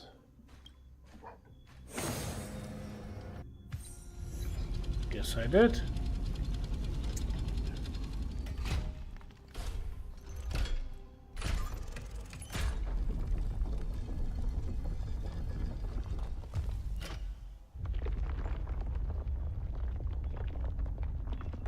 Shackling person. Let's move out. The path is open. Once we descend to the bottom of the prison, please do not do anything reckless.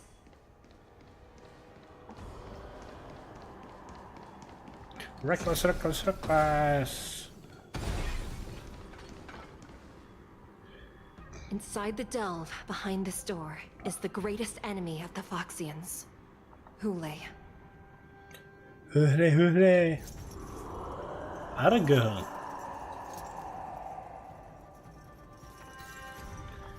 That guy's gonna escape.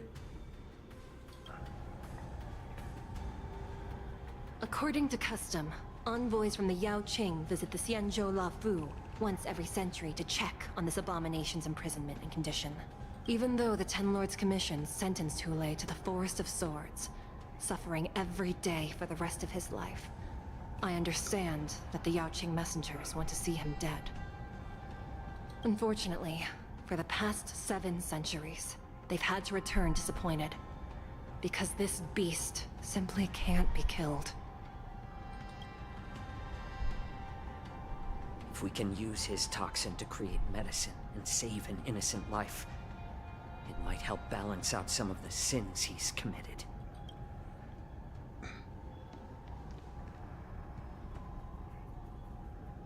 Could you be the key to a cure for the General? Hule.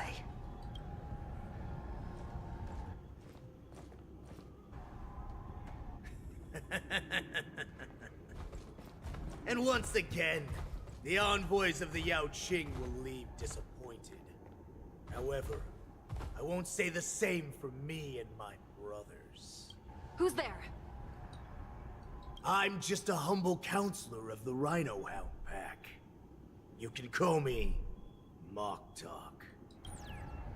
Wardens, intruders on the lowest level! Send reinforcements!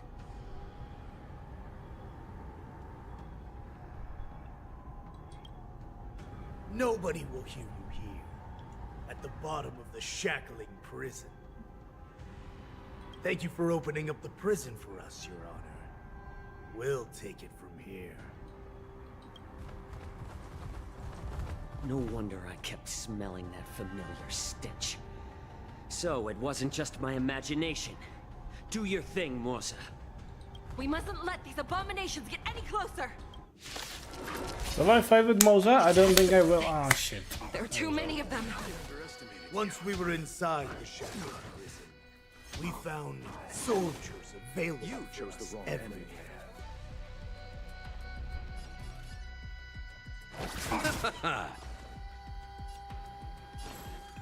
A little more sheep. Destiny isn't chosen. Ill tidings manifest. Free will, or was it fate? Destined for oblivion. I weep for the departed. It too shall fall. I suggest you surrender now. No, I won't. Of course. I'll still kill you all. But I promise it'll be sweet.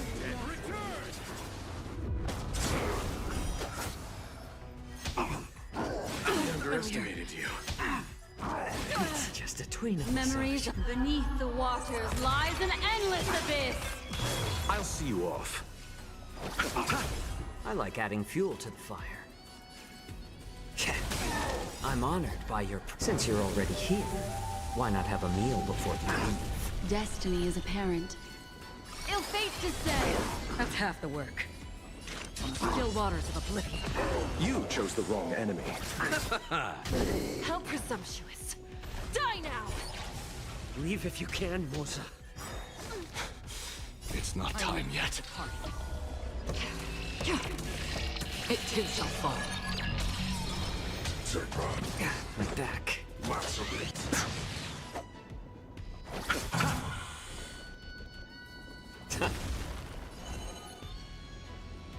Ill tidings manifest.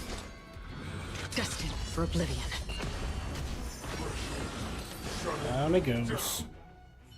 Guard the gate! They can't be allowed in!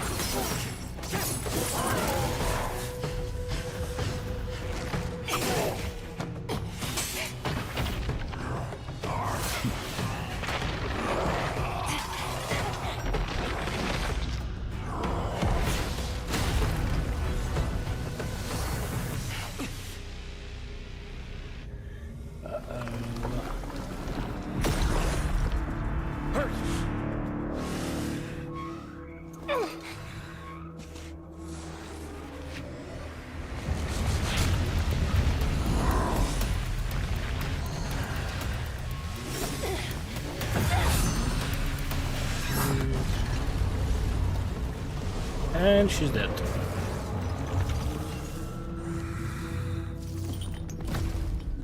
I've waited for too long. My first meal after regaining my freedom is the flesh and blood of my fellow kindred. A sad scene indeed. It's been a long time, boy. Welcome back.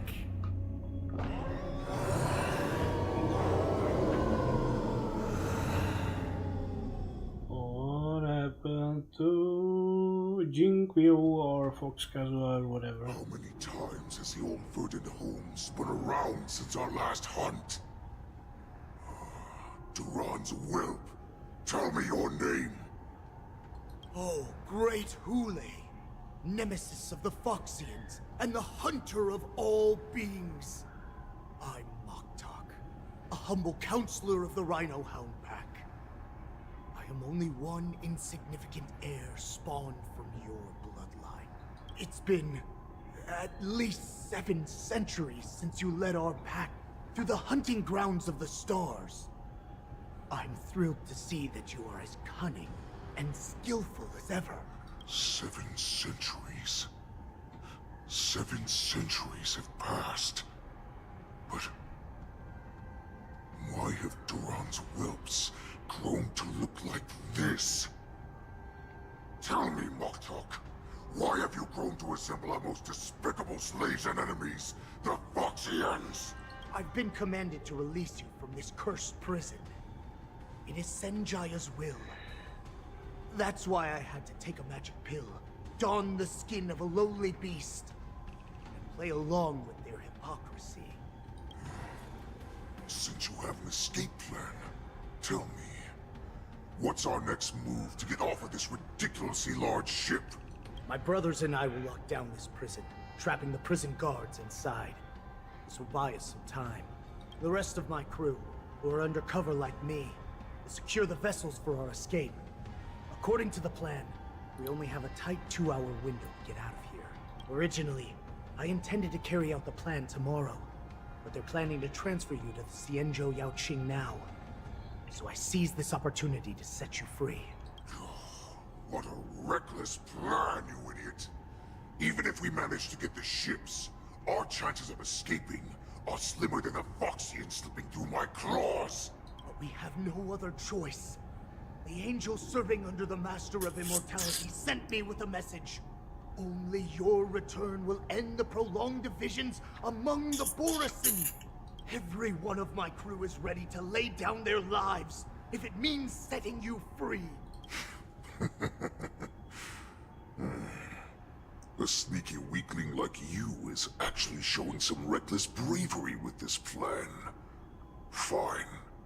You'll get what you want. And all of Duran's whelps will too. Well then, my lord. We should leave now. Before we go, give me one of those magic pills. My lord, you seriously want to don the skin of a lowly beast? It would be a disgrace to your greatness, my lord. You idiot. Greatness means nothing without freedom. Once I get out, I'll need a disguise that won't raise any suspicion.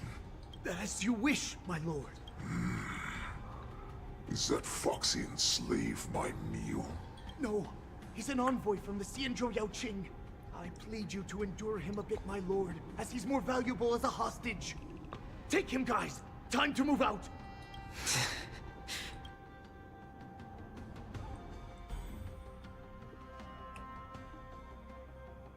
Okay. Madam Hanya, the wardens in all areas are regrouping. Those Ingenium enemies are wandering around and causing heavy casualties. And to make things worse, those iron wolves broke open the cages and let the criminals out. We've called for backup, but it seems like all communication is jammed. Let's preserve our strength and first take down the isolated prisoners.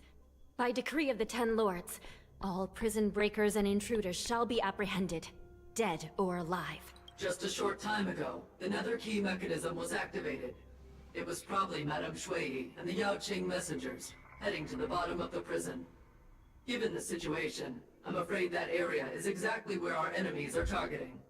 We mustn't let that vile beast escape from its cage. We've gathered all the prison Too late. guards who can still fight, and we'll split up and secure each floor. Go! Those intruders are quite bold.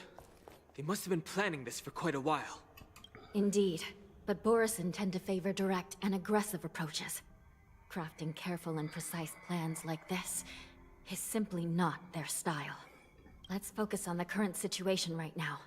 Please help me.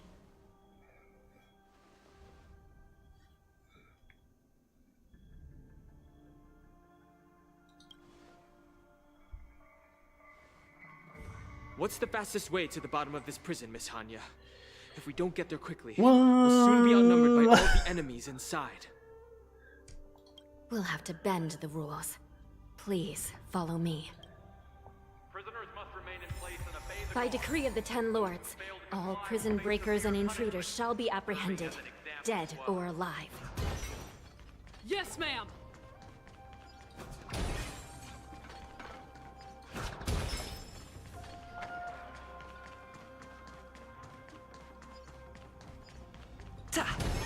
Hold your position here. Yes, ma'am. Yes, ma'am. We need a few tools if we want to reach the bottom quickly. Follow me to the next floor. The path is cut off. Someone must have altered the mechanism. Someone No must matter. have altered the deal. It'll just require a bit more work to get through. Oh great. This is gonna be so much fun. So much fun. So much fun. I've altered the deal. Pray I don't alter it any further.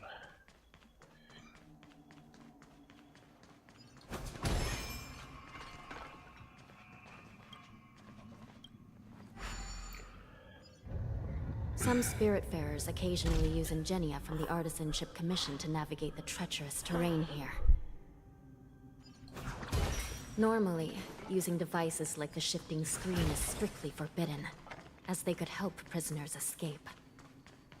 But, given the urgency of the situation, let's just ignore the usual regulations. It's Hanya, we not the regular bullshit. The Nether Key has been activated. I hope we're not too late. Hang in there, sister. Oh yeah, she's already been squashed into pieces.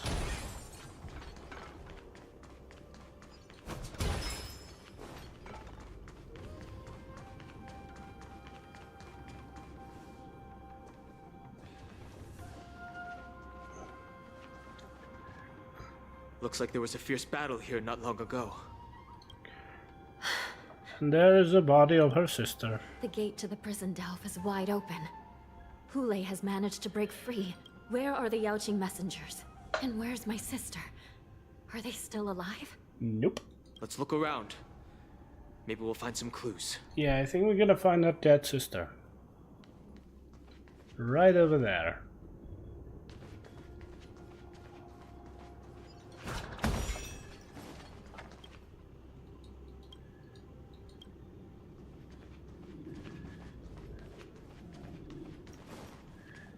On the chest.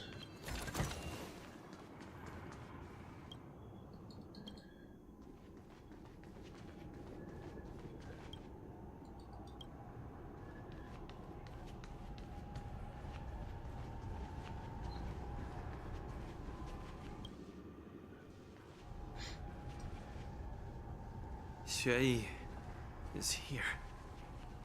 Well, is a strong word.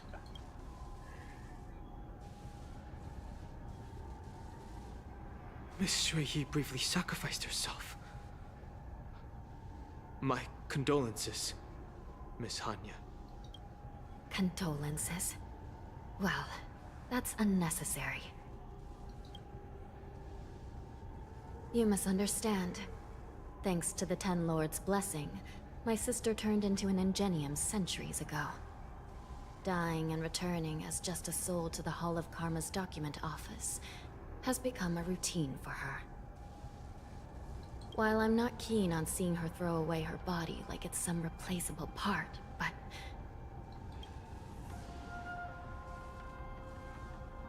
By the way, have you seen bodies that might be the Yaoqing messengers? One of them is a Foxian wearing exquisite clothes, and the other wears a dark cloak, like a fugitive. No. I haven't found any Foxian bodies. Only Borisin ones. So, the intruders and Hule are holding the Yaoqing messengers hostage. This is the worst situation. With hostages in their grasp, the prison guards can't do anything about the prisoners.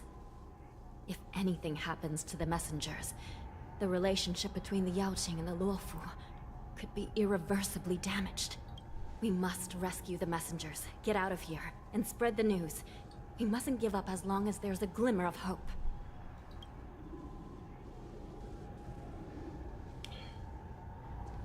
What have you found, Miss Hanya?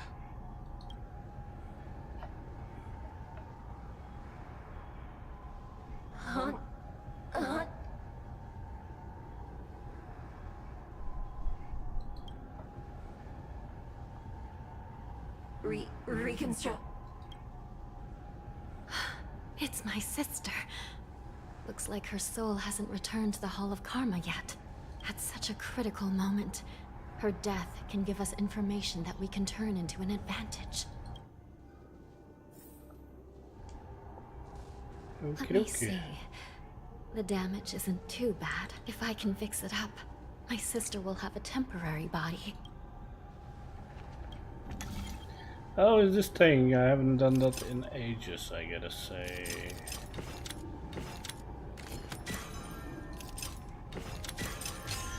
But I'm still good at it.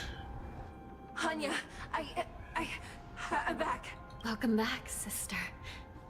I don't know what kind of expression I should have at a time like this. Happy? Tears of joy? Forget it. I'm used to you coming back in all sorts of forms. It's just a temporary solution. This side crane can't hold all of me. Sister, what did you see when you were killed? One of the Yaoqing messengers escaped, and the other one was taken hostage and brought upwards? Besides the Borisin, there were other intruders. Invisible. Invisible intruders? What does that even mean? How many conspiracies are tangled up in this mess? Do me a favor, sister. The intruders have cut off all communication between inside and outside the prison. And now you're the only person, the only bird, who can slip out undetected. Make sure you deliver the news to the outside world. I understand. Please be careful, sister. You are different from me.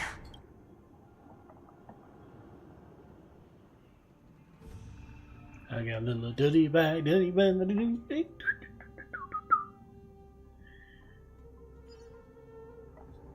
Time is running out, Miss Hanya. If we keep delaying, those Borisin will escape from the prison. All right. If we happen to come across that Yaoqing messenger who got away... No. Stopping Hule should probably be our top priority.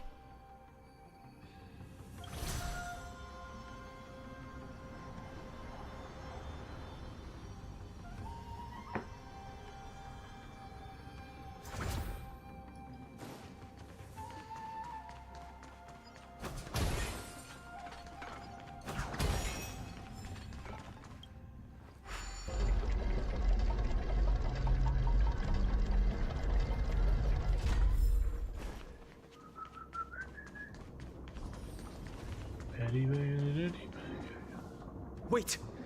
Something feels off. Something's approaching us. The invisible intruders? Watch your back! These abominations aren't prisoners from this prison. The mood is set just right. Let the show begin! Every petal, all will be swept away by the wind. Nice, like my friends. Friends close. And you know it's closer. Like fireflies, until everything burns to ashes! Set the seas ablaze! Fight to live! The prison management on the Lawfu is truly concerning. Who are you? Aren't you looking for me? Set the seas ablaze!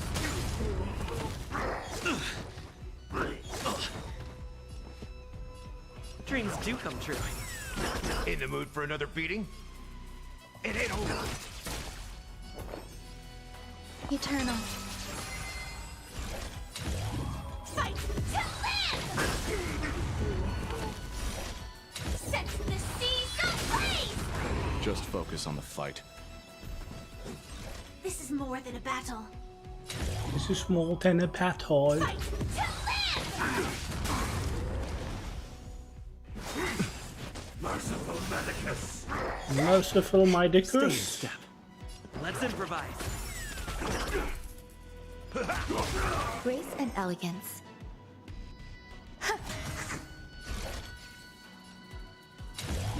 Set the seas ablaze!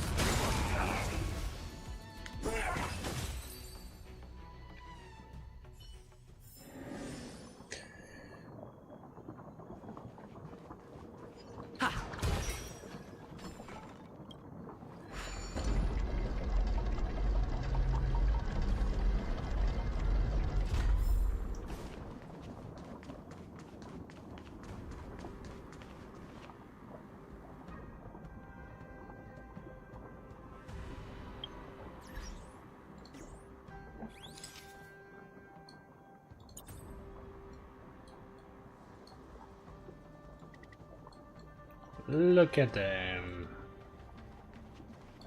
Looks so cool.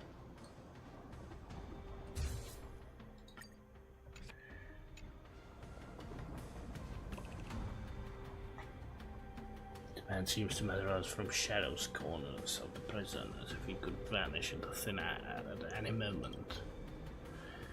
Fugitive wearing dark cloaks, spoken by Elvania, now stands before you. His face is devoid of an expression, cold and indifferent, yet inexplicably you could decipher this expression as facade, as if it whispered, "You're finally here." The prison management on the Lawfu is truly concerning.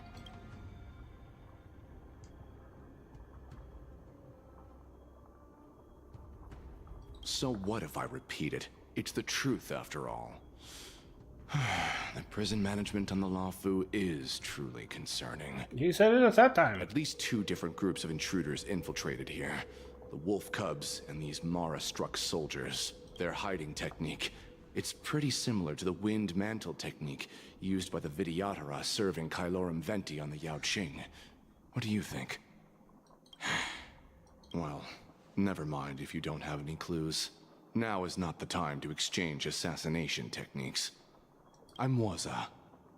My friend fell into the clutches of that wolf. I was planning to escape and report back as quickly as possible. But now it seems... the prison on the Lawfu is a real maze, I must admit. A real Mose? Thank you for your help, Mr. Moza. We'll do our best to ensure your friend's safety. No. You can do nothing for him now. And you shouldn't be focusing on his safety at the moment. Your friend is in Hule's clutches and you're just going to leave him behind? Look, I'm the Yaoqing General's guard, not his. I've seen how that giant wolf fights, and there's no way. Trying to save my friend will only get us killed. I don't know how you think, but I won't throw my life away for a lost cause. Listen up. I've been tracking these fugitives, and I know their next move. They're planning to seal off the entire prison to keep the outside world in the dark.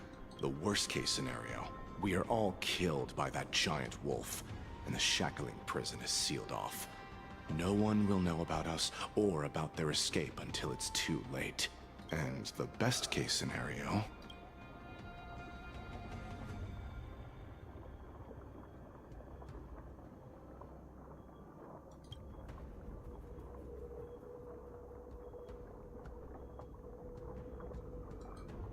The best case scenario would be, we seal the gates and trap the enemy inside with us. We can't let that monstrous wolf escape. Hopefully, someone will eventually notice that something is off and come to help. As for whether we'll still be alive by then, it's not something we should think about. You sure have a way of comforting people, Mr. Morza. As a person of the Yaoqing, I've always searched for something meaningful to give my life to. I have to make it out alive. My companions are waiting for me. As a netherworld dweller, I've already died once. Wait, she did?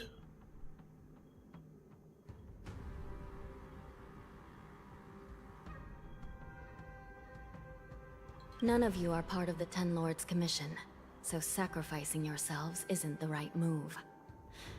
As a judge, it's my responsibility to guard this prison, and if someone should step up to stop Hule from escaping, it should be me, not you.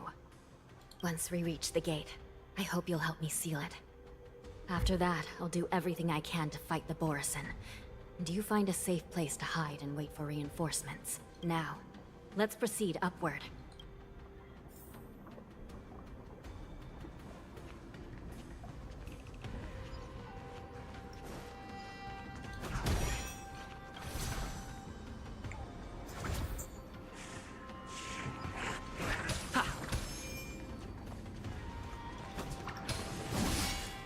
You missed. Noob. Sam in position. Detonate. The mood is set. Just let the show begin. Like until everything burns to ashes! Every petal and all will be swept away by the wind. All will be swept by the wind.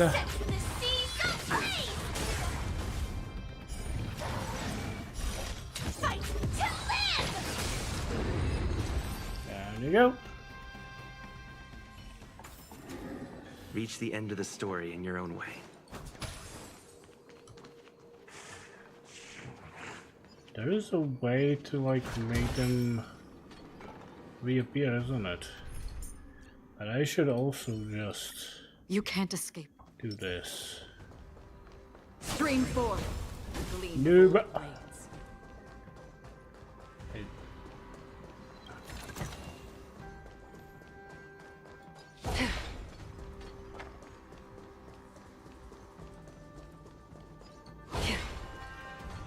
Stream 4. Gleam bold blades.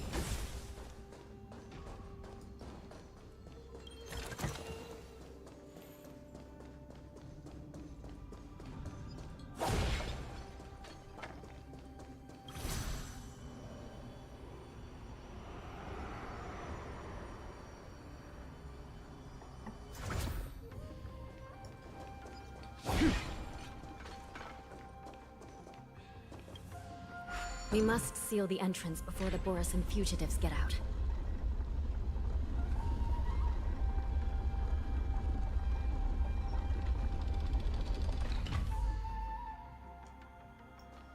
The prison wardens and mechanisms won't be able to hold them for long. Follow me.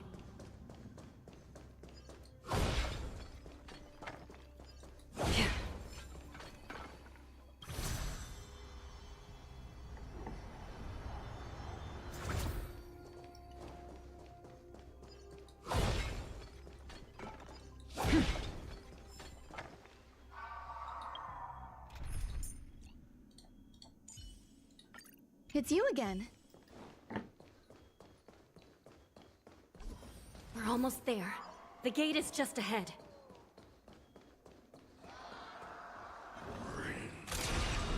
Firefly Type 4. Activate. Until everything burns to ashes!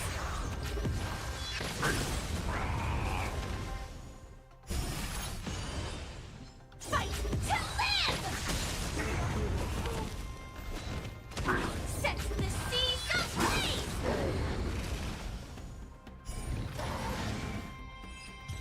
Victory! Every victory is hard won. The fugitives are charging at the gate.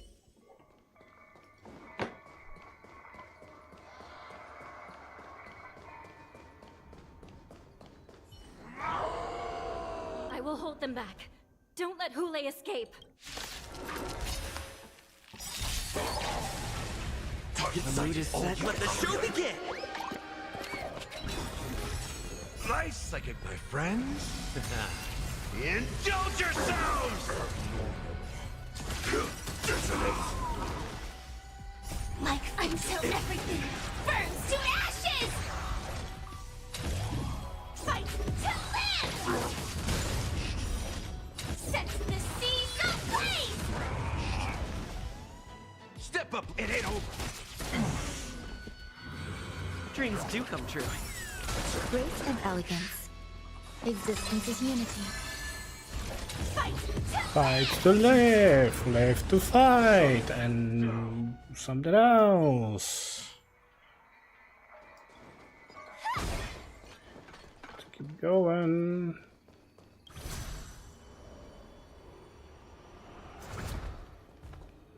Okay, switch to Acheron. You can't escape. Stream forth.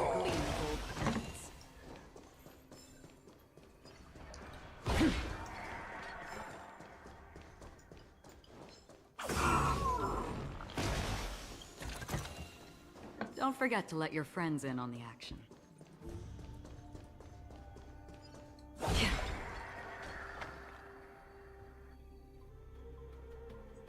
Shackling prisoners become a killing field. The prison guard tried to resist. This brings back such familiar memories. Memories of chasing, gnawing, and tearing. Oh, they're back. They're back. They've all come back. My lord, we're just one step away from freedom. As we pass through the gate, no one will be able to stop us. So this hostage is useless now. Kill him, Moktok. He's getting away. Do something, Jiao. It's just like the old days, you useless loser. Just do something!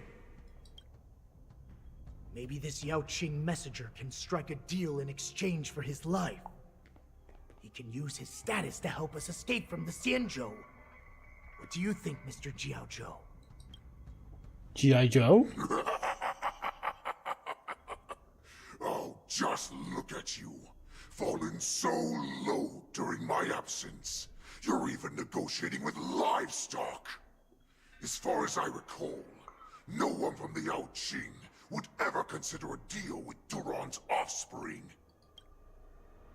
I've got to make this beast stay here. Whether it's for the sake of Fei Xiao or the Yao Qing. Deal.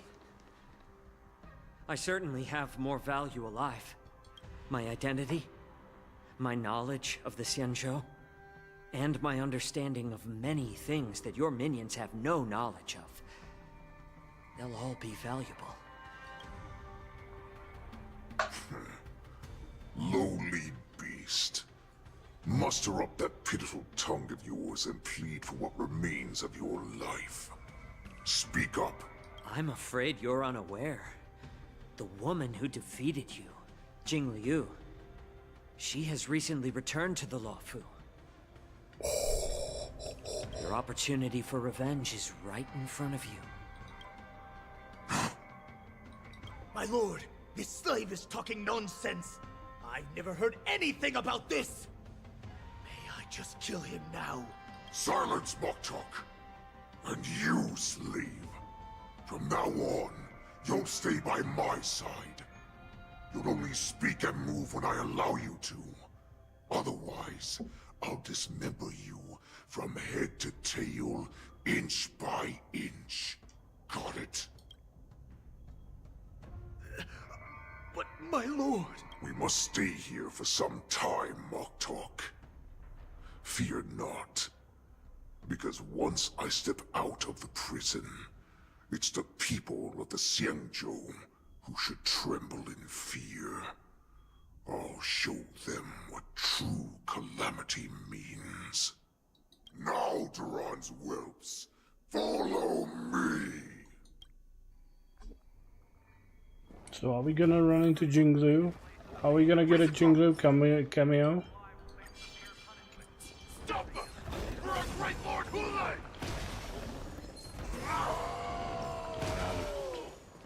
Imagine if Acheron went through right here. That would be so fucking bonkers.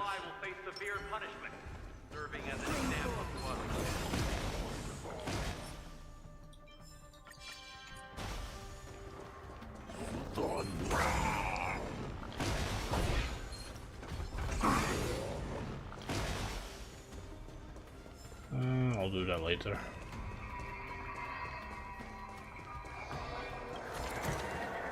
Don't forget to let your friends in on it.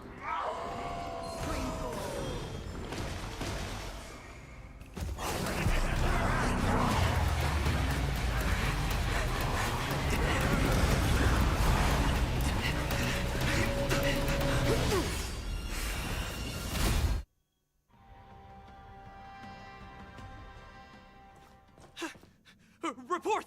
After we lost contact with the Shackling prison, we received a message from a Psycrane. The prisoners have revolted, and the criminal Hule is nowhere to be found! What about the Yaoqing messengers? And the Nameless? No news at the moment. We're trying to restore contact with the Shackling prison as soon as possible. I see. You're dismissed. General Jing Yuan, General Hua Yan. It's just as we suspected. The rise of the Ambrosial Arbor was not the end of things, but the beginning. The hand of the Ruined Legion has already sown the seeds of destruction. From this moment on, the Xianzhou Alliance will face an even greater challenge, from both the abominations of abundance and the destruction itself. If this is what they want, I'm always up for a challenge.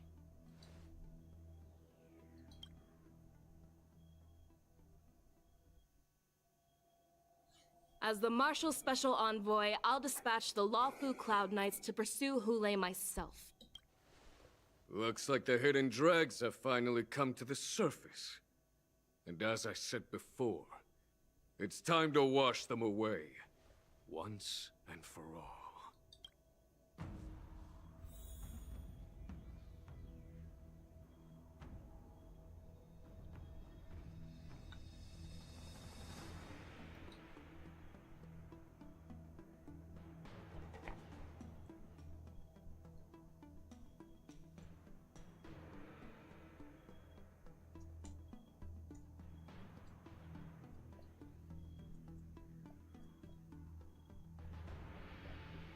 So this is the end of this. This haven of memories. Every touch. Yep. Every moment is like a thorn. I suspected as much. I actually suspected as much that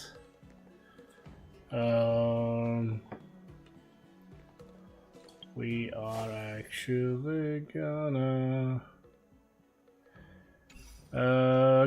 get. It's gonna end up on cliffhanger. Yeah. So yeah, we have to wait for the next patch to. Well, there's a question: is it gonna be a conclusion in the next patch? Very unlikely, I'd say.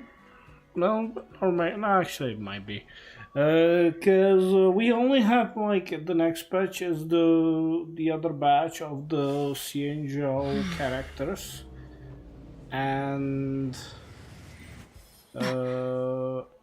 after that we don't really know. I do wonder what's gonna be next. Like, a friend of mine suspects that... Wait, hold on. The next will be 2.5. Unless they want to prolong this to 2.6. Like, would it be like a 3-parter? I don't know. I think it's gonna be... It could be. It could be. It's hard to say. It's hard to say right now. It's gonna be 2-part or 3-part. Sorry. But we don't really know what other characters would be coming after that, unless they would want to make playable that 3rd general, which I don't think they will. And yeah, so we're gonna get some new characters. I wonder what we might get some new Genius Society member. Who knows? Or some other thing. I do wonder what's gonna be coming. Like, obviously the next patch also gonna include the continuation of this story on CNGO Alliance. Question is what's gonna be afterwards. Like, we gonna spend more time, like maybe also do the Wardance? I don't know. We shall see. We shall see. Anyways, getting late. I don't feel super well, so I should get some rest. It was certainly interesting story-wise. Some of the new characters certainly do excite me. I'm very looking forward to unlocking Fei Xiao and Moza. And I will also try to unlock Zhao Kui, even though he did not excite me as much as I hoped for.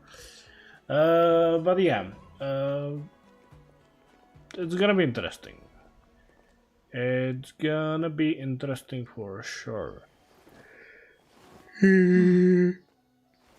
Even I'll probably not gonna be unlocking nothing. I'll skip her. She did not really excite me story-wise. Her kit, she is basically a newer version of Clara, from the looks of it.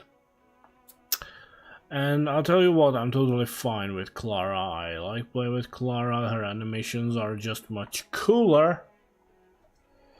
So yeah, screw Jinli. I'm not saying it's a bad character. I think it's definitely a good character. I just think, like, she is just straight up copy of Clara. Like, she's even the same path and the same element. Distraction, physical, like, I don't know. I don't really understand. Like, I would understand if, like, they would make her a different element, the same way they did with the Aventurine and Gepard. Now, for those big lovers of Gepard, I now fully understand how you felt when the Aventurine got released, because Aventurine is just 100 times better. But I think it's still not fair to compare Clara and Junli in the same way as comparing Gepard and Aventurine. Because Aventurine, like, where Gepard, the main struggle with Gepard is, like, charging his ultimate fast enough so he can keep up his shield on everyone. Where Aventurine is like, he's like dropping the shields all the fucking time. But also it has to be said that he does benefit more from the follow-up teams. Where Gepard, I guess, could be more versatile, but also a little bit riskier to play, I'd say. But here, so far, I don't know. I have to admit I didn't study super in the detail her kit, but she just straight up feels like a copy of Clara. And I assume she is supposed to be a better version of Clara. Which I really hate, because I think Clara is absolutely amazing. And she did not need a replacement. Yeah. But the main thing is, I have no need for physical distraction unit. I have one. If I got a lot of crystals and everything, then sure, I would be more than happy to try and lock her. But I really don't, because major updates with a lot of rewards are not happening anymore. So yeah, I even had to purchase some crystals to unlock Wahwa, which I was contemplating on skipping, but in the end I decided I don't want it there. So I did unlock Wahwa. Because I did regret not pulling her first time around, but she had a really bad 4 stars on her banner. But speaking of which, right now pulling for her was like, the 4 stars were also not that lucrative because I have all these 3 on E6, so did not matter at all. Yeah, that's gonna be it from me. I don't think there is anything more I want to talk about. I'm just gonna check, but I think I did purchase everything from the store. On the refresh we got... Yes, I did. Okay. Get some achievements. Single dispel all the terror grip. Not that difficult. Witness bar between giant shield, whatever. These are just story stuff, so we can just climb all of this. And the last one, use the secret to hit an underground passage. Okay.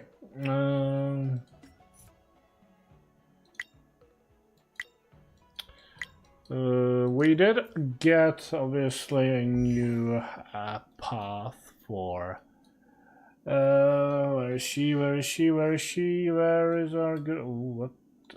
I have so many characters inside. It's absolutely insane.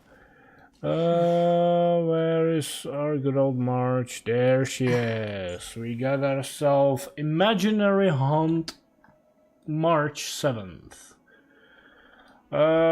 Which like from look on her kit, it definitely looked interesting. I obviously just need to get her some relics and light cones and obviously level up her traces. Which material, by the way, does she require?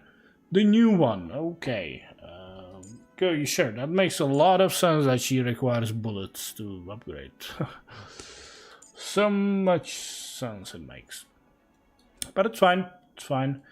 I don't mind. Like, I obviously did not farm up for her up front.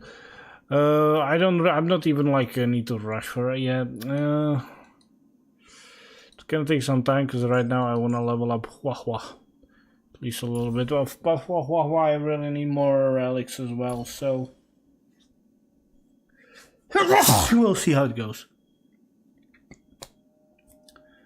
Anyway, that's gonna be it. I thank you for watching and see you next time, which I don't know if I'm gonna stream tomorrow. It's really gonna depend how well I'm gonna feel or not. But I definitely wanna stream more of an Anderon saga, which I did started. So I'm definitely looking forward to that.